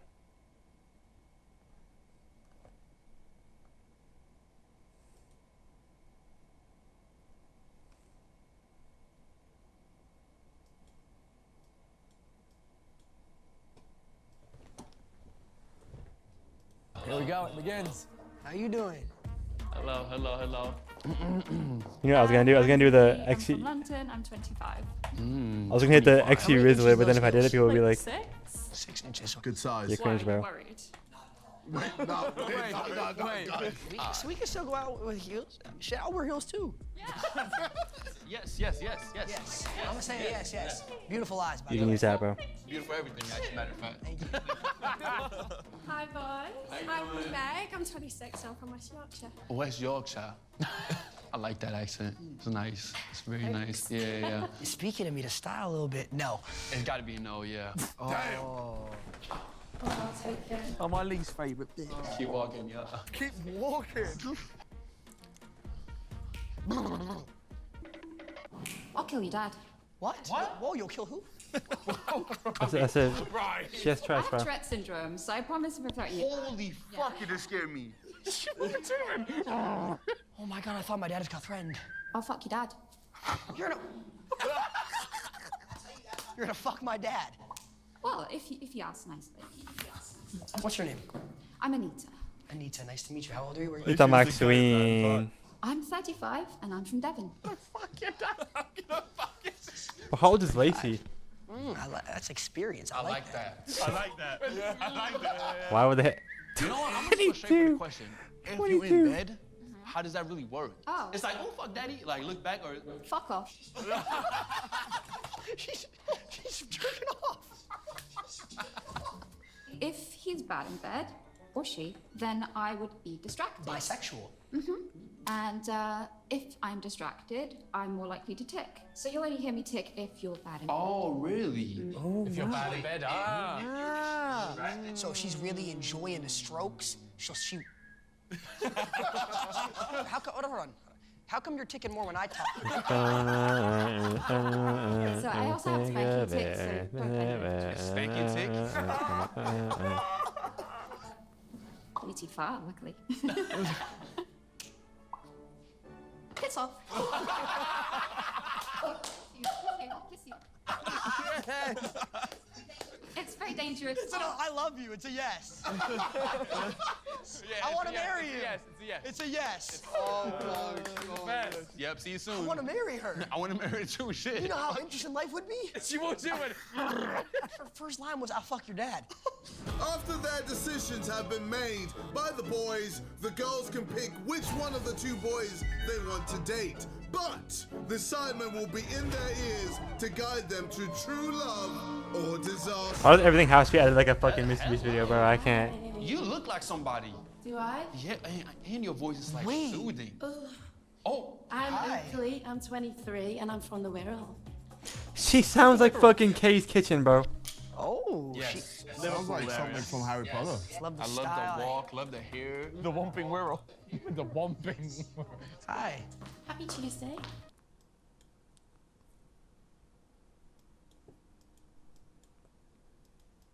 Hi people, and I'm back cooking, and today I'm going to be doing fried chicken, cauliflower and mushrooms. Well, but I didn't get enough mushrooms out, so there's not many today. I have got 2 pieces of chicken.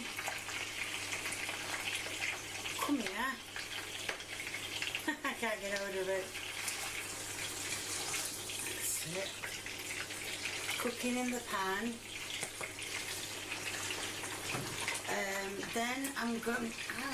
Spit in there. Then I'm going to put some cauliflower in it. It looks a bit bad because it has been frozen. And in here I have got some mushrooms and some, you probably can't see the garlic. Yeah, I've got some mushrooms and garlic. They're going to go in together. God, I need a master, bro. So I'm going to let these I literally said I wouldn't do any more YouTube second. Excuse me. I've got them on number 4 if you're wondering. You can have yours on whatever number you want. Normally I would do. Happy Tuesday? That's a saying? I'm Jess. She said Jeff. Jess. My name Jeff. I'm 28 and I'm from London. London gal. No, I'm sorry. Happy Tuesday, I'm Jeff. Wow, you're an asshole. Oh, so I'm an asshole now. I'm a fuck. Hey, I'd have said no right away too. Hi, how you doing? I'm Georgie. How are you doing? How are you doing? She's gonna crash into the car. Good. Shit, stumbling all across. She's drunk. She's staggered in. What's your name and age? I'm Georgie Maria. I'm 27 and I'm from Kent, near London. Wow. You're staring at me. Listen, it's a yes for me. Yeah, yes. It's a yes for me too. She just got her tits out under that. Yes for me. Yep, you're good. You're good. Her tits nearly falling out. Yep, You're good. 100%. We'll see you in the next Yep. I'm catching them all. It's falling out. What's going on? They almost popped. Like, wow, she's a ball of energy. Wow. She's 2 balls energy, matter of fact, you know. Oh. Hello. Hi. I feel like.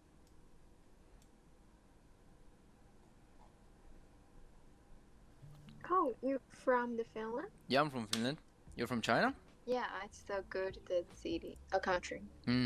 Where are you from in China? Like what city? You know the Guangzhou? Yeah, in the south, right? Yes. Do you speak like Cantonese or something? Oh, no. I can hear, but I don't know how to say. I can say a little. Ah, okay. So you speak Mandarin? Oh yeah, Mandarin. Okay. That's cool. 哦，我感觉 I think you look like the China.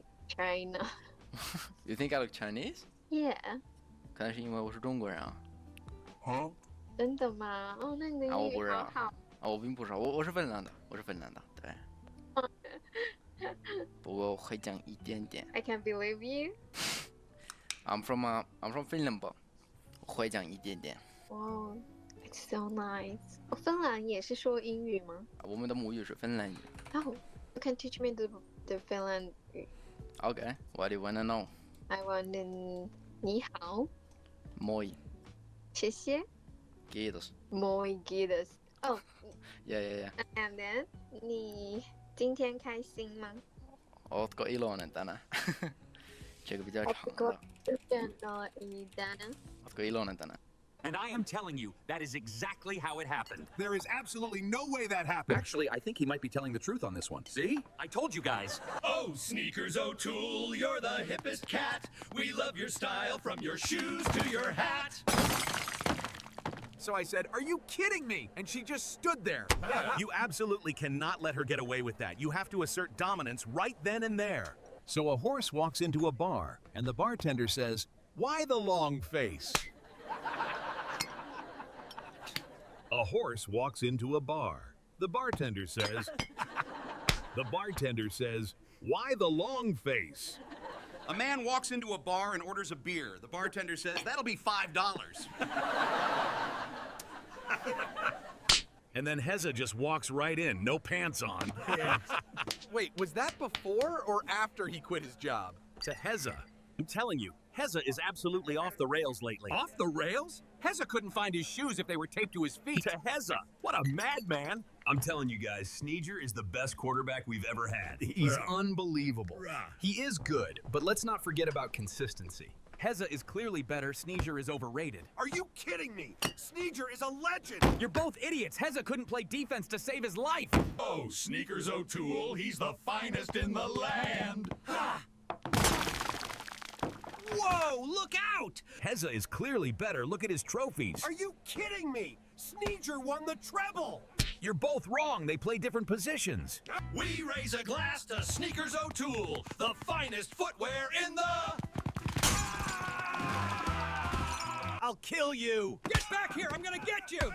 Stop running, you idiots! Get your hands off me! You want a piece of this! I'm gonna end you! You ruined my night! I'll get you back for that!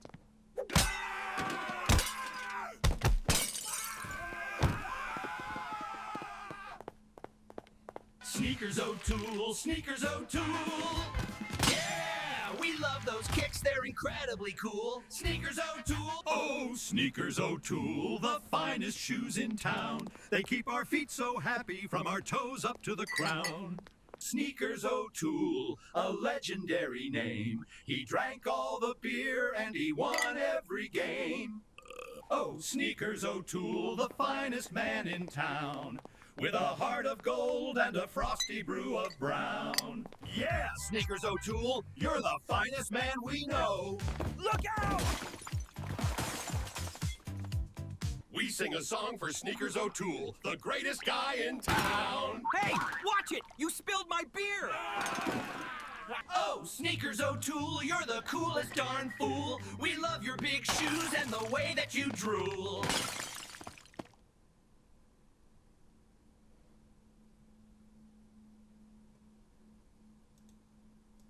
Subscribble if you like the video.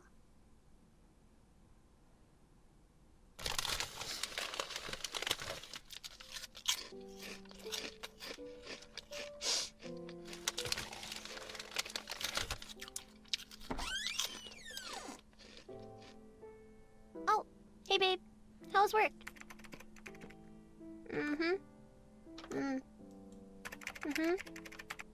Yeah, I'm listening. That's nice. Hey, did you bring back the Burger King like I asked? What? Why not? It's D&D night with the girls tonight, though. How am I supposed to get into my gamer spirit without my chicken tendies? Come on, babe. You know how much this means to me. Can you DoorDash it for me, then?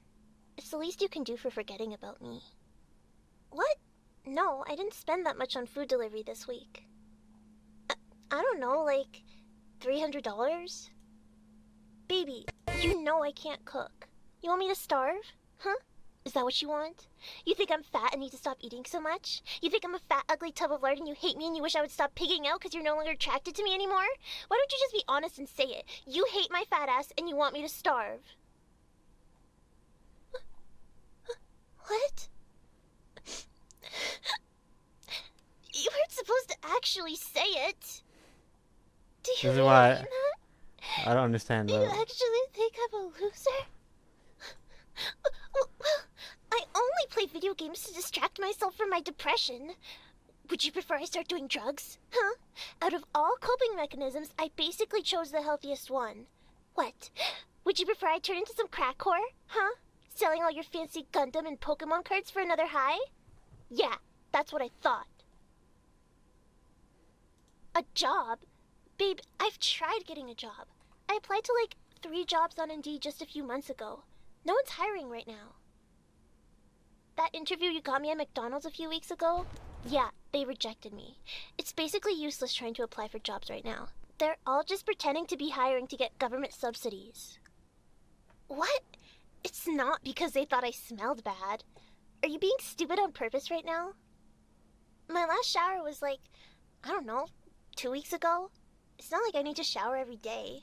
I'm not doing any exercise, so I'm not sweating. This is not Anything, realistic. It's easier for you because you don't have as much laundry to do. There's literally nothing to complain about. You're being so goddamn picky. I still chew mint gum so you don't have to smell my breath since you're so anal about how my breath smells. Just stop nitpicking over shit just to start a fight. Huh? What do you mean you want to break up? Why? No, please, please, please, no, please don't leave me. Where am I gonna go? Babe, you know I have nowhere to go. My parents kicked me out because I dropped out of college. I'll be homeless. Babe, please. I'll have to whore myself out just to survive. And because I got so fat, I'll only be able to charge like $10 max per session. No one would want me. Listen. I can change. I promise. Just give me a chance. What do you want me to do? You want me to stop gooning so much? I'll do it. I'll stop using your shirt to clean myself afterwards too. And I'll wash the sheets every single time after too. You won't have to smell my fermented juices ever. I'm not taking my sneakers off. I am Sneakers O'Toole. Bro, Kelly, I had this shit pulled up before you even like that. I'm not even trolling. That's what I was searching for.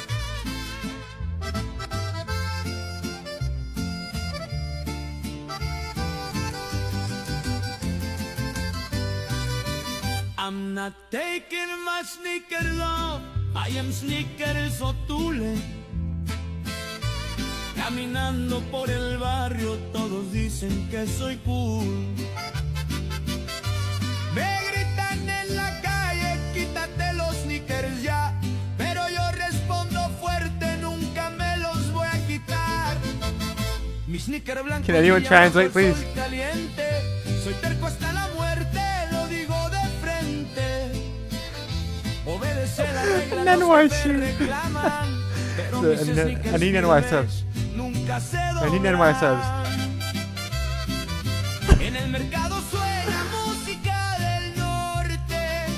La gente se ríe, pero yo tengo mi soporte. No se los quita nunca, los niños me cantan. Mis sneakers resisten aunque todos se espantan.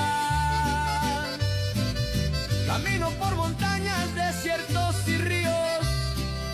Con mis sneakers puestos nunca estoy vacío. En inglés y español mi voz levanté. Mi vida en los sneakers yo siempre juré.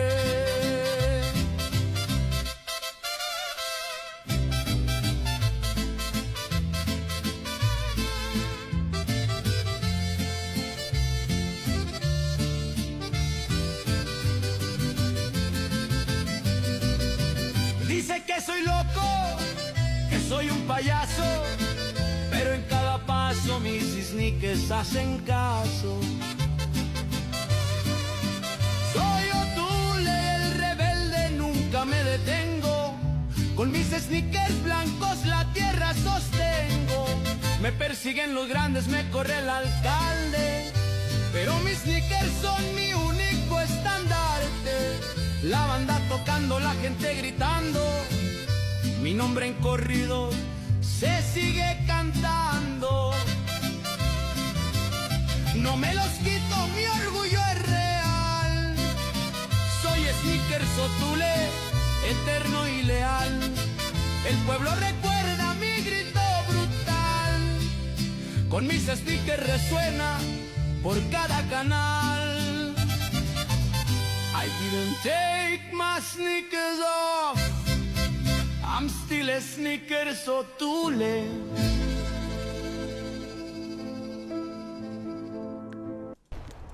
It's so fucking good. God, I can't wait till AI like replaces every like musician and artist.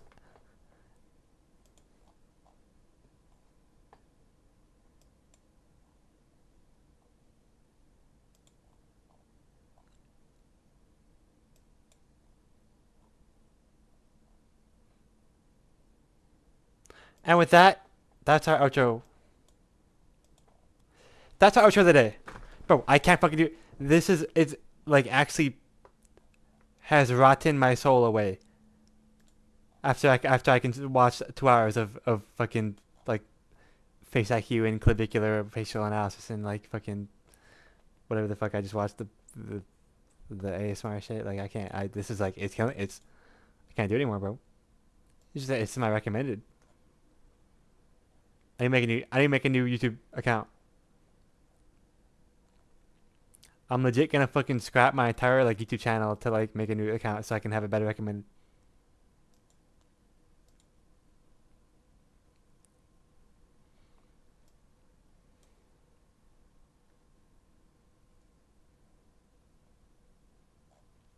But yeah, with that, I think I'm out.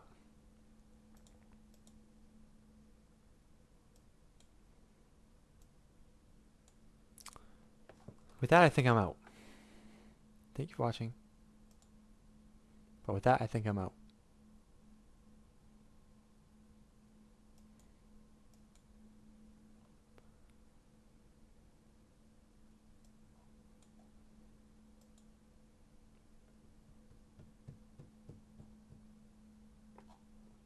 But yeah, with that,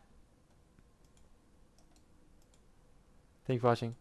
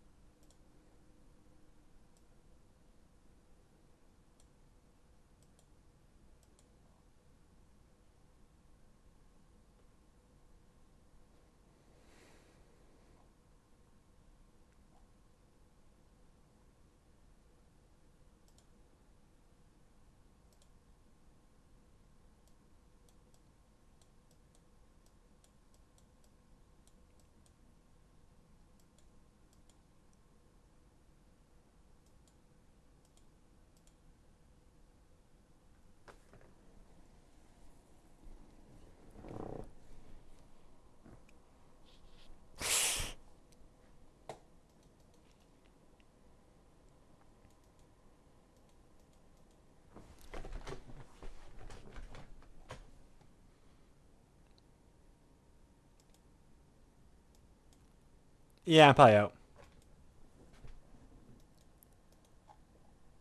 Yeah, with that.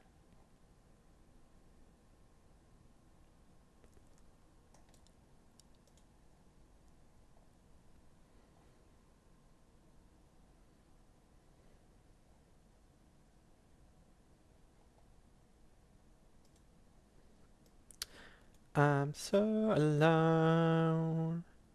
Nothing feels like home. I'm so alone. Trying to find my way back home to you.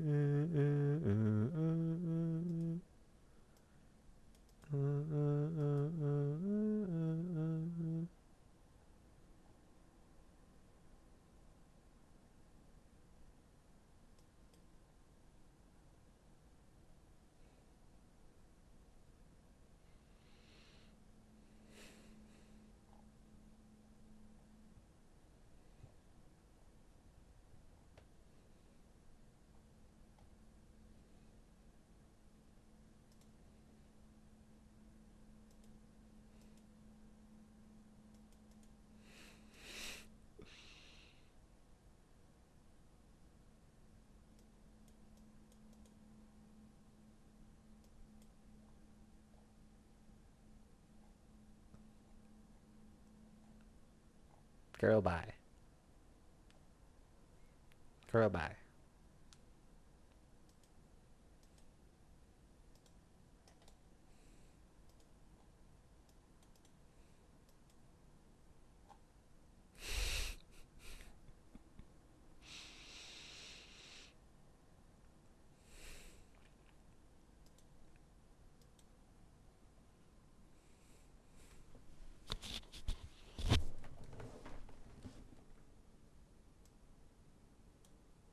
I need to get a skitters and I need to cut like like my bangs like in half. I'm gonna fuck it up though. But honestly, if you fuck it up, it gives it character. It gives it character. Like if the bangs are fucked up and like not equal and like whatever.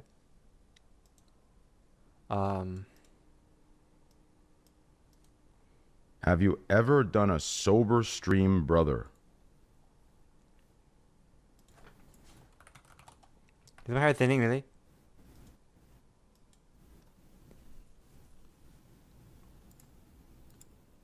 Really? But maybe just because it's white, it's like hard.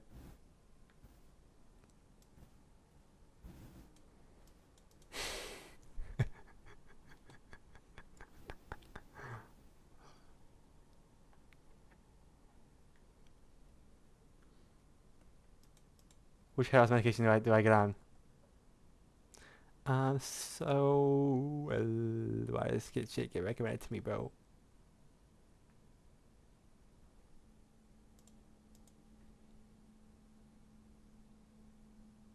Genuinely, like, the worst fucking, like, 4 videos I've seen in it.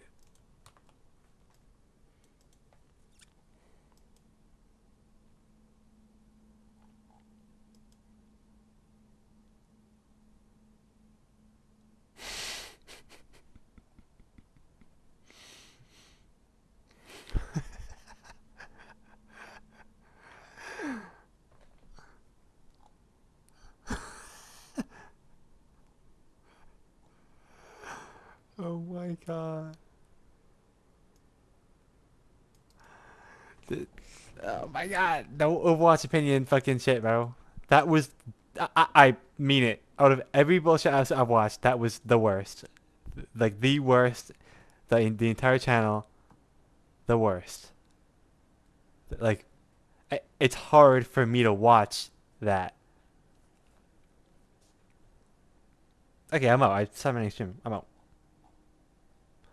I'm out.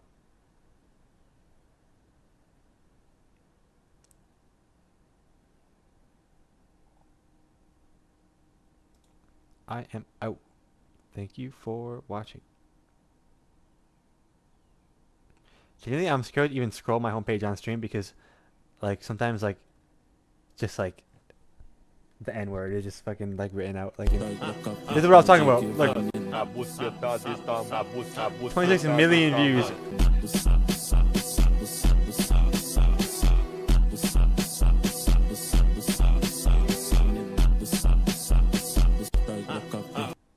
I mean, bro, how fucking... Let me llama. Let me llama.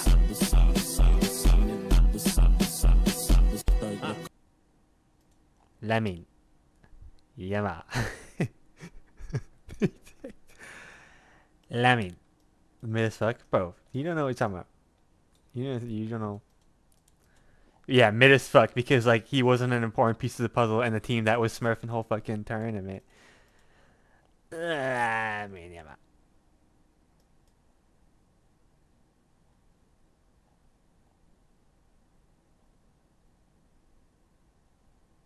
But with that, I'm out.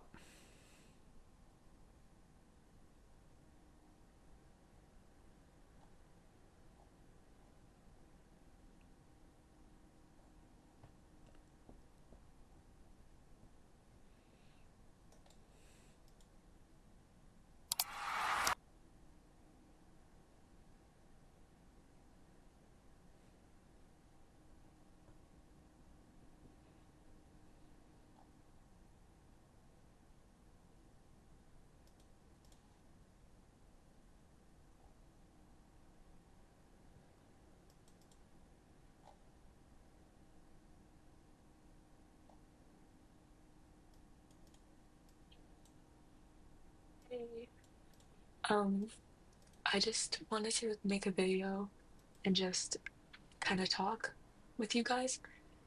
I got 11 subscribers. I am super happy and super joyful. I just kind of wanted to talk about some stuff that I've been thinking about. I have always thought about how I feel very lonely, No. and I've always felt like I've been always the odd one out, and I don't know how to stop this feeling. I feel like it's not anything that I can just immediately get over. It feels very like I've stuck my head out a car window and everybody else is just slowly putting it up, and my head is getting stuck and I'm slowly suffocating and suffocating. I just, I feel like I'm bleeding and asking everyone for help, and they're just walking over me. I've never had this type of difficulty before, just with life, but like, I've just, ever since I finished high school, I've just felt like I missed out on all the opportunities that I had. And I feel like I've just failed at existing. I skipped my graduation and I skipped every dance and every opportunity. And I've just always felt like I didn't belong in that area. And it just like, I felt always so humiliated and embarrassed to be like in my own skin. Like, I've always felt big. And just, I've also always felt ugly and humiliated. And I've tried to put on makeup and I've tried to, you know, do lashes, lip liner, but I've always just felt like a pig. Like, I just always feel so humiliated and miserable every time I go outside. I can't even go outside altogether. I just stay home in my room, lying on my bed, rotting away. I just feel like there has to be more to life than just staying here. I feel completely unsuccessful. I feel like I've failed in everything. Like, I've tried and tried, but it's not for me. Like, I have no goals, no accomplishments.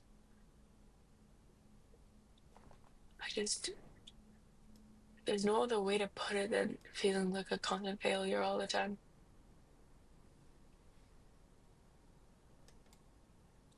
I also just hate how I'm so bad at everything that I do. Like, I can try a game but there'll be someone sitting next to me that's even better. And then I just feel bad. Like, I start to hate myself because that person was better. And then I just hold that against them. And then I always get filled with anger and like hate whenever I see that person because they were better than me. And I've always ruined all my relationships because of this. And it's like, I was bullied throughout the entirety of elementary school for being ugly. And I feel like also those same people came to me into high school and they started bullying me there. So, high school.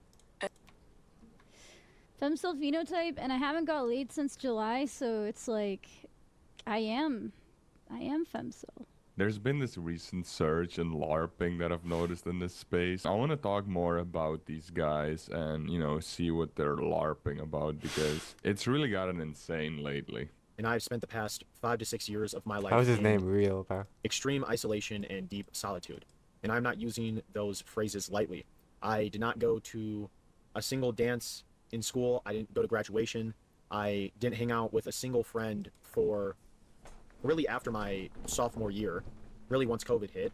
In college, I had no friends. I spent all my time alone, mainly reading books or, you know, just on my phone. So in case you don't know, there's this YouTuber, Jet Franzen, which you probably already know if you watch my content because he's been growing rapidly. Within 6 months, he's basically gotten an audience of 200K people, which is an insane growth, by the way, for any YouTuber ever. And the way he got this type of growth is just by talking about these doom and gloom type of topics. But there's one major reason why he's gotten this amount of attention. Of course, you know, the elephant in the room is his looks. That is the main reason why I don't really trust this guy. When I watched one video, That's why I can't make videos like this, it was bro. the one titled, "I've lived more in my head than I've lived in real life." And I'm just looking at him like, what are you even talking about? Like, this guy literally looks like the Chad back in my high school. He's legitimately like the athlete, jock type of dude that we all saw in our high schools. And he's over here acting like he lived my life. God. Like back when I was a 4 out of 10, I was invited Where's to the video? 0 parties essentially. I had, you know, I had the sub 5 friends, right? Those cope friends, but I never really had real friends. Where's the Never got a video? real friend, always got friend zoned. And this guy's talking like he knows what it's like to, you know, be that type of guy. Oh.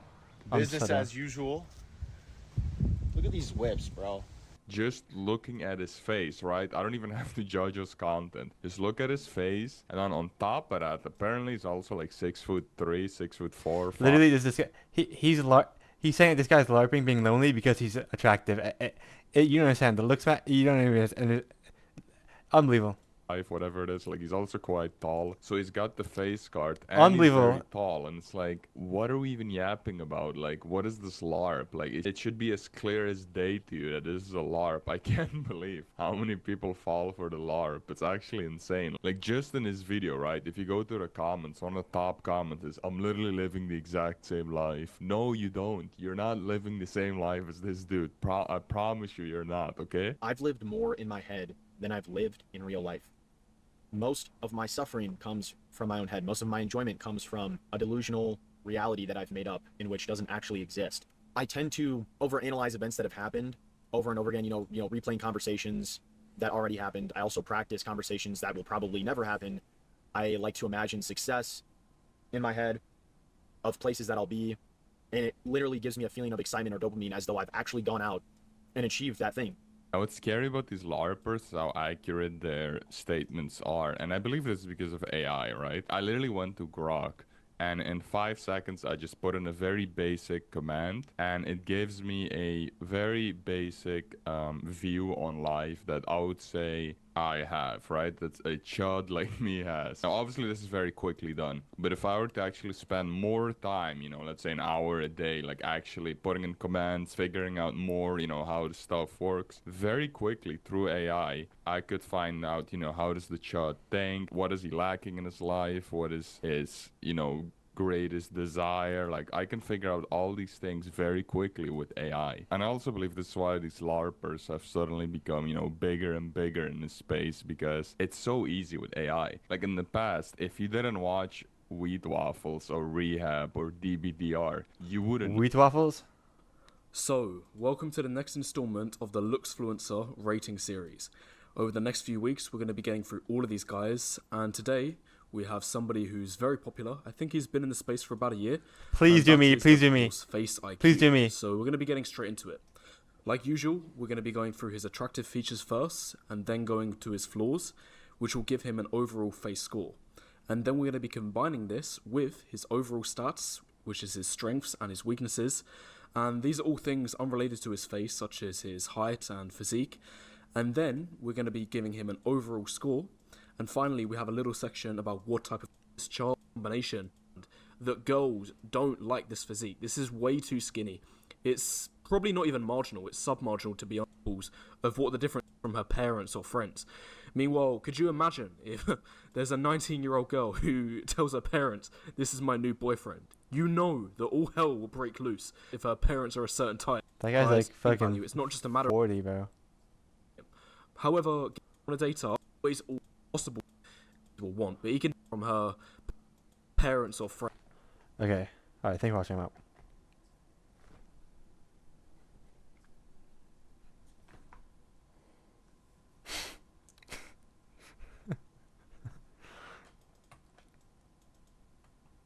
You just got her? And there's fucking nothing here. I said I would never do no YouTube segment ever again. I don't want to play Overwatch right now, bro. I just can't do it. I can't do it. I can't do it. I can't do it. I can't do anything. I can't do anything.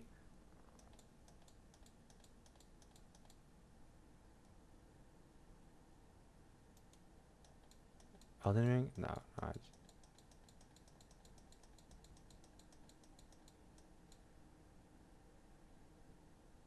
I'm not doing a fucking Roblox.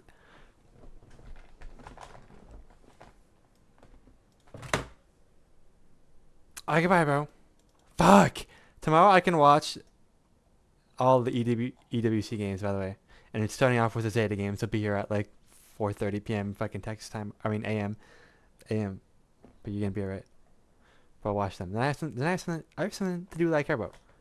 I can't do this shit. I can't do it. You don't understand what this is doing to me.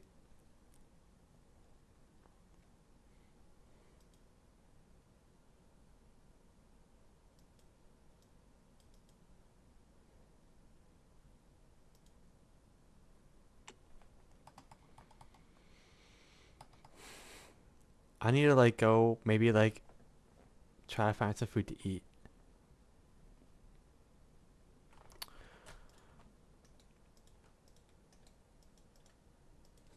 I could queue another game.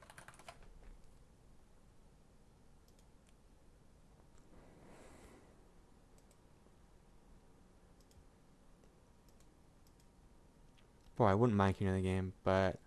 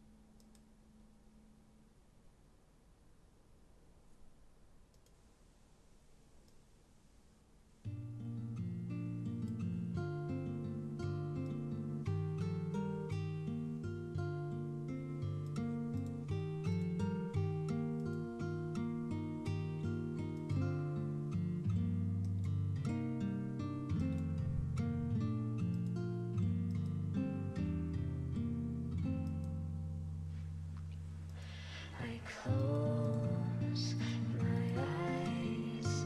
For once I don't have to try. I'm not wishing for life. I picture you happy. yeah, with that I'm done, bro. With that I'm done. I was thinking about queuing another. I'm done. I appreciate it. Thank you for watching. I was so lost in thought, but you were there living. You've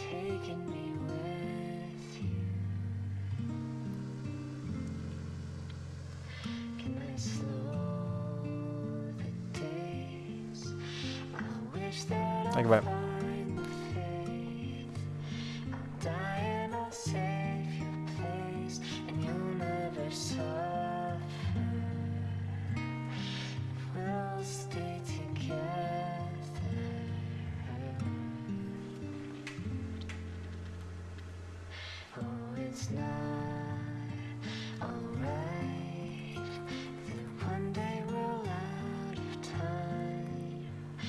Rain Thomason.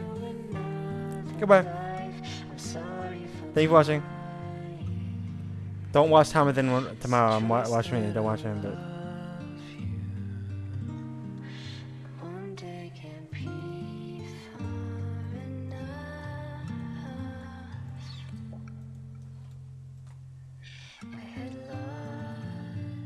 you watch Hunter? At least watch me for Zeta, bro, please.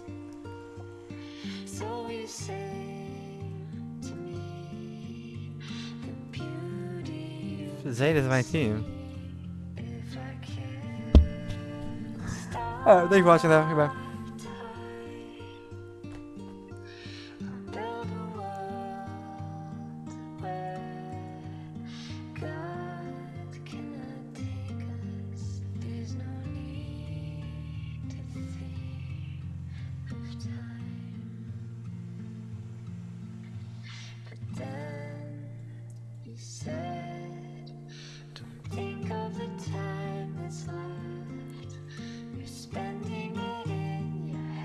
Like about the Zeta game will be right now, as of like in this moment right now.